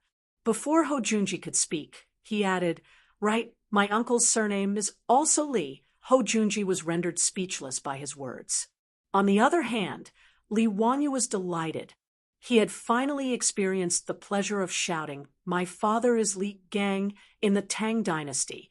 Moreover, how could my father is Li Gang compare to my uncle is Li Shimin?" Saying these words made his mind and body feel refreshed, his thoughts clear. Li Wanyu truly wasn't trying to fool these old ruffians. In any case, there were still several thousand palace maids in Taiji Palace. With his reputation, it would not be difficult to ask Pai Lupi to release dozens of palace maids who were willing to marry. The performance of these veteran ruffians even made Li Wanyu wonder if he could use this method to recruit long-term troops in the future. He didn't think that having a few dozen troops was enough. Even that Zhang Liang had shamelessly taken in 500 fake soldiers. Li Wanyu, had so many businesses. If he didn't recruit more troops to protect them, it wouldn't do. If Pai Lupi knew that Li Wanyu used the palace maids in his Taiji Palace as a bargaining chip to recruit troops, he would probably chop Li Wanyu into pieces. Li Wanyu's shameless words made even Chung Chumo's eyes widen. Hedonistic, he was too hedonistic. Seeing that many of the Golden Guards still didn't understand, Chung Chumo could only lightly cough and say to the stunned veterans, "County Count whose Uncle Tsong is the current sage." The Uncle Tsong who hasn't stepped out of his first marriage. With his explanation, the old ruffians from the Jin Wu Guard finally understood why Li Wanyu had said those words.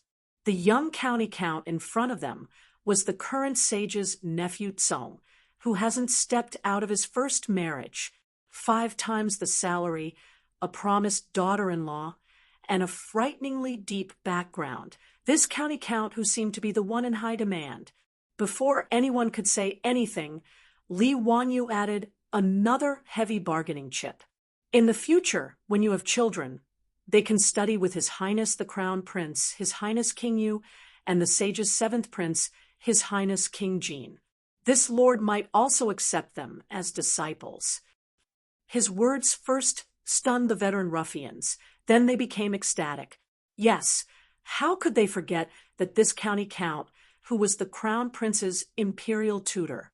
If they became his troops, wouldn't their sons be able to study with the crown prince in the future? In comparison, the teachings of the Chui clan of Qinghe weren't even worth a mention. In truth, they had also forgotten that the crown prince was already 9 years old, but they didn't even know where their daughter-in-law was. Even if they were to get married right away and give birth to a son after 10 months, how old would Li Chengqian be by the time he reached the age where he could study? How could he possibly study with those brats? However, Li Wanyu wasn't trying to fool them. After all, the future emperor of the Tang dynasty, Li Ji, had just been born. If they moved fast enough, it wasn't impossible for their children to study with Li Ji in the future. Li Wangyu's many conditions left Chui Xian and Hou Junji with bitter expressions. They had thought that this county count, who was overestimating himself by competing with them for a troop, but looking at the gleaming eyes of the veteran ruffians, how could they not know that they had made a wasted trip today? As the head of the Chui clan of Qinghe, Chui Xian didn't like Li Wanyu, but he didn't have much of a grudge against him. Of the 5 clans and 7 watches, only the Zheng clan of Xingyang and the Wang clan of Taiyuan were like fire and water with Li Wanyu. While the other clans didn't like Li Wanyu, they weren't so bad as to make things worse. Seeing that he couldn't do anything, Chui Xian decided to leave. Too lazy to stay any longer, he coldly snorted and led his servants away. Hou Junji wasn't as straightforward. His triangular eyes were filled with hatred as they constantly scanned Li Wangyu's body. Hou Junji had always been a narrow-minded man with a crude personality. The old Book of Tang described his character as arrogant and reserved. Pai Lupi had ordered Li Jing to teach him the art of war, but this fellow had turned to Pai Lupi and falsely accused Li Jing of plotting a rebellion. From this, one could see just how narrow-minded Hou Junji was. He had rendered a great service in the coup at the Xuanwu Gate, and had been made Duke of Lu and Great General of the Right Guard. With his pride, he naturally looked down on Li Wanyu, the founding county count. But today, Li Wanyu had managed to steal the limelight when he had come to recruit soldiers for the Golden Guard, infuriating Hou Junji. In truth, Li Wanyu had never offended him. It was just a fair competition. His offer wasn't as generous as Li Wanyu's, but Hou Junji was so angry that he vented his anger on Li Wanyu. But Hou Junji also knew that Li Wanyu was a noble and also Pai Lupi's nephew, so he couldn't do anything to him. His triangular eyes couldn't help but turn to Niu Wu, who was standing behind Li Wanyu, and a sinister smile appeared on his lips. County Count, who, this one has heard that one of your 2 soldiers is one-armed and one-eyed. Today, I see that this is just as I expected. Since you're willing to give this one-eyed soldier a monthly salary of 50 strings of coins, he must be very capable for County Count, who to value him so highly, right? But County Count, who is willing to give the one-eyed soldier a monthly salary of 50 strings of coins, but County Count, who is only giving 30 strings of coins to these elite soldiers of the Golden Guard. Isn't this a little unfair? TSK. This one truly feels that these soldiers aren't worth it. Hou Junji's words were extremely harsh. He was clearly trying to sow discord between these old ruffians of the Golden Guard, and Niu Wu, painting Li Wanyu in the eye, as expected, as he tried to sow discord, those old ruffians of the Golden Guard began to look at Niu Wu with ill intent. They were already planning to submit to Li Wanyu, so they naturally wanted to display their abilities in front of him. Just as Duke Lu had said, if this one-eyed soldier could get a monthly salary of 50 strings of coins, why couldn't they? Chapter 471. Li Wanyu was infuriated by Hou Junji's shameless words. He really wanted to curse out loud. What does it have to do with you? And Hou Junji's insult of Niu Wu being a one-eyed dragon had infuriated Li Wanyu even more. But Ho Junji's provocative words had stirred up the hearts of these ruffians. Faced with a group of eager killers, Lee Wanyu was caught off guard for a moment. He had a deep relationship with the Nyo brothers, and it wasn't something that could be described as formidable. Even if the Nyo brothers didn't have much skill, he wouldn't look down on them. He would never abandon them. When he was still insignificant, he was still having a headache over how to survive the plague of locusts. At that time, the Nyo brothers had already pledged themselves to him. How could this friendship be measured by a monthly salary?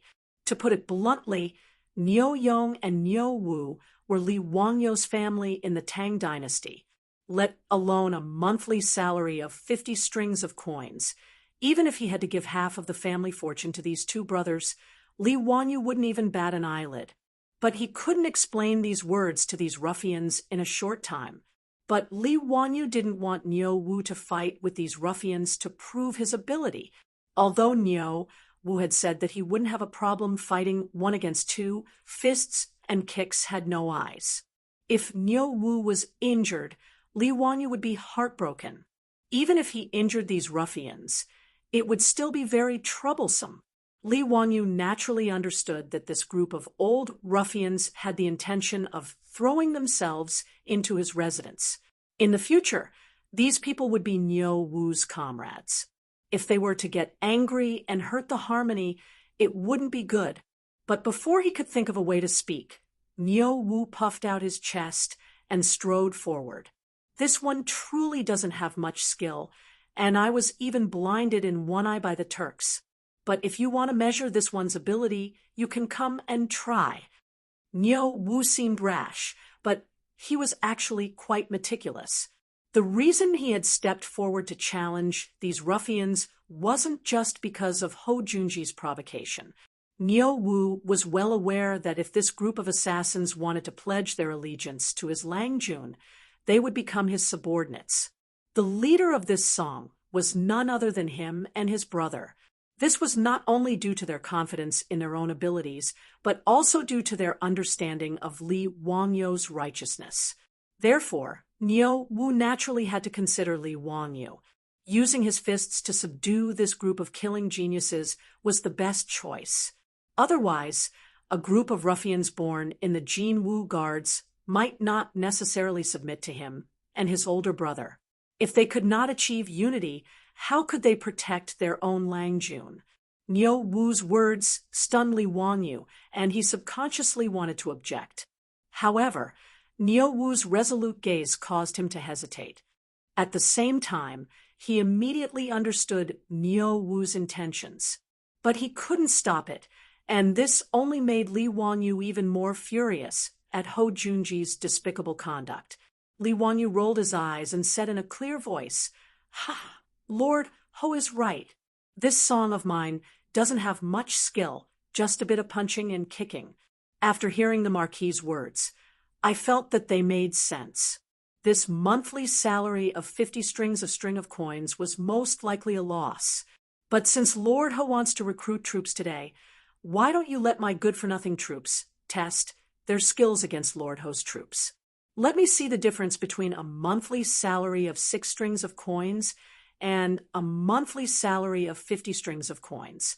TSK, a monthly salary of 6 strings of coins is truly cheap. Lord Ho is truly formidable.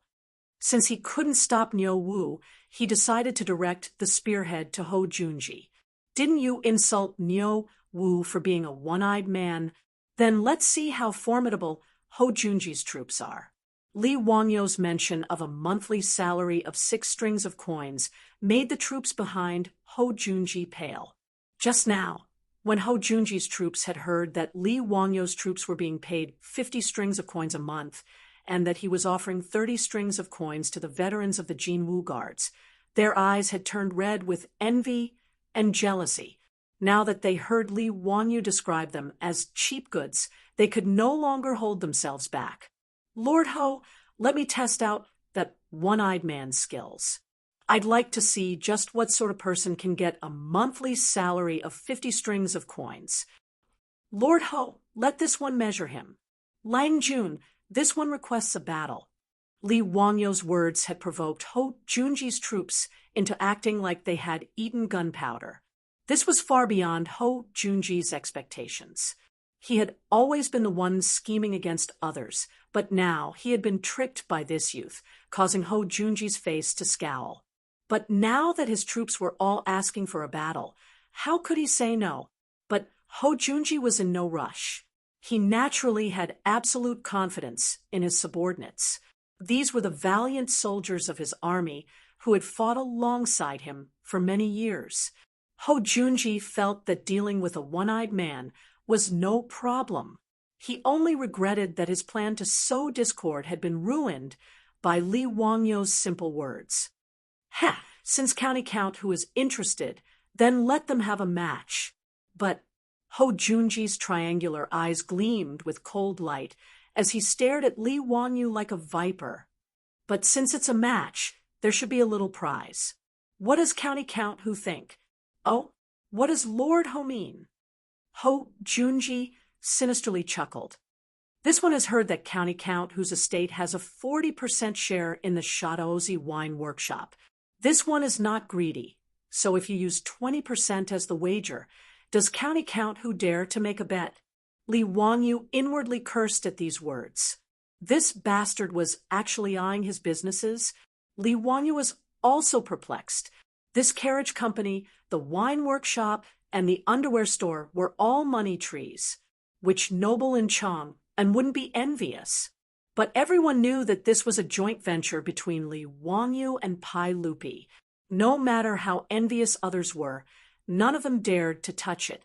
So why was Ho Junji so bold as to covet a share in the wine workshop? But when he thought about Ho Junji's reputation in history for being greedy, Li Wangyu understood. This fellow had always been a bastard who viewed wealth as his life. In the 14th year of Jingguan, Ho Junji had led an army to destroy Gaochang, plundering the kingdom of Gaochang and stuffing his own pockets with treasure. In the history books, it was written that he obtained the essence of gold and mules, but the imperial residents did not have it, so he hid it and did not offer it. He even dared to take the precious spoils of war for himself.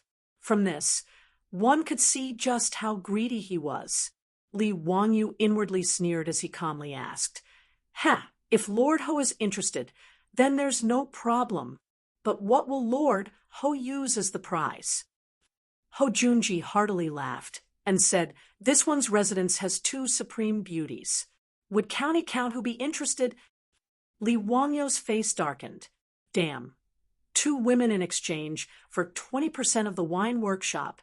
Was this Ho Junji crazy? He suddenly recalled a rumor he had read about Ho Junji in unofficial history.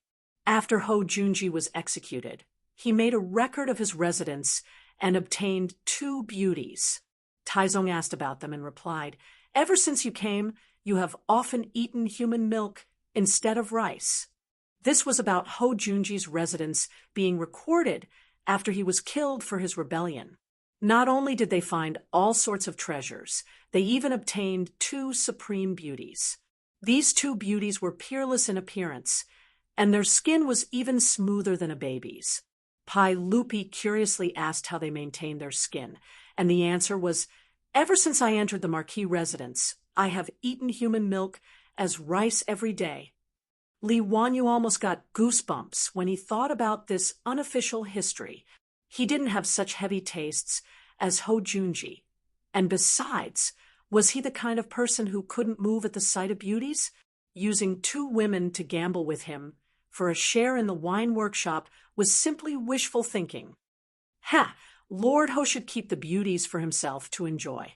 I'm not interested, so why don't Lord Ho use some other prize? Chapter 472. Ho Junji could only shake his head at Li Wangyo's words. It seems that County Count Huxian is still young and doesn't understand the benefits of this stunning beauty. Ha! Since that's the case, this one will take out 20% of the Jingan gambling house and gamble with County Count Huxian. How about it? The Jingan gambling house was Ho Junji's property, one of the 72 gambling houses in Chang, and Li Wanyu immediately shook his head. Might I ask, Lord Marquis, how much your Jingon gambling house earns each month? This, about 5,000 strings of cash. Li Wanyu coldly chuckled.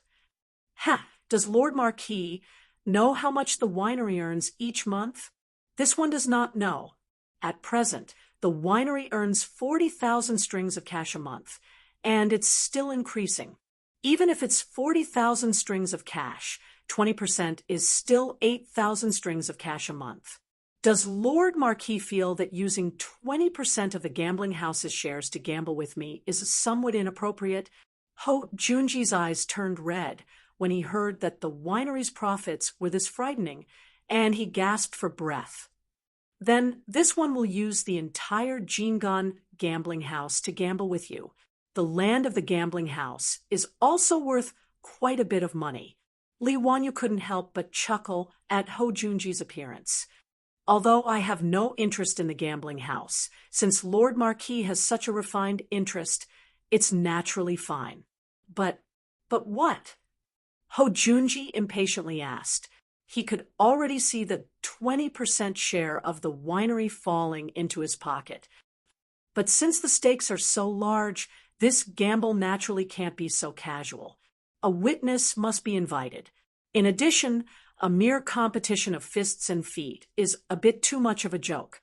I have a suggestion for a gamble. Would Lord Marquis be willing to hear it? Li Wanyu already had a plan in mind, so he unhurriedly spoke. Speak. A mere competition of fists and feet between two troops is truly boring. Why don't our troops find a forest outside Chong and have a real battle? What does Lord Marquis think? This, Li Wanyu's suggestion caught Ho Junji by surprise. Of course, since my troops have a high monthly salary, they naturally can't be the same as the Marquis troops. TSK, a monthly salary of 6 passes is truly cheap. Li Wanyu's words caused Ho Junji and his subordinates to scowl. This bastard, is he addicted to talking? Logically speaking, the 2 troops in my residence have a monthly salary of 100 strings of coins, which is equivalent to the salary of 16 troops of the Marquis.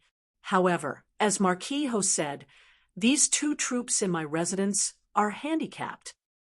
Li Wanyu pointed at Niu Wu and continued, so, after weighing the pros and cons, let's have 2 troops from my residence fight against 10 troops from the Marquis residence. How about it? Is Marquis interested? Li Wangyu's words caused Ho Junji's eyes to brighten. 2 cripples against 10 of his troops. Weren't they rushing to give him money? There was no reason for him to refuse. In a one-on-one battle, he didn't think that Li Wangyu's troops had a chance of winning, much less 2 against 10. This was simply suicidal. Was this young man worried that his troops wouldn't die quickly enough? Agreed. Let's do as county count. Who says? Ho Junji was worried that Li Wanyu would go back on his word, so he immediately nodded. Li Wanyu happily smiled. Okay, then it's settled. Of course, in order to avoid harming the relationship between our 2 clans, when they fight, the weapons and arrows must be wrapped in cotton cloth. They can be smeared with lime, and if they are struck by a sword or saber, they will have to withdraw from the competition. Does Lord Marquis think this is acceptable? Ho Junji thought about it and decided that there was nothing disadvantageous to him. So he nodded. It's fine. Since that's the case, how about Duke of Lu and the Duke of Eact as mediators and referees? 3 days later, our 2 clans will find a forest near the Jade Star Palace and decide the victor. Ho Junji naturally nodded in agreement, and the 2 clapped their hands together to seal the deal. Ha! Then this one won't delay County Count, who from recruiting troops. This one will go find Duke of Lu and the Duke of E and have them act as mediators. See you in 3 days at the Jade Star Palace. After saying this, Ho Junji heartily laughed and led his troops away. Li Wanyu looked at Ho Junji's back, a smile on his lips. Chung Chumo hurried over and anxiously asked, Zio, have you gone crazy? How could you agree to this kind of condition? Even if it's a one-on-one, the Nyo brothers might not be able to win. Why did you ask for a 2-on-10 battle? How could you possibly win? Before Li Wangyu could reply, Nyo Wu replied in a low, muffled voice. Humph. So what if it's 2 against 10? Do you think that my brother and I are afraid of them? HAA, you can't say it like that. Zio, why did you agree to this kind of bet? It's completely unfair. Chung Chumo anxiously said, This won't do. I'll go find my lord and have him come forward to stop this bet. Li Wangyu hurriedly grabbed Chung Chumo and said, Ha! Big brother Chumo, don't be anxious, don't be anxious. Since this little brother dares to propose such a bet, he naturally has complete confidence in winning. What confidence do you have? I know that the Nyo brothers are very capable, but they're still. Chung Chumo glanced at Nyo Wu, too embarrassed to say the word cripple. Ha! Let's keep it a secret for now. In any case, big brother Chumo, be at ease. I'm not a wastrel. How could I possibly go and make a bet with that bastard Ho Junji if I'm not confident? Humph, just watch. He dared to call Nyo Wu and Nyo Yong cripples. This time, this old man will definitely make Ho Junji take a big tumble and obediently hand over his gambling house.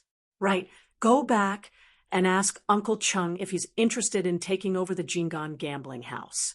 I have no interest in the gambling house. If Uncle Chung is willing to take over, I'll sell it to him at a cheaper price. Chung Chumo was somewhat dumbfounded by these words. Could it be that he had made an error in judgment? Were these Nyo brothers some sort of peerless expert?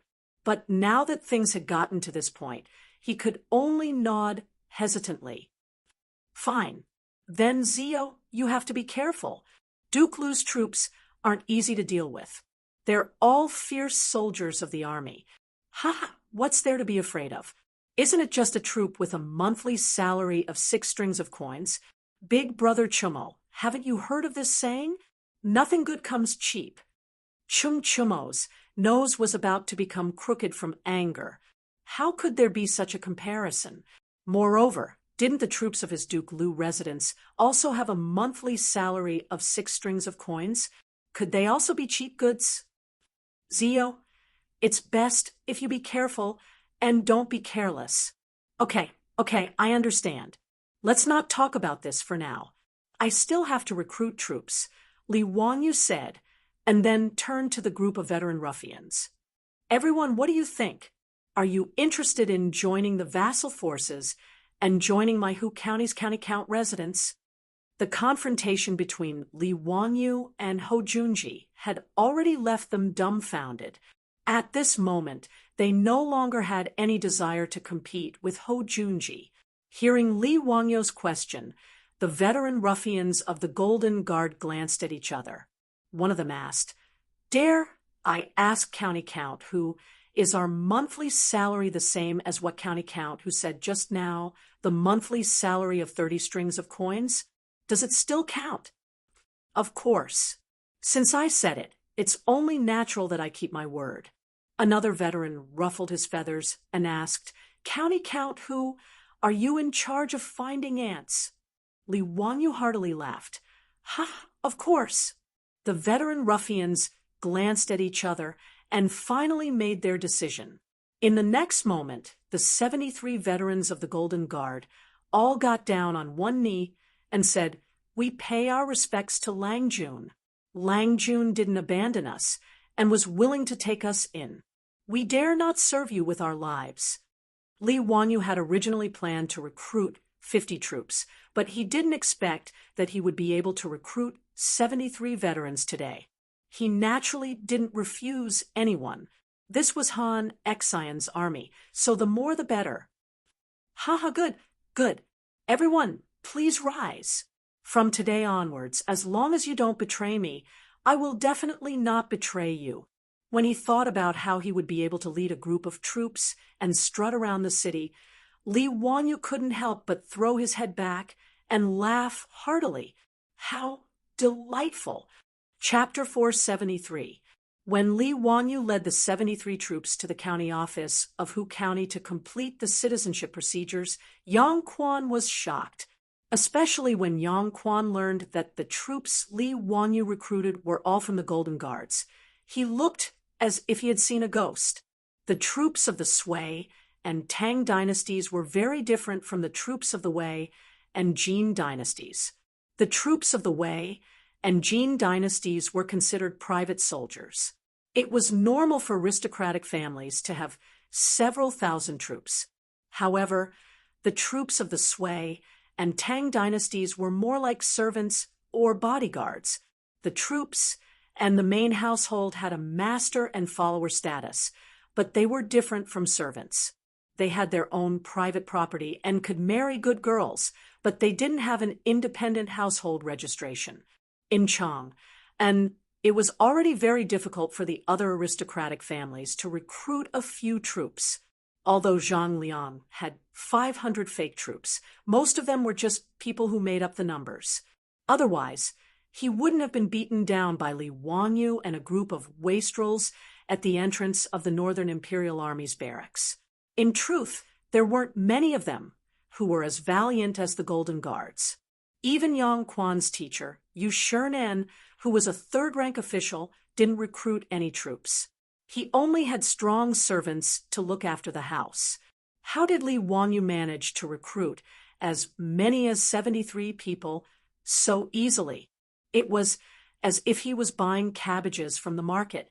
Yang Quan could only shake his head and sigh at Li Wanyu's monstrous talent. He ordered the county office to complete the citizenship procedures for the Golden Guards.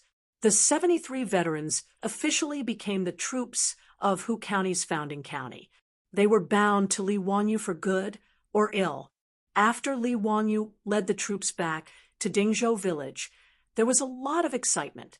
He introduced everyone in the house, especially the beautiful boss. Although Li Wanyu didn't say her identity, he repeatedly emphasized that other than him, Madame Su had the final say in the house. These veteran ruffians were all shrewd people. How could they not understand Li Wanyu's meaning? Therefore, they did not hesitate to call their beautiful boss Madame. The beautiful boss couldn't help but blush slightly, but she didn't object and tacitly agreed to this title. Naturally, the Li family's old residence couldn't accommodate these 70 troops. Li Wanyu asked the old housekeeper, Li Heng, Niu Wu, and Niu Yong to lead the troops to the manor on the hillside. At the same time, he had to familiarize himself with the terrain as soon as possible so that he could take over the guard duty of the new mansion. After busying himself for a while and waiting for Niu Wu and the others to leave, Li Wanyu collapsed on the chair without a care for his image. He ordered like a master, "I'm so tired. Chongqing, pour me a cold drink." His beautiful boss rolled her eyes at him, but she didn't say anything. She went to the kitchen to make a cold drink for him. After his beautiful boss left, Li Wanyu beckoned to Aphrodite. "Aphrodite, come and massage my legs. I've been riding for half a day. I'm so tired." Aphrodite immediately agreed and obediently knelt beside Li Wanyu to massage his legs with her fair little hands. "So comfortable. This is what life is like," Li Wanyu lamented. Just as he was about to lower his head and talk to Aphrodite, he caught sight of Aphrodite, who was bending over to massage his feet. Her loose neckline revealed a touch of her soul-stirring snow-white bosom. Li Wanyu almost had a nosebleed. He couldn't even move his eyes as he admired the rise and fall of the mountain range.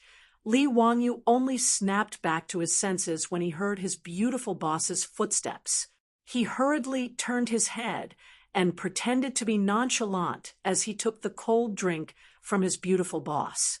The beautiful boss glanced down at Aphrodite and couldn't help but snort. Her slender fingers couldn't help pinching Li Wanyu's waist. "Bah, you big pervert. You're bullying Aphrodite again. No, don't spout nonsense. Li Wanyu hurriedly explained, but Aphrodite was confused. She looked up at her beautiful boss, and then at Li Wanyu. She didn't understand what her beautiful boss meant by her Langjun bullying her. The beautiful boss couldn't be bothered to talk to this confused girl. She glared at Li Wanyu and asked, "Didn't Uncle Chung say that he was going to prepare 50 troops for you? Why are there so many people?" She still didn't know what had happened in Chang, and so she asked this question. "Don't mention it. Chung Yaojin, that old swindler. He's lying to me." Li Wangyu's anger flared up as he spoke of this matter.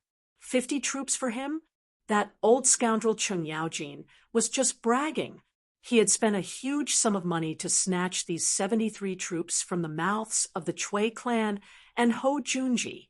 Li Wanyu recounted the events of the day to his beautiful boss in full detail, but the beautiful boss frowned again and again as she listened. "Wanyu, aren't you being too arrogant? It's true that Nyo Yong and Nyo Wu are very powerful, but you shouldn't have agreed to let them fight with Ho Junji's troops. And even though there are troops, aren't you being too disrespectful to them?"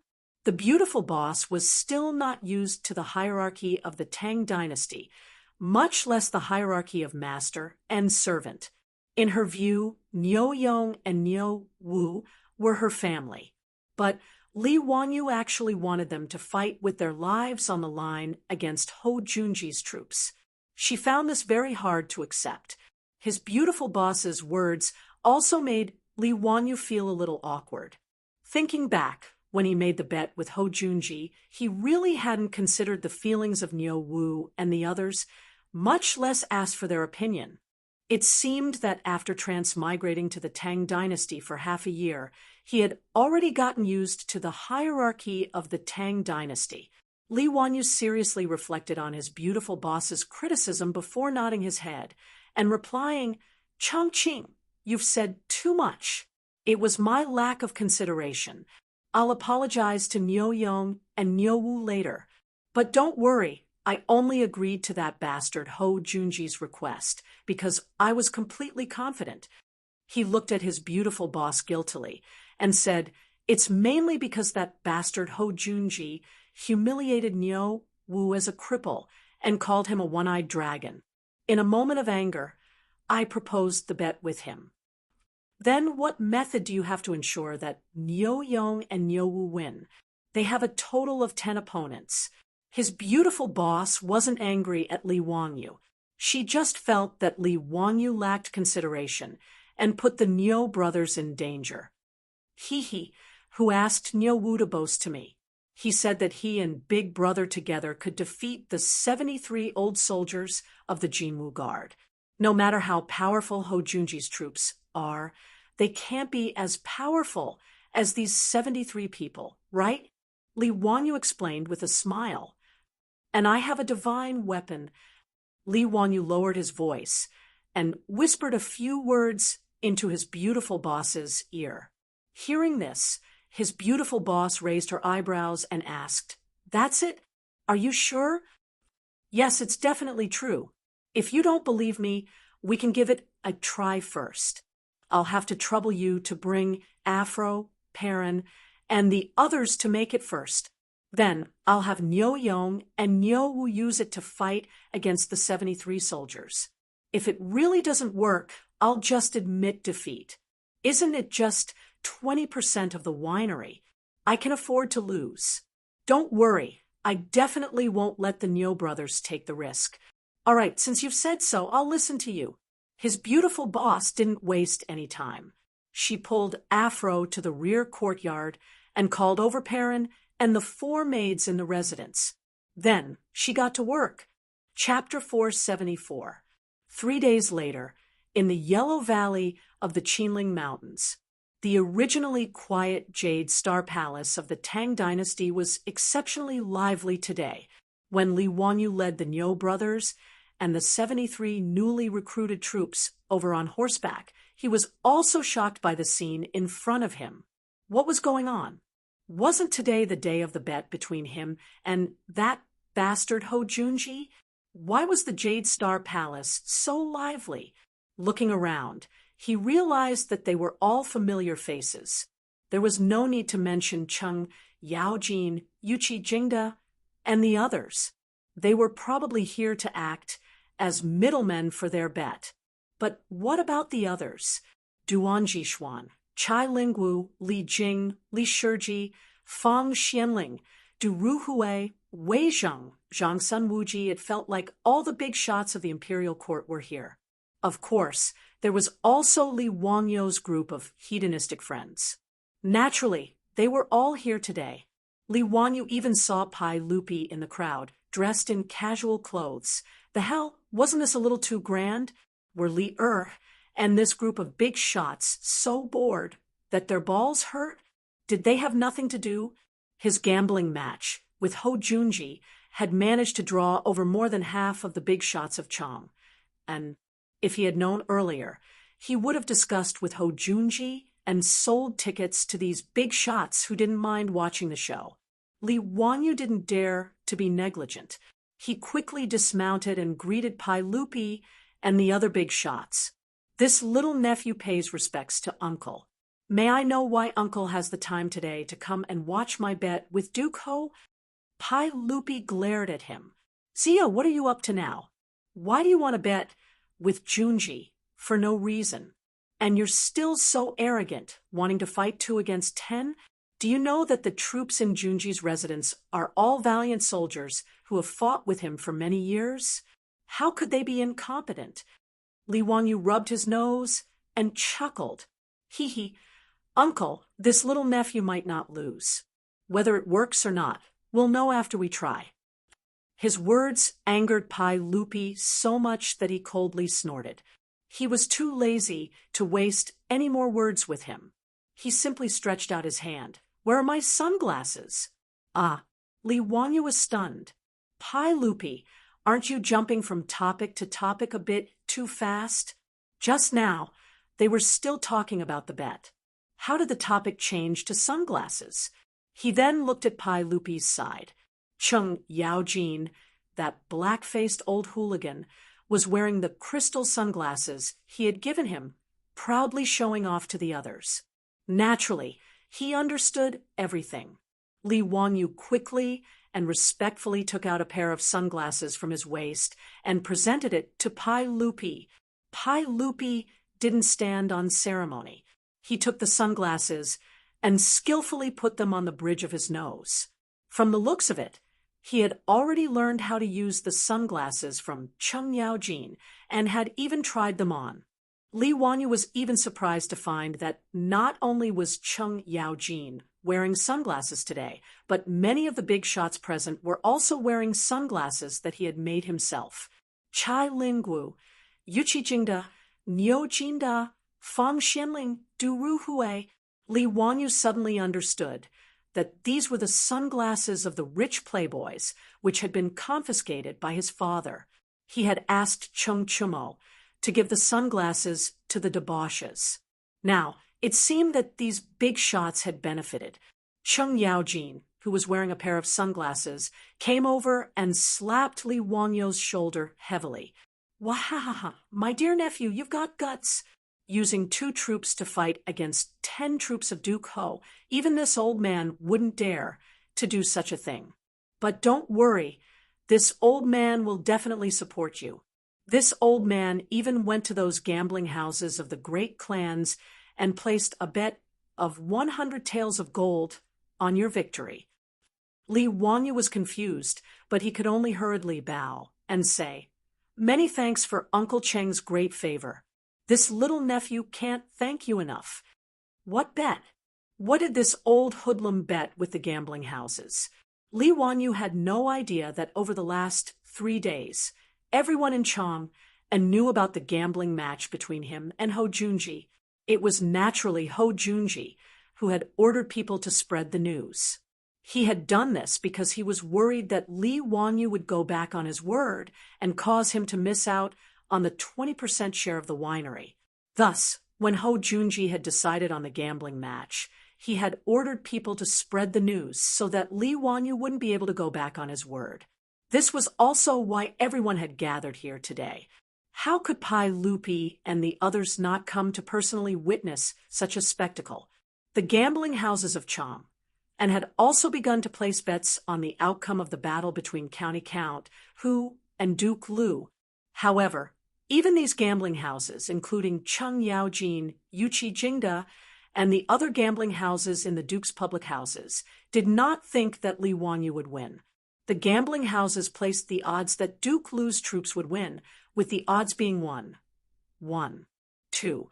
It meant that if one bet a copper coin and won, the gambling house would pay out 200 copper coins with interest. If the county count of Hu County, Li Wanyu, won, the odds would be 10. If one bet a copper coin, one could win back 10 coins. But even so, very few people dared to bet that county count who would win. Everyone in Cham, and believed that Li Wanyu had brilliant literary talent, was the god of wealth, and was also a divine doctor. But no one believed that his 2 crippled troops could defeat Ho Junji's 10 elite troops. Li Wanyu knew nothing of this. In the last 3 days, he had been holed up in Dingzhou village with the Niu brothers studying the divine tool. He had not gone to Chang, and even once. After Chung Yaojin left, the 3 Chung brothers appeared out of nowhere and said something that made Li Wanyu so angry that he almost pulled out his knife and hacked at them. See you? Ha! In truth, my family's milord even bet 1,000 taels of gold on Duke Lu's victory. If it weren't for the fact that he was in front of the 3 Chung brothers, Li Wanyu would have given Chung Yaojin the middle finger as a sign of respect. This old hoodlum was truly too shameless. He actually bet on both sides, and he even said that he supported him. This was truly a disgrace to the Tang dynasty. The group of Silpants also squeezed to Li Wanyu's side, but all of them looked dejected. See you? Those sunglasses. Ha! Why don't you give your older brother another pair? Ziyu, your older brother is so pitiful. Those sunglasses weren't even warm before my milord took them away. Me too. Ziyu, can't you make more sunglasses? When Li Wanyu saw the wastrel's expressions, he almost burst out laughing. Ha! Brothers, this younger brother doesn't have any more sunglasses. You all know that these sunglasses are made from crystal. Although they aren't expensive, grinding the lenses takes a lot of effort. This younger brother can't take out any extra sunglasses in such a short time. Ha! But don't worry, I've already instructed the craftsman to continue grinding the lenses. In a few days, there will be new sunglasses for everyone. Hearing Li Wangyu's words, the wastrels could only nod their heads helplessly. They then looked at Li Wanyu and the 3 Chung brothers with incomparable envy. Among the younger generation, only the 4 of them still wore sunglasses. Even the Yuchi twins didn't lose a single pair of sunglasses. They were all snatched away by Yuchi Jingda, saying that he was going to give them away. If their father wanted them, what could these fearless wastrels do? Of course, they could only give them away. After chatting and laughing for a while, Ho Junji walked over. Ha! County Count, who has also come. Very good. This one was worried that County Count who would go back on his word and refuse to show himself. Li Wanyu smiled. What is Duke Ho saying? If someone wants to give me a gambling house, how could I refuse? Humph. Then let's cut the crap. Since the sage has personally come today, let's make a formal bet in front of the sage and begin the gambling match. Good. That's how it should be. Li Wanyu was not the slightest bit hesitant. For today's gambling match, he had spent a great deal of effort over the past 3 days waiting for Ho Junji to say these words. Chapter 475. At this point, neither Pai Lupi nor Chung Yaojin had any intention of stopping this gambling match. Li Wanyu and Ho Junji had made their bet in front of Pai Lupi and everyone else, signing their names and using their personal seals. With this, the bet was officially established, and no one could go back on their word.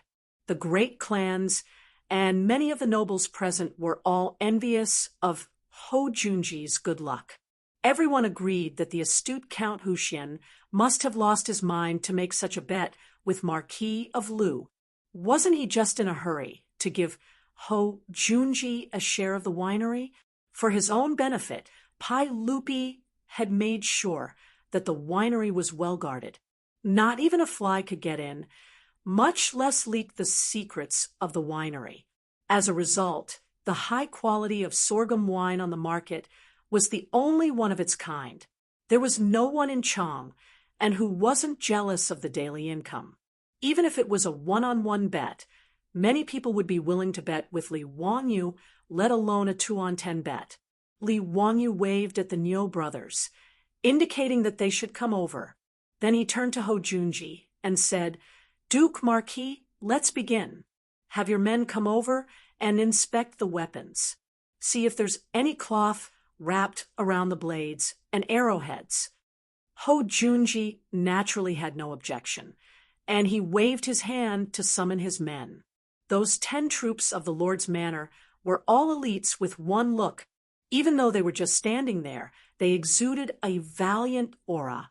In contrast, the 2 men at Li Wangyu's side were also strong and courageous, but one of them was missing an arm while the other was blind in an eye. No matter how one looked at it, they didn't think that these 2 could win against these 10 men. Niu Yong and Niu Wu stepped forward to inspect each other's weapons, and then they handed over their own weapons for inspection. The Niu brothers had very simple equipment. The 2 of them were dressed in clean, short robes, and each of them carried a bag and a short blade. Niu Wu carried a longbow and a quiver of arrows, but nothing else. Ho Junji's men inspected the bag, but after seeing that it was just some rags, they didn't pay any more attention. Ho Junji's men, on the other hand, were armed to the teeth. Sabers, short spears, bows, daggers, and so on and so forth. As Li Wanyu had requested, these weapons had been wrapped in cloth and covered in lime. Just as the Niu brothers were inspecting the corpse, they saw a person step out from the crowd. He said with a mocking tone, "State Duke Lu, are you playing a childish war game with County Earl? Why do they even need to wrap the arrowheads and blades? What kind of bet is this?" Li couldn't help but frown on his face. It was the head of the Wang clan of Taiyuan, Wang Renyu. Just as he was about to open his mouth to speak, another person stood out from the crowd and echoed, "What Lord Wang said is right. In the past, the troops have always fought with their lives on the line. How could it be like playing house? How could it be wrapped in arrowheads and decide the outcome with lime marks? Duke of Lu, you are a veteran general who has fought for many years. Why are you fooling around with youngsters?" The one who spoke was Zheng Yuanshou of the Zheng clan, and behind him, another noble stepped forward. It was the prefectural Duke of Chongping, Zhang Liang. "Duke of Lu, when have the troops in our residence ever been afraid of death? We have always licked blood from our blades and sought survival from the jaws of death. Our Tang dynasty's military prowess is renowned throughout the world. When did we start to play games like this, using lime to decide victory? Duke of Lu, if this matter were to spread, I'm afraid that your fellow soldiers would lose face, right?" Ho Junji was a prideful person, but he also cared a lot about face. After being criticized by Wang Renyu, Zheng Yuanshou, and Zhang Liang, he couldn't help but blush. "County Count who, everyone's words are reasonable. Why don't we stop using these cotton-wrapped arrowheads? The life and death of our troops will be decided by fate. Let's fight to the death. How about it?" Ho Junji was now somewhat regretful that he had agreed to Li Wangyu's request. Li Wanyu naturally shook his head. "No, this is a condition that we agreed on that day. How can we go back on our words?" He was confident that the Niu brothers could defeat Ho Junji's troops. But swords had no eyes. If the Niu brothers made a mistake, wouldn't they be taking their lives? Moreover, as a good youth who had transmigrated from the future, How could Li Wanyu allow others to fight to the death for him? This wasn't the Roman era, where gladiators were still played. In truth, the battles between the troops of the Tang dynasty weren't necessarily any better than the gladiators of the Roman era, although it wasn't necessarily a battle to the death. Every time there was a conflict between nobles, when was there a battle that didn't result in several deaths? Li Wanyu was already cursing Wang Rinyu, Zhang Yuanshou, and Zhang Liang's words. These bastards had nothing better to do. Did this daddy invite you? What does it have to do with you? County Count who, I will instruct my troops to do their utmost to not harm your troops. How about it? Ho Junji still wanted to persuade him. Li Wanyu immediately refused. No, since we agreed on this, there's no reason to change it at the last minute. If Lord Marquis isn't willing to fight like this, then why don't we just drop the matter? Ho Junji felt rather helpless at Li Wanyu's refusal. He naturally didn't care about the method of the battle. In any case, his goal was to get a share of the winery.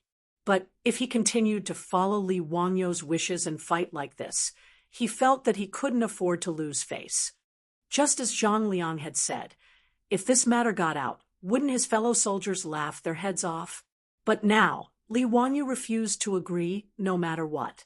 If he insisted, this battle naturally couldn't be carried out, and Ho Junji would never agree to that. For a moment, Ho Junji was in a dilemma. Even though Pai Lupi and Cheng Yaojin were close to Li Wanyu, they didn't want to see Li Wanyu lose this battle. But in truth, they all agreed with Wang Rinyu and the others. Even Pai Lupi had been on the battlefield for many years and was used to seeing life and death. Using some sort of cloth to wrap up weapons and arrows to carry out a battle was truly child's play. But Li Wanyu was young and their nephew, so they naturally didn't voice their opinion. They just coldly watched, allowing Li Wanyu and Ho Junji to negotiate. Seeing Li Wanyu shake his head in refusal, Zhang Liang spoke once more. County Count, who, you're also a noble of the Tang dynasty. How can you be so afraid of death? Moreover, aren't you the one who's going to fight? How can you be so wishy-washy? If all the nobles of the Tang dynasty were as compassionate as County Count who and couldn't stand the sight of blood, wouldn't we just allow the Turks to invade and trample on the lands of the Tang dynasty? Zhang Liang's words struck at Ho Junji's heart. Li Wanyu clenched his fists in anger, his eyes spitting fire as he angrily glared at Zhang Liang. Since Prefecture Duke Chongping is so hot-blooded, why don't you bring your fake son here to fight? This one is willing to accompany you to the end. Chapter 476. Zhang Liang, the prefectural Duke of Chongping, was enraged by Li Wanyu's words and wanted to teach this young man a lesson. He had suffered at the hands of Li Wanyu several times in a row and had long found Li Wanyu to be an eyesore. This was why he had followed Wang Rinyu and Zhang Yuanshou in sowing discord. Now that Li Wanyu had so rudely rebuked him in front of everyone, he felt his blood boil. County Count Huxian, don't be so impudent.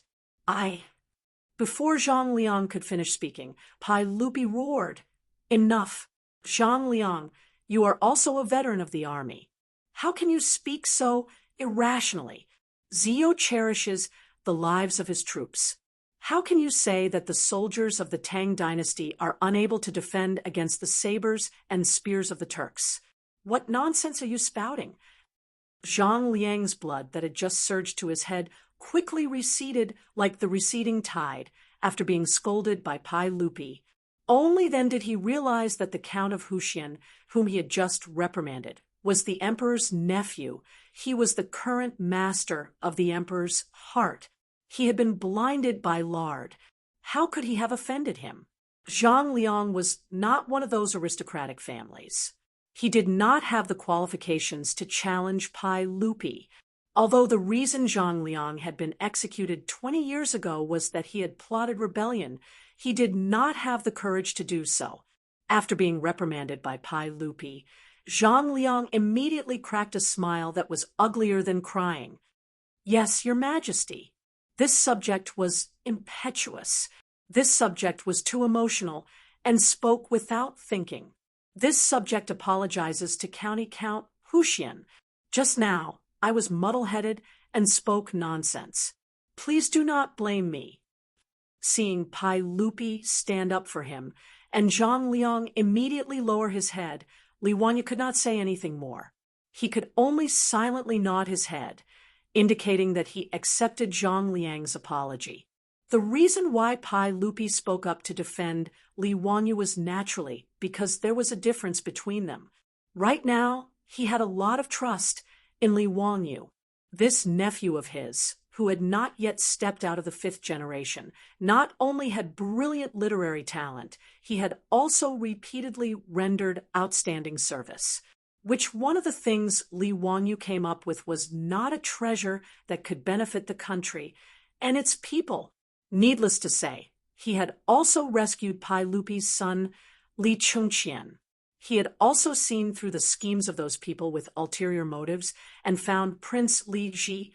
Li Wanyu's position in Li Er's heart had become incomparably important since a long time ago. Therefore, Zhang Liang's words against Li Wanyu naturally made Pai Lupi very unhappy. Therefore, he directly reprimanded Zhang Liang and helped Li Wanyu out of the situation. But this matter was not over. After Li Er reprimanded Zhang Liang, he waved at Li Wanyu and called him to his side. He lowered his voice and said to him in a soft voice. He lowered his voice and whispered, "Zio, although Zhang Liang's words just now were unreasonable, they weren't without reason. Since you and the Junji family want to make a bet, you should have mentally prepared yourself. The cotton cloth wrapped around the saber is truly unseemly. Zio, why don't you reconsider and follow the usual procedures? If you're worried about your own troops, I'll tell Junji to make sure that your troops don't die. How about it?" Seeing that Pai Lupi was also trying to persuade him like this, Li Wanyu couldn't help but panic. He could never have imagined that things would develop like this. It was completely out of his expectations. "Uncle, For a moment, Li Wanyu didn't know what to do. "Zio, listen to us. We will not harm you. Don't look at how close Cheng Jijie and the others are to you. In truth, they must also be thinking the same thing. If you insist today that the saber must be wrapped around the saber before you agree to the bet, perhaps Cheng Jijie and the others won't say anything, but all the civil and military officials in the court will look down on you. They will inevitably treat you as a weak and incompetent person. Are you willing to do this?" Pai Lupi's words made Li Wanyu feel even more stifled. He had never imagined that the civil and military officials of the Tang dynasty would be so barbaric and disregard human life. Li Wanyu felt stifled, but he didn't know how to vent it. Pai Lupi's words were naturally for his own good, but this was not what he wanted. "Uncle, allow me to discuss this with the troops in the residence," Li Wanyu said in a hoarse voice. Pai Lupi nodded and said nothing more, only lightly patting his shoulder. Li Wanyu moved his feet and walked in the direction of his troops. Niu Yong and Niu Wu were staring at him with burning eyes. Behind them were the 73 old soldiers of the Jinwu Guard, all of whom were looking at Li Wanyu. "Lang Jun, what do you think? But do you want to fight with them with real swords and spears? Don't worry, my brother and I will definitely not lose to those bastards." Before Li Wanyu could say anything, Niu Wu impatiently asked. Li Wanyu opened his mouth, but he didn't know what to say.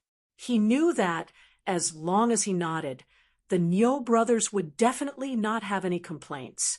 They would definitely draw their swords without hesitation and fight with the troops in Ho Junji's residence. But in Li Wanyu's mind, he recalled the words of his beautiful superior 3 days ago. "Although they are our troops, aren't you being too disrespectful to them?" He looked at Niu Yong's severed arm. That was the arm he had thrown away when he was fighting with the Turkic Wolf cavalry at Yenmen Pass. They were fighting for the country and its people. They could die without regrets. Niu Yong's severed arm and Niu Wu's blinded eyes were the insignia of heroes. They were the pride of the Great Han. They were the backbone of the Great Han. But now, he wanted them to fight with the troops of that bastard, Ho Junji. What was the meaning of this? What right did he have to make such heroes fight for him? Was it just for that damned 50 strings a string of cash? If anything happened to the Niu brothers, how could he face the 2 daughters-in-law of the Niu clan? No, this shouldn't be the case. Absolutely not. Li Wanyu finally understood what he wanted. He slowly but firmly shook his head and raised his voice. Even if he was speaking to Niu Yong and Niu Wu, he was also speaking to Pai Lupi and the nobles present. No, I won't agree to Duke Ho's words. If we have to fight to the death in this battle, I am willing to admit defeat. He turned his head to look at Li Er, Cheng Yaojin, and the others, and continued to speak. I admit that just now, I also thought about letting my troops fight it out with the troops of the Duke Marquis Manor. Even though I knew that they would definitely win, I immediately regretted it. It wasn't that I was afraid of losing, but that I wasn't worthy. The more Li Wanyu spoke, the more agitated he became. He patted Niu Yong's chest and said, Niu Yong, from Dingzhou village in Hu County, fought a bloody battle with the Turkic army at Yenmen Pass in the 11th year of the day. He killed a total of 31 enemies. This arm was severed by a Turkic wolf cavalry and was saved by a comrade. How could I, Li Wanyu, dare to order such brave men to fight for me and risk their lives in gambling battles? He pointed at Niu Wu and said, Niu Wu, in the 11th year of the day at Yenmen Pass, he killed 27 enemies and suffered countless injuries. This I was also blinded in a bloody battle. Don't say that I can't bear to part with the Niu brothers. Even the old soldiers in my residence have fought for the country for many years. What right do I, Li Wanyu, have to order them to fight for me? Forgive me for not being able to comply. Li Wanyu took a deep breath, as if he wanted to shout out all the suppressed anger in his heart. Isn't it just 20% of the winery's shares? I can afford to lose. In today's duel, Li Wanyu, admit. Before he could utter the words admit defeat, Niu Yong and Niu Wu had already rushed over and hugged him tightly. Niu Yong covered his mouth with his broken arm. Lang Jun, you can't admit defeat. You can't.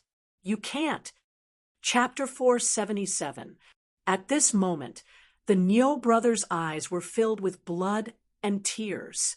Even the 73 veteran ruffians that Li Wanyu had recently recruited were so excited that they couldn't control themselves. Their chests were straight. With such a loyal and righteous master, how could they not be excited? Li Wangyu's words made the 73 veteran ruffians who had just been registered feel a sense of recognition and belonging in their hearts. These veterans of the Golden Guards naturally knew about the burning knife wine that was currently popular in Chang, and although the old soldiers didn't know how much the 2 ingredients of a brewery that could brew such a unique wine were worth, they were sure that it was an astronomical figure. And their own master would rather give up the money than let the Niu brothers take the risk. Who had ever seen such a master? Not to mention Chang and City. Even if they flipped through the history books, they would never hear of such a thing. How could this group of veterans not fall in love with such a master?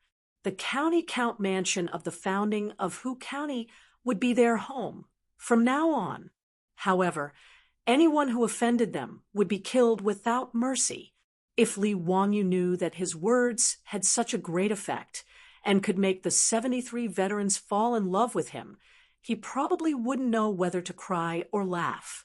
Even Pai Lupi, Cheng Yaojin, and the others couldn't help but blush with shame after hearing Li Wangyu's words. Pai Lupi nodded silently in his heart. He valued Li Wangyu more and more. Niu Yong's face was filled with tears. He covered Li Wangyu's mouth and didn't let him admit defeat. Lang Jun, you can't admit defeat. We didn't lose. Erlang, and I would rather fight to the death than to accept defeat. Yes, Lang Jun, my brother, and I will never admit defeat. If you insist on admitting defeat, then my brother and I will kill ourselves right here. How will we have the face to return home? Niu Wu shouted at Li Wangyu with a face full of tears. The 73 troops roared in unison, "Fight! Fight! Fight! Fight!" Li Wangyu was also angry. He forcefully pulled Niu Yong's arm away and roared at the two brothers, "You are crazy! What if something happens and you want me to go back? How are you going to explain it to your aunts? Lang Jun, if we brothers are so cowardly and watch you admit defeat, how can we face our wives when we return home?" Niu Yong pulled his brother, and both of them knelt down on one knee before Li Wangyu. "Lang Jun, please allow the two of us to go to battle." The 73 veteran ruffians also knelt down on one knee. "Lang Jun, please allow us to fight in place of the two brothers of the Niu family." When the Niu brothers heard that, they glared at the crowd and scolded jokingly, "Get lost, get lost, get lost. It's none of your business. This is the work of the two brothers. If you want to fight for Lang Jun, you should wait until you get married." Their joking and cursing caused the group of old ruffians to laugh endlessly, and the heavy atmosphere was diluted by quite a bit. Niu Yong and Niu Wu's words made Li Wangyu feel very conflicted. "Do you two brothers have to force me? Lang Jun, don't hesitate. Do you still not believe in us two brothers?" asked this group of murderous geniuses. "Is there anyone who is still unconvinced? Besides, don't we still have Lang Jun's divine weapon?" Niu Wu wiped away the tears on his face and whispered with a smile. His words were all heard by the surrounding Li residence troops, but all of them revealed looks of shock and embarrassment, appearing to be extremely embarrassed. Seeing this, Li Wangyu had nothing to say. After a long silence, he finally nodded and patted the shoulders of the Niu brothers. "Be careful. I will wait for you to come back." "Yes." Li Wangyu strode up to Ho Junji and stared into his eyes. Gritting his teeth, he said word by word, "If you want to fight, then let's fight. Life and death shall be decided by the heavens." For some reason, a dark cloud flitted through Ho Junji's heart. Just now, Li Wangyu had actually wanted to admit defeat for the sake of his troops, leaving everyone stunned. And the troops of the county count's residents made all the great clans and nobles jealous. Which clan wouldn't want such loyal troops? As for the troops of Ho Junji's residents, their morale seemed rather low. The 10 valiant troops of the Marquis residents looked at Niu Wu and the others with envy.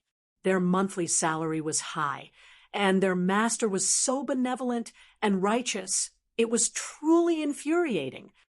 "Very good. Since that's the case, let's begin." Ho Junji didn't want to say anything more. He just wanted to start this gambling match as soon as possible and get his 20% share of the winery as soon as possible. "Okay, that mountain will be the location of this gambling match. How about it? Our troops will fight here. 2 hours will be the limit, and the team that survives the most will be the winner." Li Wangyu pointed at a nearby mountain peak. It was around 100 meters tall, but its trees towered into the sky, and its bushes were thick. Ho Junji carefully looked into the distance and nodded. Although the mountain peak was covered in trees, it didn't have any steep terrain. It was just an ordinary mountain peak. In this way, there was no need to worry about Li Wangyu's 2 troops occupying some strategic location and defending from above. Pai Lupi and the others couldn't help but shake their heads when they saw the mountain peak. "Your Majesty, that child Zio still doesn't understand the ways of the army, other than the fact that there are a lot of trees on that mountaintop. There is no other dangerous terrain. How did his 2 troops escape the encirclement of the 10 troops of Duke Lu's mansion? Cheng Yaojin moved closer to Li Er and whispered. Yuqi Jingda also came over. Your Majesty, do you want to warn County Count Hu? If he chooses this mountain peak, his 2 troops probably won't have anywhere to hide. Once they're surrounded by Duke Lu's troops, no matter how capable they are, they won't be able to escape their doom. Pai Lupi silently nodded. This was also his view. Neither side would pay too much attention to this sort of mountain, as there was no terrain suitable for ambushes. But he couldn't say much. After all, Ho Junji was his favorite general. Pai Lupi could only watch from the sidelines in this gambling match. Forget it. Just treat it as Zio buying a lesson. He can pay for 20% of the winery, but it's a pity for those 2 warriors. Pai Lupi decided not to interfere in this matter. Pai Lupi had a deep impression of Niu Yong and Niu Wu, and he couldn't help but sigh. Duke Lu, since you have no objections, let's begin. But since my residence only has 2 troops, I presume that Duke Lu won't mind if they go first, right? Li Wangyu asked with an indifferent expression. Ho Junji naturally didn't mind and gestured for them to go first. Niu Yong and Niu Wu glanced at each other and then got down on one knee. After bowing to Li Wangyu, they turned and rushed toward the mountain peak. Li Wangyu and his 73 troops all bowed to the departing figures of the 2. The figures of the Niu brothers quickly disappeared into the forest not far away and could no longer be seen. 15 minutes later, Ho Junji waved his hand, and his 10 subordinates all pulled out their shining weapons and charged into the forest. Chapter 478. Once Ho Junji's troops entered the forest, everyone, including Pai Lupi, craned their necks to look up the mountain to see what the result was.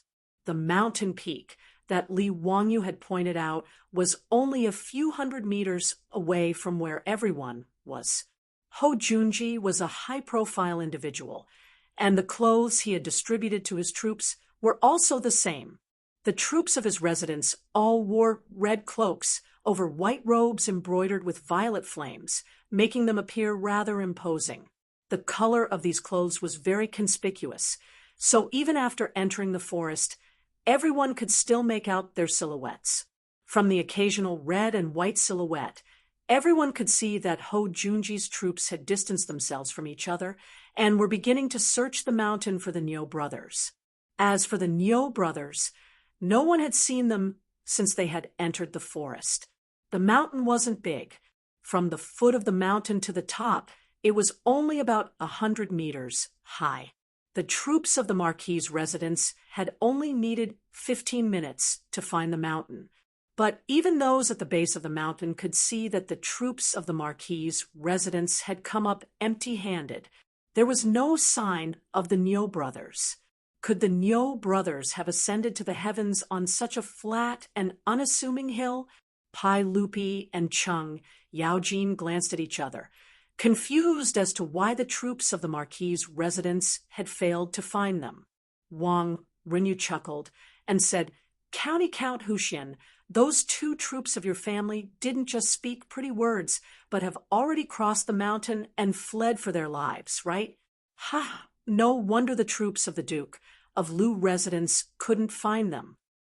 That's most likely the case. As expected, anyone can speak pretty words.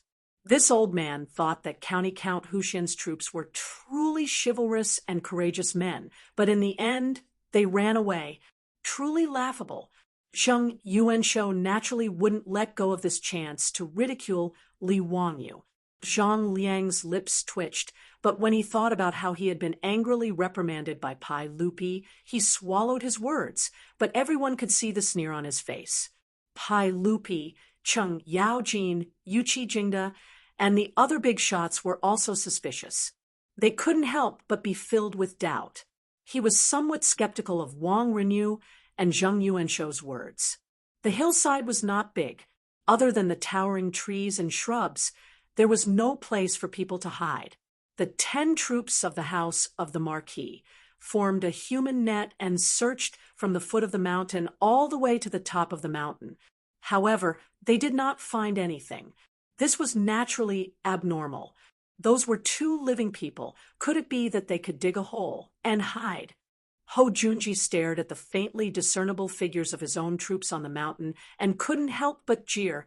Count Huxian, those 2 warriors of yours shouldn't have already run off, right? Haha, that's really a good idea. But in this way, there's no need for this battle to continue. Li Wanyu showed a look of disdain towards the crowd's mockery. Even the 73 old ruffians behind him were the same. There were even some people who couldn't help but chuckle, thinking that Wang Renyu, Zheng Yuanshou, and Ho Junji were telling an extremely laughable joke. Li Wanyu was in no rush. In any case, he couldn't stop the Niu brothers from putting their lives on the line, so he would just wait and see. He had absolute confidence in the divine tool he had given the Niu brothers, and he had even more confidence in the skills of the Niu brothers. Upon hearing Ho Junji's words, Li Wanyu adjusted the sunglasses on his nose and calmly replied, "Why is Duke Lu in such a rush? Only the time it takes for an incense stick to burn has passed since the 2 hours. Could it be that Duke Lu is so impatient to see your own troops lose their lives? Humph, Count Huxian, and your troops are all so eloquent. Since that's the case, this lowly one would like to see what sort of tricks those 2 troops of yours can play. What's the point of just saying nice things?" Quite a few of the great clans and nobles who had come to watch the show began to chatter. They all wanted to see just why Count Huxian dared to send his 2 crippled troops to challenge Duke Lu's 10 elite troops. They had originally believed that they would be able to see a hot-blooded battle today, but they hadn't expected it to be so bizarre. The fact that the 2 troops from the Count Huxian's residence had fled without a fight caused the spectators to begin to whisper derisively. Another 15 minutes passed, and the crowd looked at the troops of the Marquis residence that were barely visible in the forest. They once more searched the mountain, but they still found nothing. The jeers only grew louder. Count Huxian, don't waste any more time. Just concede. This is simply a farce. No one here is blind. The troops of the Duke Lu residence have already searched the mountain twice, but there's still no sign of them. Could it be that those 2 troops of yours know how to hide themselves? That's right. If you're afraid, you should have said so earlier. Why put on such an act? Haha, Count Huxian. In the future, when you're recruiting troops, you should keep your eyes open. Just what sort of people do you have in your residence? They actually fled without a fight. What a disgrace. Li Wanyu was no longer in a rush, and his expression was growing more and more relaxed. The situation on the mountain was exactly what he wanted to see. Li Wanyu was unperturbed by the jeers of the crowd, and his smile only grew more and more dazzling. "Oh, is that so? Since that's the case, I wonder if sirs are interested in making a bet with me?"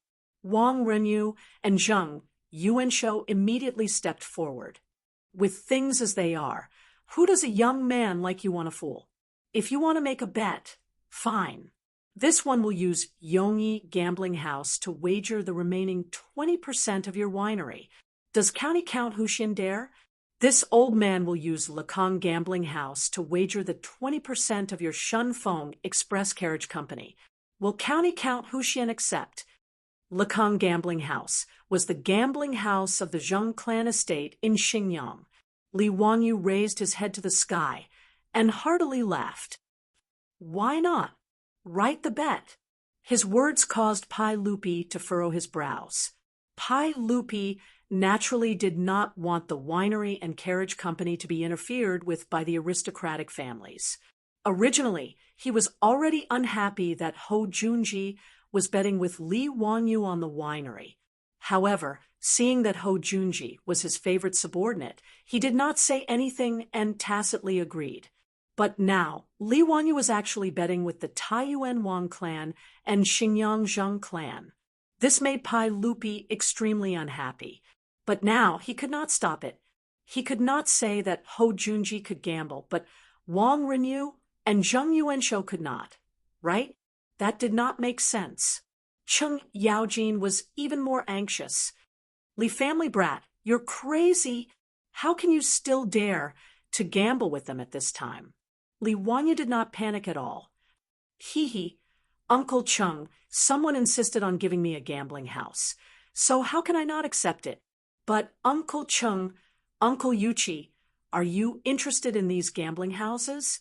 This little nephew has no interest in running a gambling house.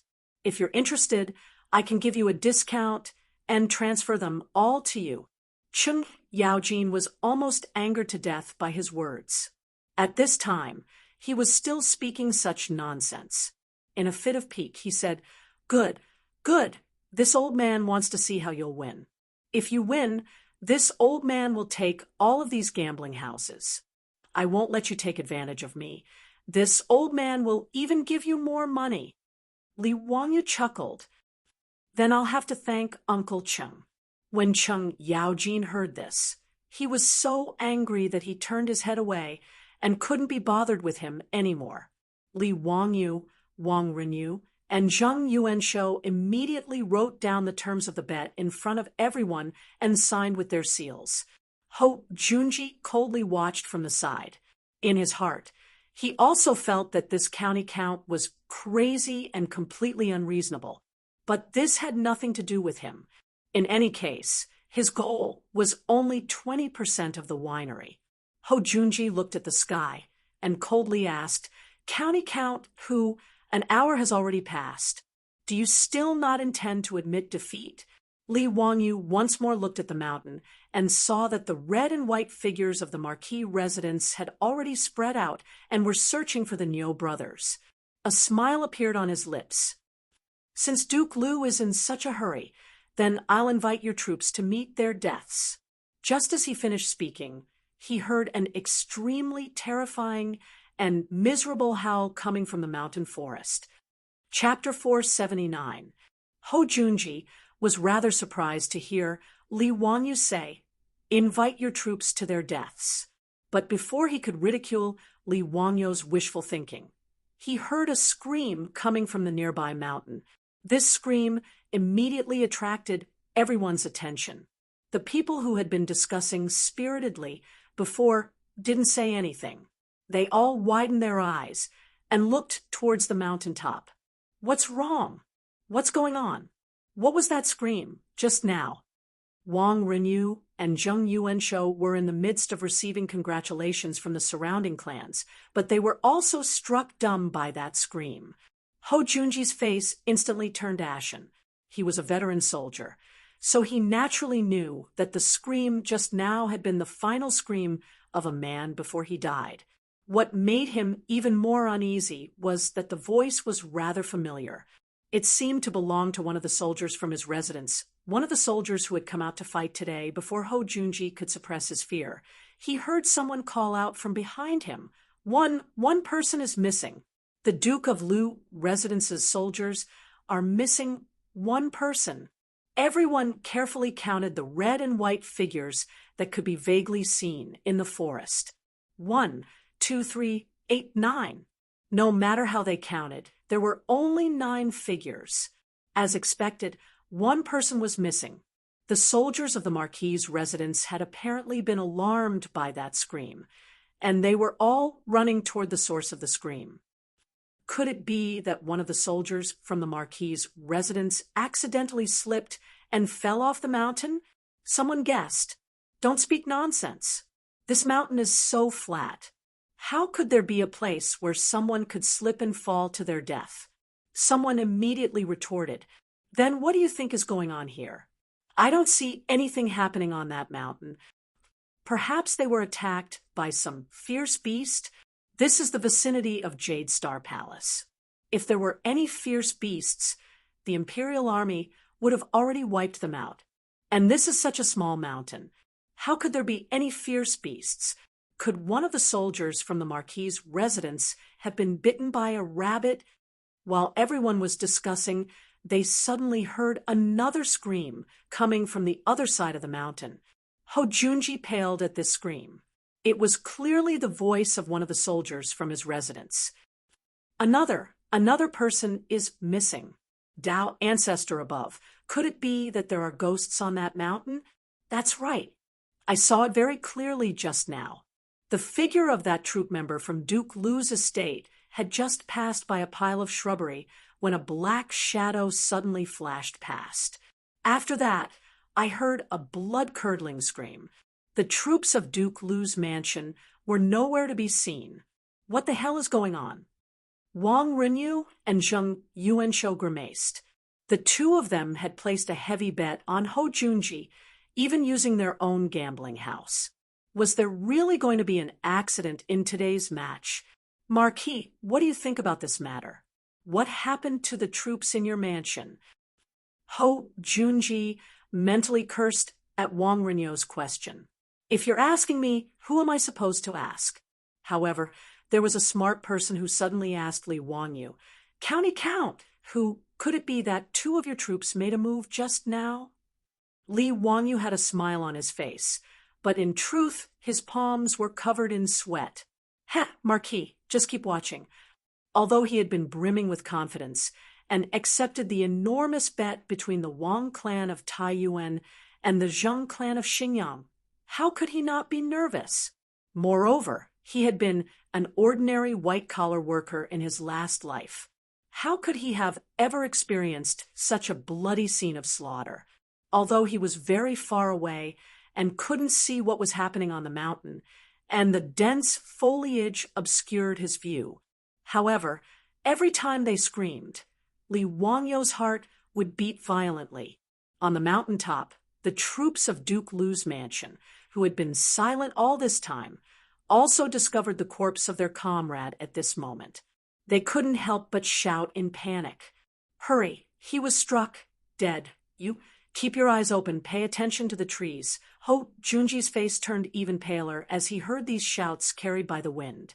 It seemed that his conjecture had been correct. The screams just now really had come from one of his troops.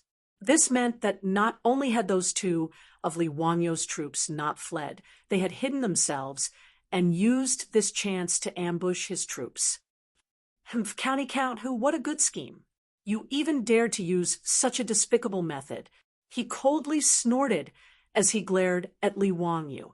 Li Wangyu was not to be outdone, his death's eye glaring back. What?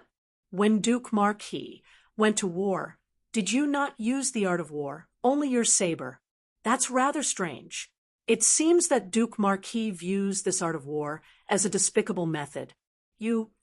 Hojunji didn't know how to respond to Li Wangyu's rebuke, so he coldly snorted and ignored him. Although Hojunji was rather nervous, he wasn't too worried. After all, both sides had agreed that after 2 hours, whoever had the most troops left would be the victor. So what if those two cripples had used sneak attacks to ambush two of his troops? In less than 2 incense sticks of time, the time for this gambling match would be up. And there were still 8 of his troops on the mountain. Although the situation was rather ugly, Hojunji was still the victor. In Hojunji's view, those soldiers of his weren't idiots. They were all fierce soldiers who had been through many battles. Now that 2 of their comrades had died, the rest of them should be on high alert and not give those 2 cripples a chance to ambush them. Wang Renyu and Zheng Yuanshou had gathered at Hojunji's side to ask for his opinion. Hojunji naturally informed the pair of them of his analysis, and only then did Wang Renyu and Zheng Yuanshou feel much more at ease. But before the 3 of them could breathe a sigh of relief, another scream came from the mountain. This time, everyone could clearly see that it was a red and white figure from the Marquis' estate who had been struck in the back by an arrow, causing him to scream as he died. Zheng Yuanshou had personally witnessed the death of the Marquis' estate's subordinate, and he was so frightened that he stammered, Marquis, another one has died. This scene was really too strange. No matter how wide everyone at the foot of the mountain opened their eyes, they were unable to see the figures of the Nyo brothers. And this wasn't even mentioning the fact that the Marquis estate's troops had already begun to panic after losing 3 men in a row. In everyone's line of sight, there were only the 7 red and white figures in the forest. They were like headless flies, flying around in all directions. "Brat from the Li clan, you better explain to this old man what's going on here. Are those 2 troops of your family human or ghost?" Chung Yaojin was also frightened out of his wits. He had always believed that with his abilities, he would find it difficult to find a match. However, even if he were to personally go into battle, he would not be able to do it so silently. Pai Lupi turned to Li Wangyu and asked, "Zio, could it be that those 2 troops of your family can fly through the air and travel through the earth?" Uncle Chung, this little nephew is also unable to explain this matter clearly. Once the gambling match is over, you will understand. Li Wangyu's answer made everyone even more anxious and impatient. And what made Ho Junji, Wang Renyu, and Zheng Yuanshou even more worried happened. 2 more screams came from the mountain. It was clear that 2 more of the Marquis estate's subordinates had died. Half of Ho Junji's 10 troops had been killed, leaving only 5, and the Nyo brothers were still nowhere to be seen. Chapter 480. Ho Junji could no longer maintain his composure. Seeing that 5 of his men had died, he anxiously stomped his foot and began to curse.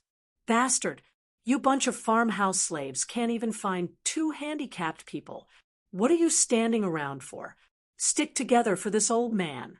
Don't spread out and give them a chance. Hold the line for this old man." No matter how loud his curses were, they couldn't reach the mountain several hundred meters away. Fortunately, the soldiers of the Marquis' residence were no fools. After losing 5 of their comrades without even seeing where the enemy was, the remaining 5 no longer dared to spread out and search for the Nyo brothers. The 5 soldiers quickly gathered together, all of them wielding sabers and knocking arrows as they nervously watched their surroundings. Only when he saw the red and white figures of his 5 soldiers gathered together did Ho Junji relax. There was still 1 incense stick of time before this gambling match was over. Ho Junji was confident that as long as his soldiers stayed together and guarded against the sneak attacks of those 2 cripples, they would have no problem enduring this incense stick of time. Although the scene was very ugly, and his soldiers had been completely defeated, what did it matter? In short, he would be the one to win the bet. Wang Renyu and Zheng Yuanshou, the 2 patriarchs of the aristocratic families, naturally saw this scene on the mountaintop and could not help but let out a long breath. What they had feared the most was that the soldiers of the Marquis' residence would not know when to retreat and search for the 2 brothers, only to be defeated one by one. But Chung Yaojin couldn't help but coldly snort when he saw the 5 soldiers of the Marquis' residence. "Ho Junji, your soldiers are really quite good, 5 against 2, but they're still scared out of their wits, trembling in fear and huddling together for warmth. What is this? Have their guts been scared out of their wits?"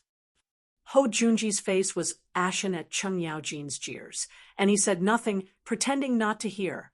He also knew that he, Ho Junji, had lost a great deal of face in this gambling match. 10 soldiers of the Duke of Lu's residence had been beaten so badly by 2 crippled soldiers of the county count of whose residence that they didn't even dare to move. If this matter were to spread, it would probably cause massive waves in Chang. But at this point, it was too late for regret. Winning the bet was the most important thing. As for losing face, so be it. Between face and 20% of the winery, Ho Junji would rather win the bet. At this moment, on the mountaintop, the remaining 5 troops of the House of Marquis stood back to back, in a circle. All of them were extremely nervous. Even the slightest movement would make them extremely nervous. Sweat was already dripping down from the foreheads of the 5 men. Just now, 5 of their fellow soldiers had died in the forest one after another. This had already scared the guts out of these 5 men. When they first entered the forest, they still had a playful attitude, like a cat catching a mouse. They planned to find the crippled brothers, tease them, and then kill them, daring to challenge the 10 of them with just 2 people. Such arrogance. The troops of the House of the Marquis had long since been impatient to let these 2 crippled brothers experience their power. However, no one expected that even after the 10 of them searched the entire mountain, they still couldn't find any trace of the 2 brothers. Among these 10 troops, there were naturally some original scouts. Scouts were the scouts in the ancient army. They were mainly responsible for scouting the enemy. These scouts were skilled in disguise, concealment, and reconnaissance. They believed in their own eyes. Other than the 10 of them, there was absolutely no one else on this mountaintop. Just like the rest of the people at the foot of the mountain, the troops of the House of the Marquis naturally believed that the Nio brothers had fled over the mountain. They couldn't help but laugh and jeer at the audacity of the Count of Huxian's troops. But the time wasn't up, and they still had work to do, so they scattered and continued to search the mountain. No one took this bet seriously, and they relaxed as if they were on a scenic tour, casually strolling through the forest to kill time. After an hour, many of the troops of the House of the Marquis couldn't even be bothered to continue searching. They simply found rocks or tree stumps to rest, waiting for the time to end so that they could return victorious. But just when everyone was in a good mood and brazenly jeering at the 2 troops of the Count of Huxian's house, something unexpected happened. When the first scream rang out, everyone was given a fright, not understanding what was going on. They hurriedly ran in the direction of the sound, but what they saw was a comrade who had been stabbed in the back and was lying in a pool of blood. This scene scared everyone out of their wits. Before they could react, another scream came from not far away. When their comrades were assassinated one after another in this forest, the remaining few people were terrified to the extreme. This wasn't a big mountain, yet no one could find the 2 brothers. Instead, their comrades kept dying miserably. This extremely strange scene frightened everyone. If it weren't for the strict prohibition of the Duke of Lu's house, they wouldn't have dared to run. Otherwise, the remaining few people would have run away long ago, far away from this suffocating mountain forest.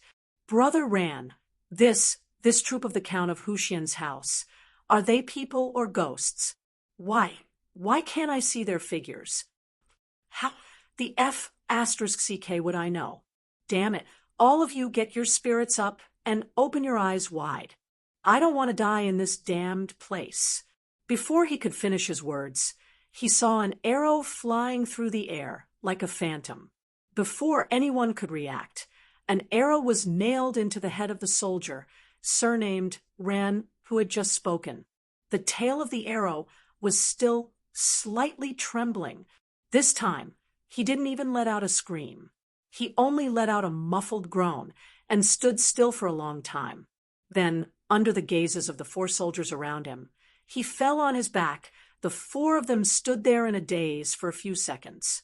In the next moment, the 4 of them were like frightened quails, scattering in all directions. They no longer cared about sticking together to defend. At the base of the mountain, Ho Junji and the others naturally saw this sight. Ho Junji's hands began to tremble in anger at the sight of his own troops fleeing. He wanted nothing more than to take out his sword and cut off their heads to vent his anger. Wang Rinyu and Zheng Yuanshou were ghastly pale. The thought that their gambling house would fall into someone else's hands made their hearts drip blood. But it was too late to say anything now. Ho Junji's group of 3 could only pray that their 4 troops would be able to last through the remaining time. But it was clear that their prayers were not accepted by the heavens. 2 more screams came from the forest, and Ho Junji's heart sank to the bottom of a lake. The conceited Ho Junji only had one thought in his mind. I lost, Not only did he lose the gambling house, he would also lose the lives of his 10 troops. He had tried to steal a chicken only to end up losing the rice used to lure it. Moreover, after today, Ho Junji could almost hear the jeers of Chong and all over the place. As for Pai Lupi, Chung Yaojin, and the others, they were all in disbelief, their mouths hanging open. Before the battle began, no one had expected such a result. Junji, admit defeat. Don't take the lives of those 2 troops in your residence. If you continue, you have no chance of winning, Pai Lupi finally said, hoping to stop the slaughter. But Ho Junji firmly shook his head, his eyes bloodshot, as if ready to devour someone.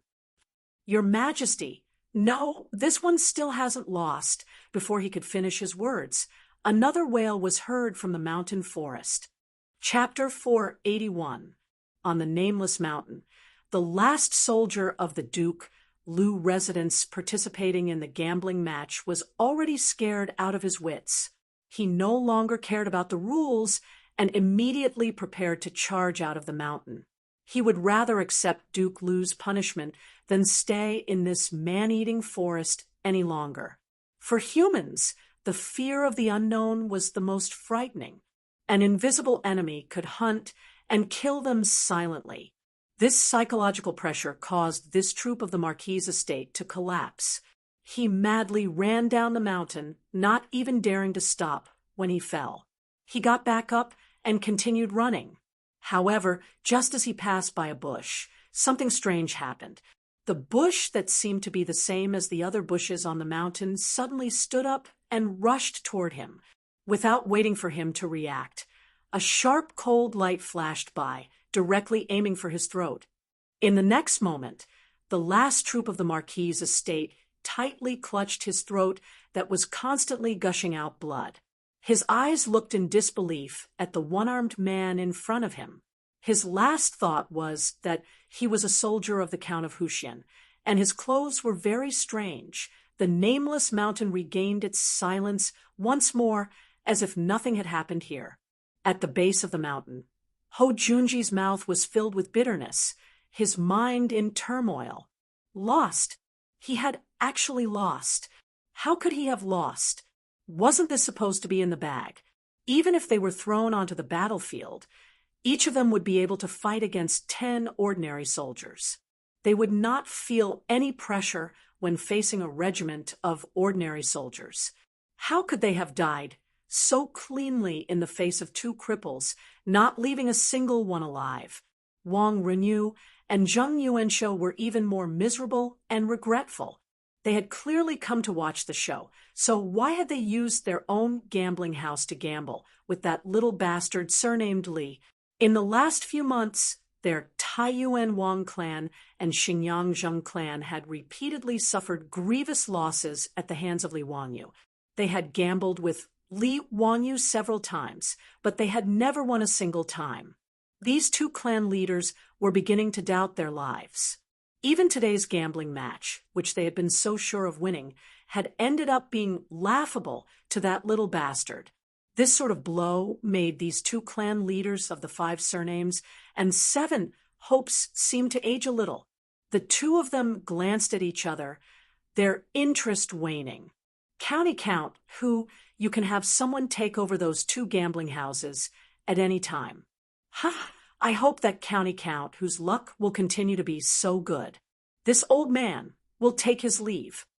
Wang Renyu and Zheng Yuanshou, these 2 clan leaders, were rather straightforward and directly admitted defeat.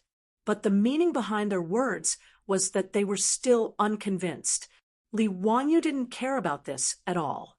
He casually cupped his hands at the 2 of them as a form of thanks. Good people. These 5 surnames and 7 hopes were definitely good people. Li Wangyu silently calculated in his heart. He didn't know how much gold these aristocratic families had given him. From the very beginning, when the steward of the Taiyuan Wang clan came to break off the engagement, they gave him more than 100 taels of gold. Later on, the Xinjiang Zheng clan's apology, the gold that Prince Qiao lost in a bet, the money from the polo match, the 3 million gene of private money that Yongi gambling house lost to him, and now even the gambling house was given to him.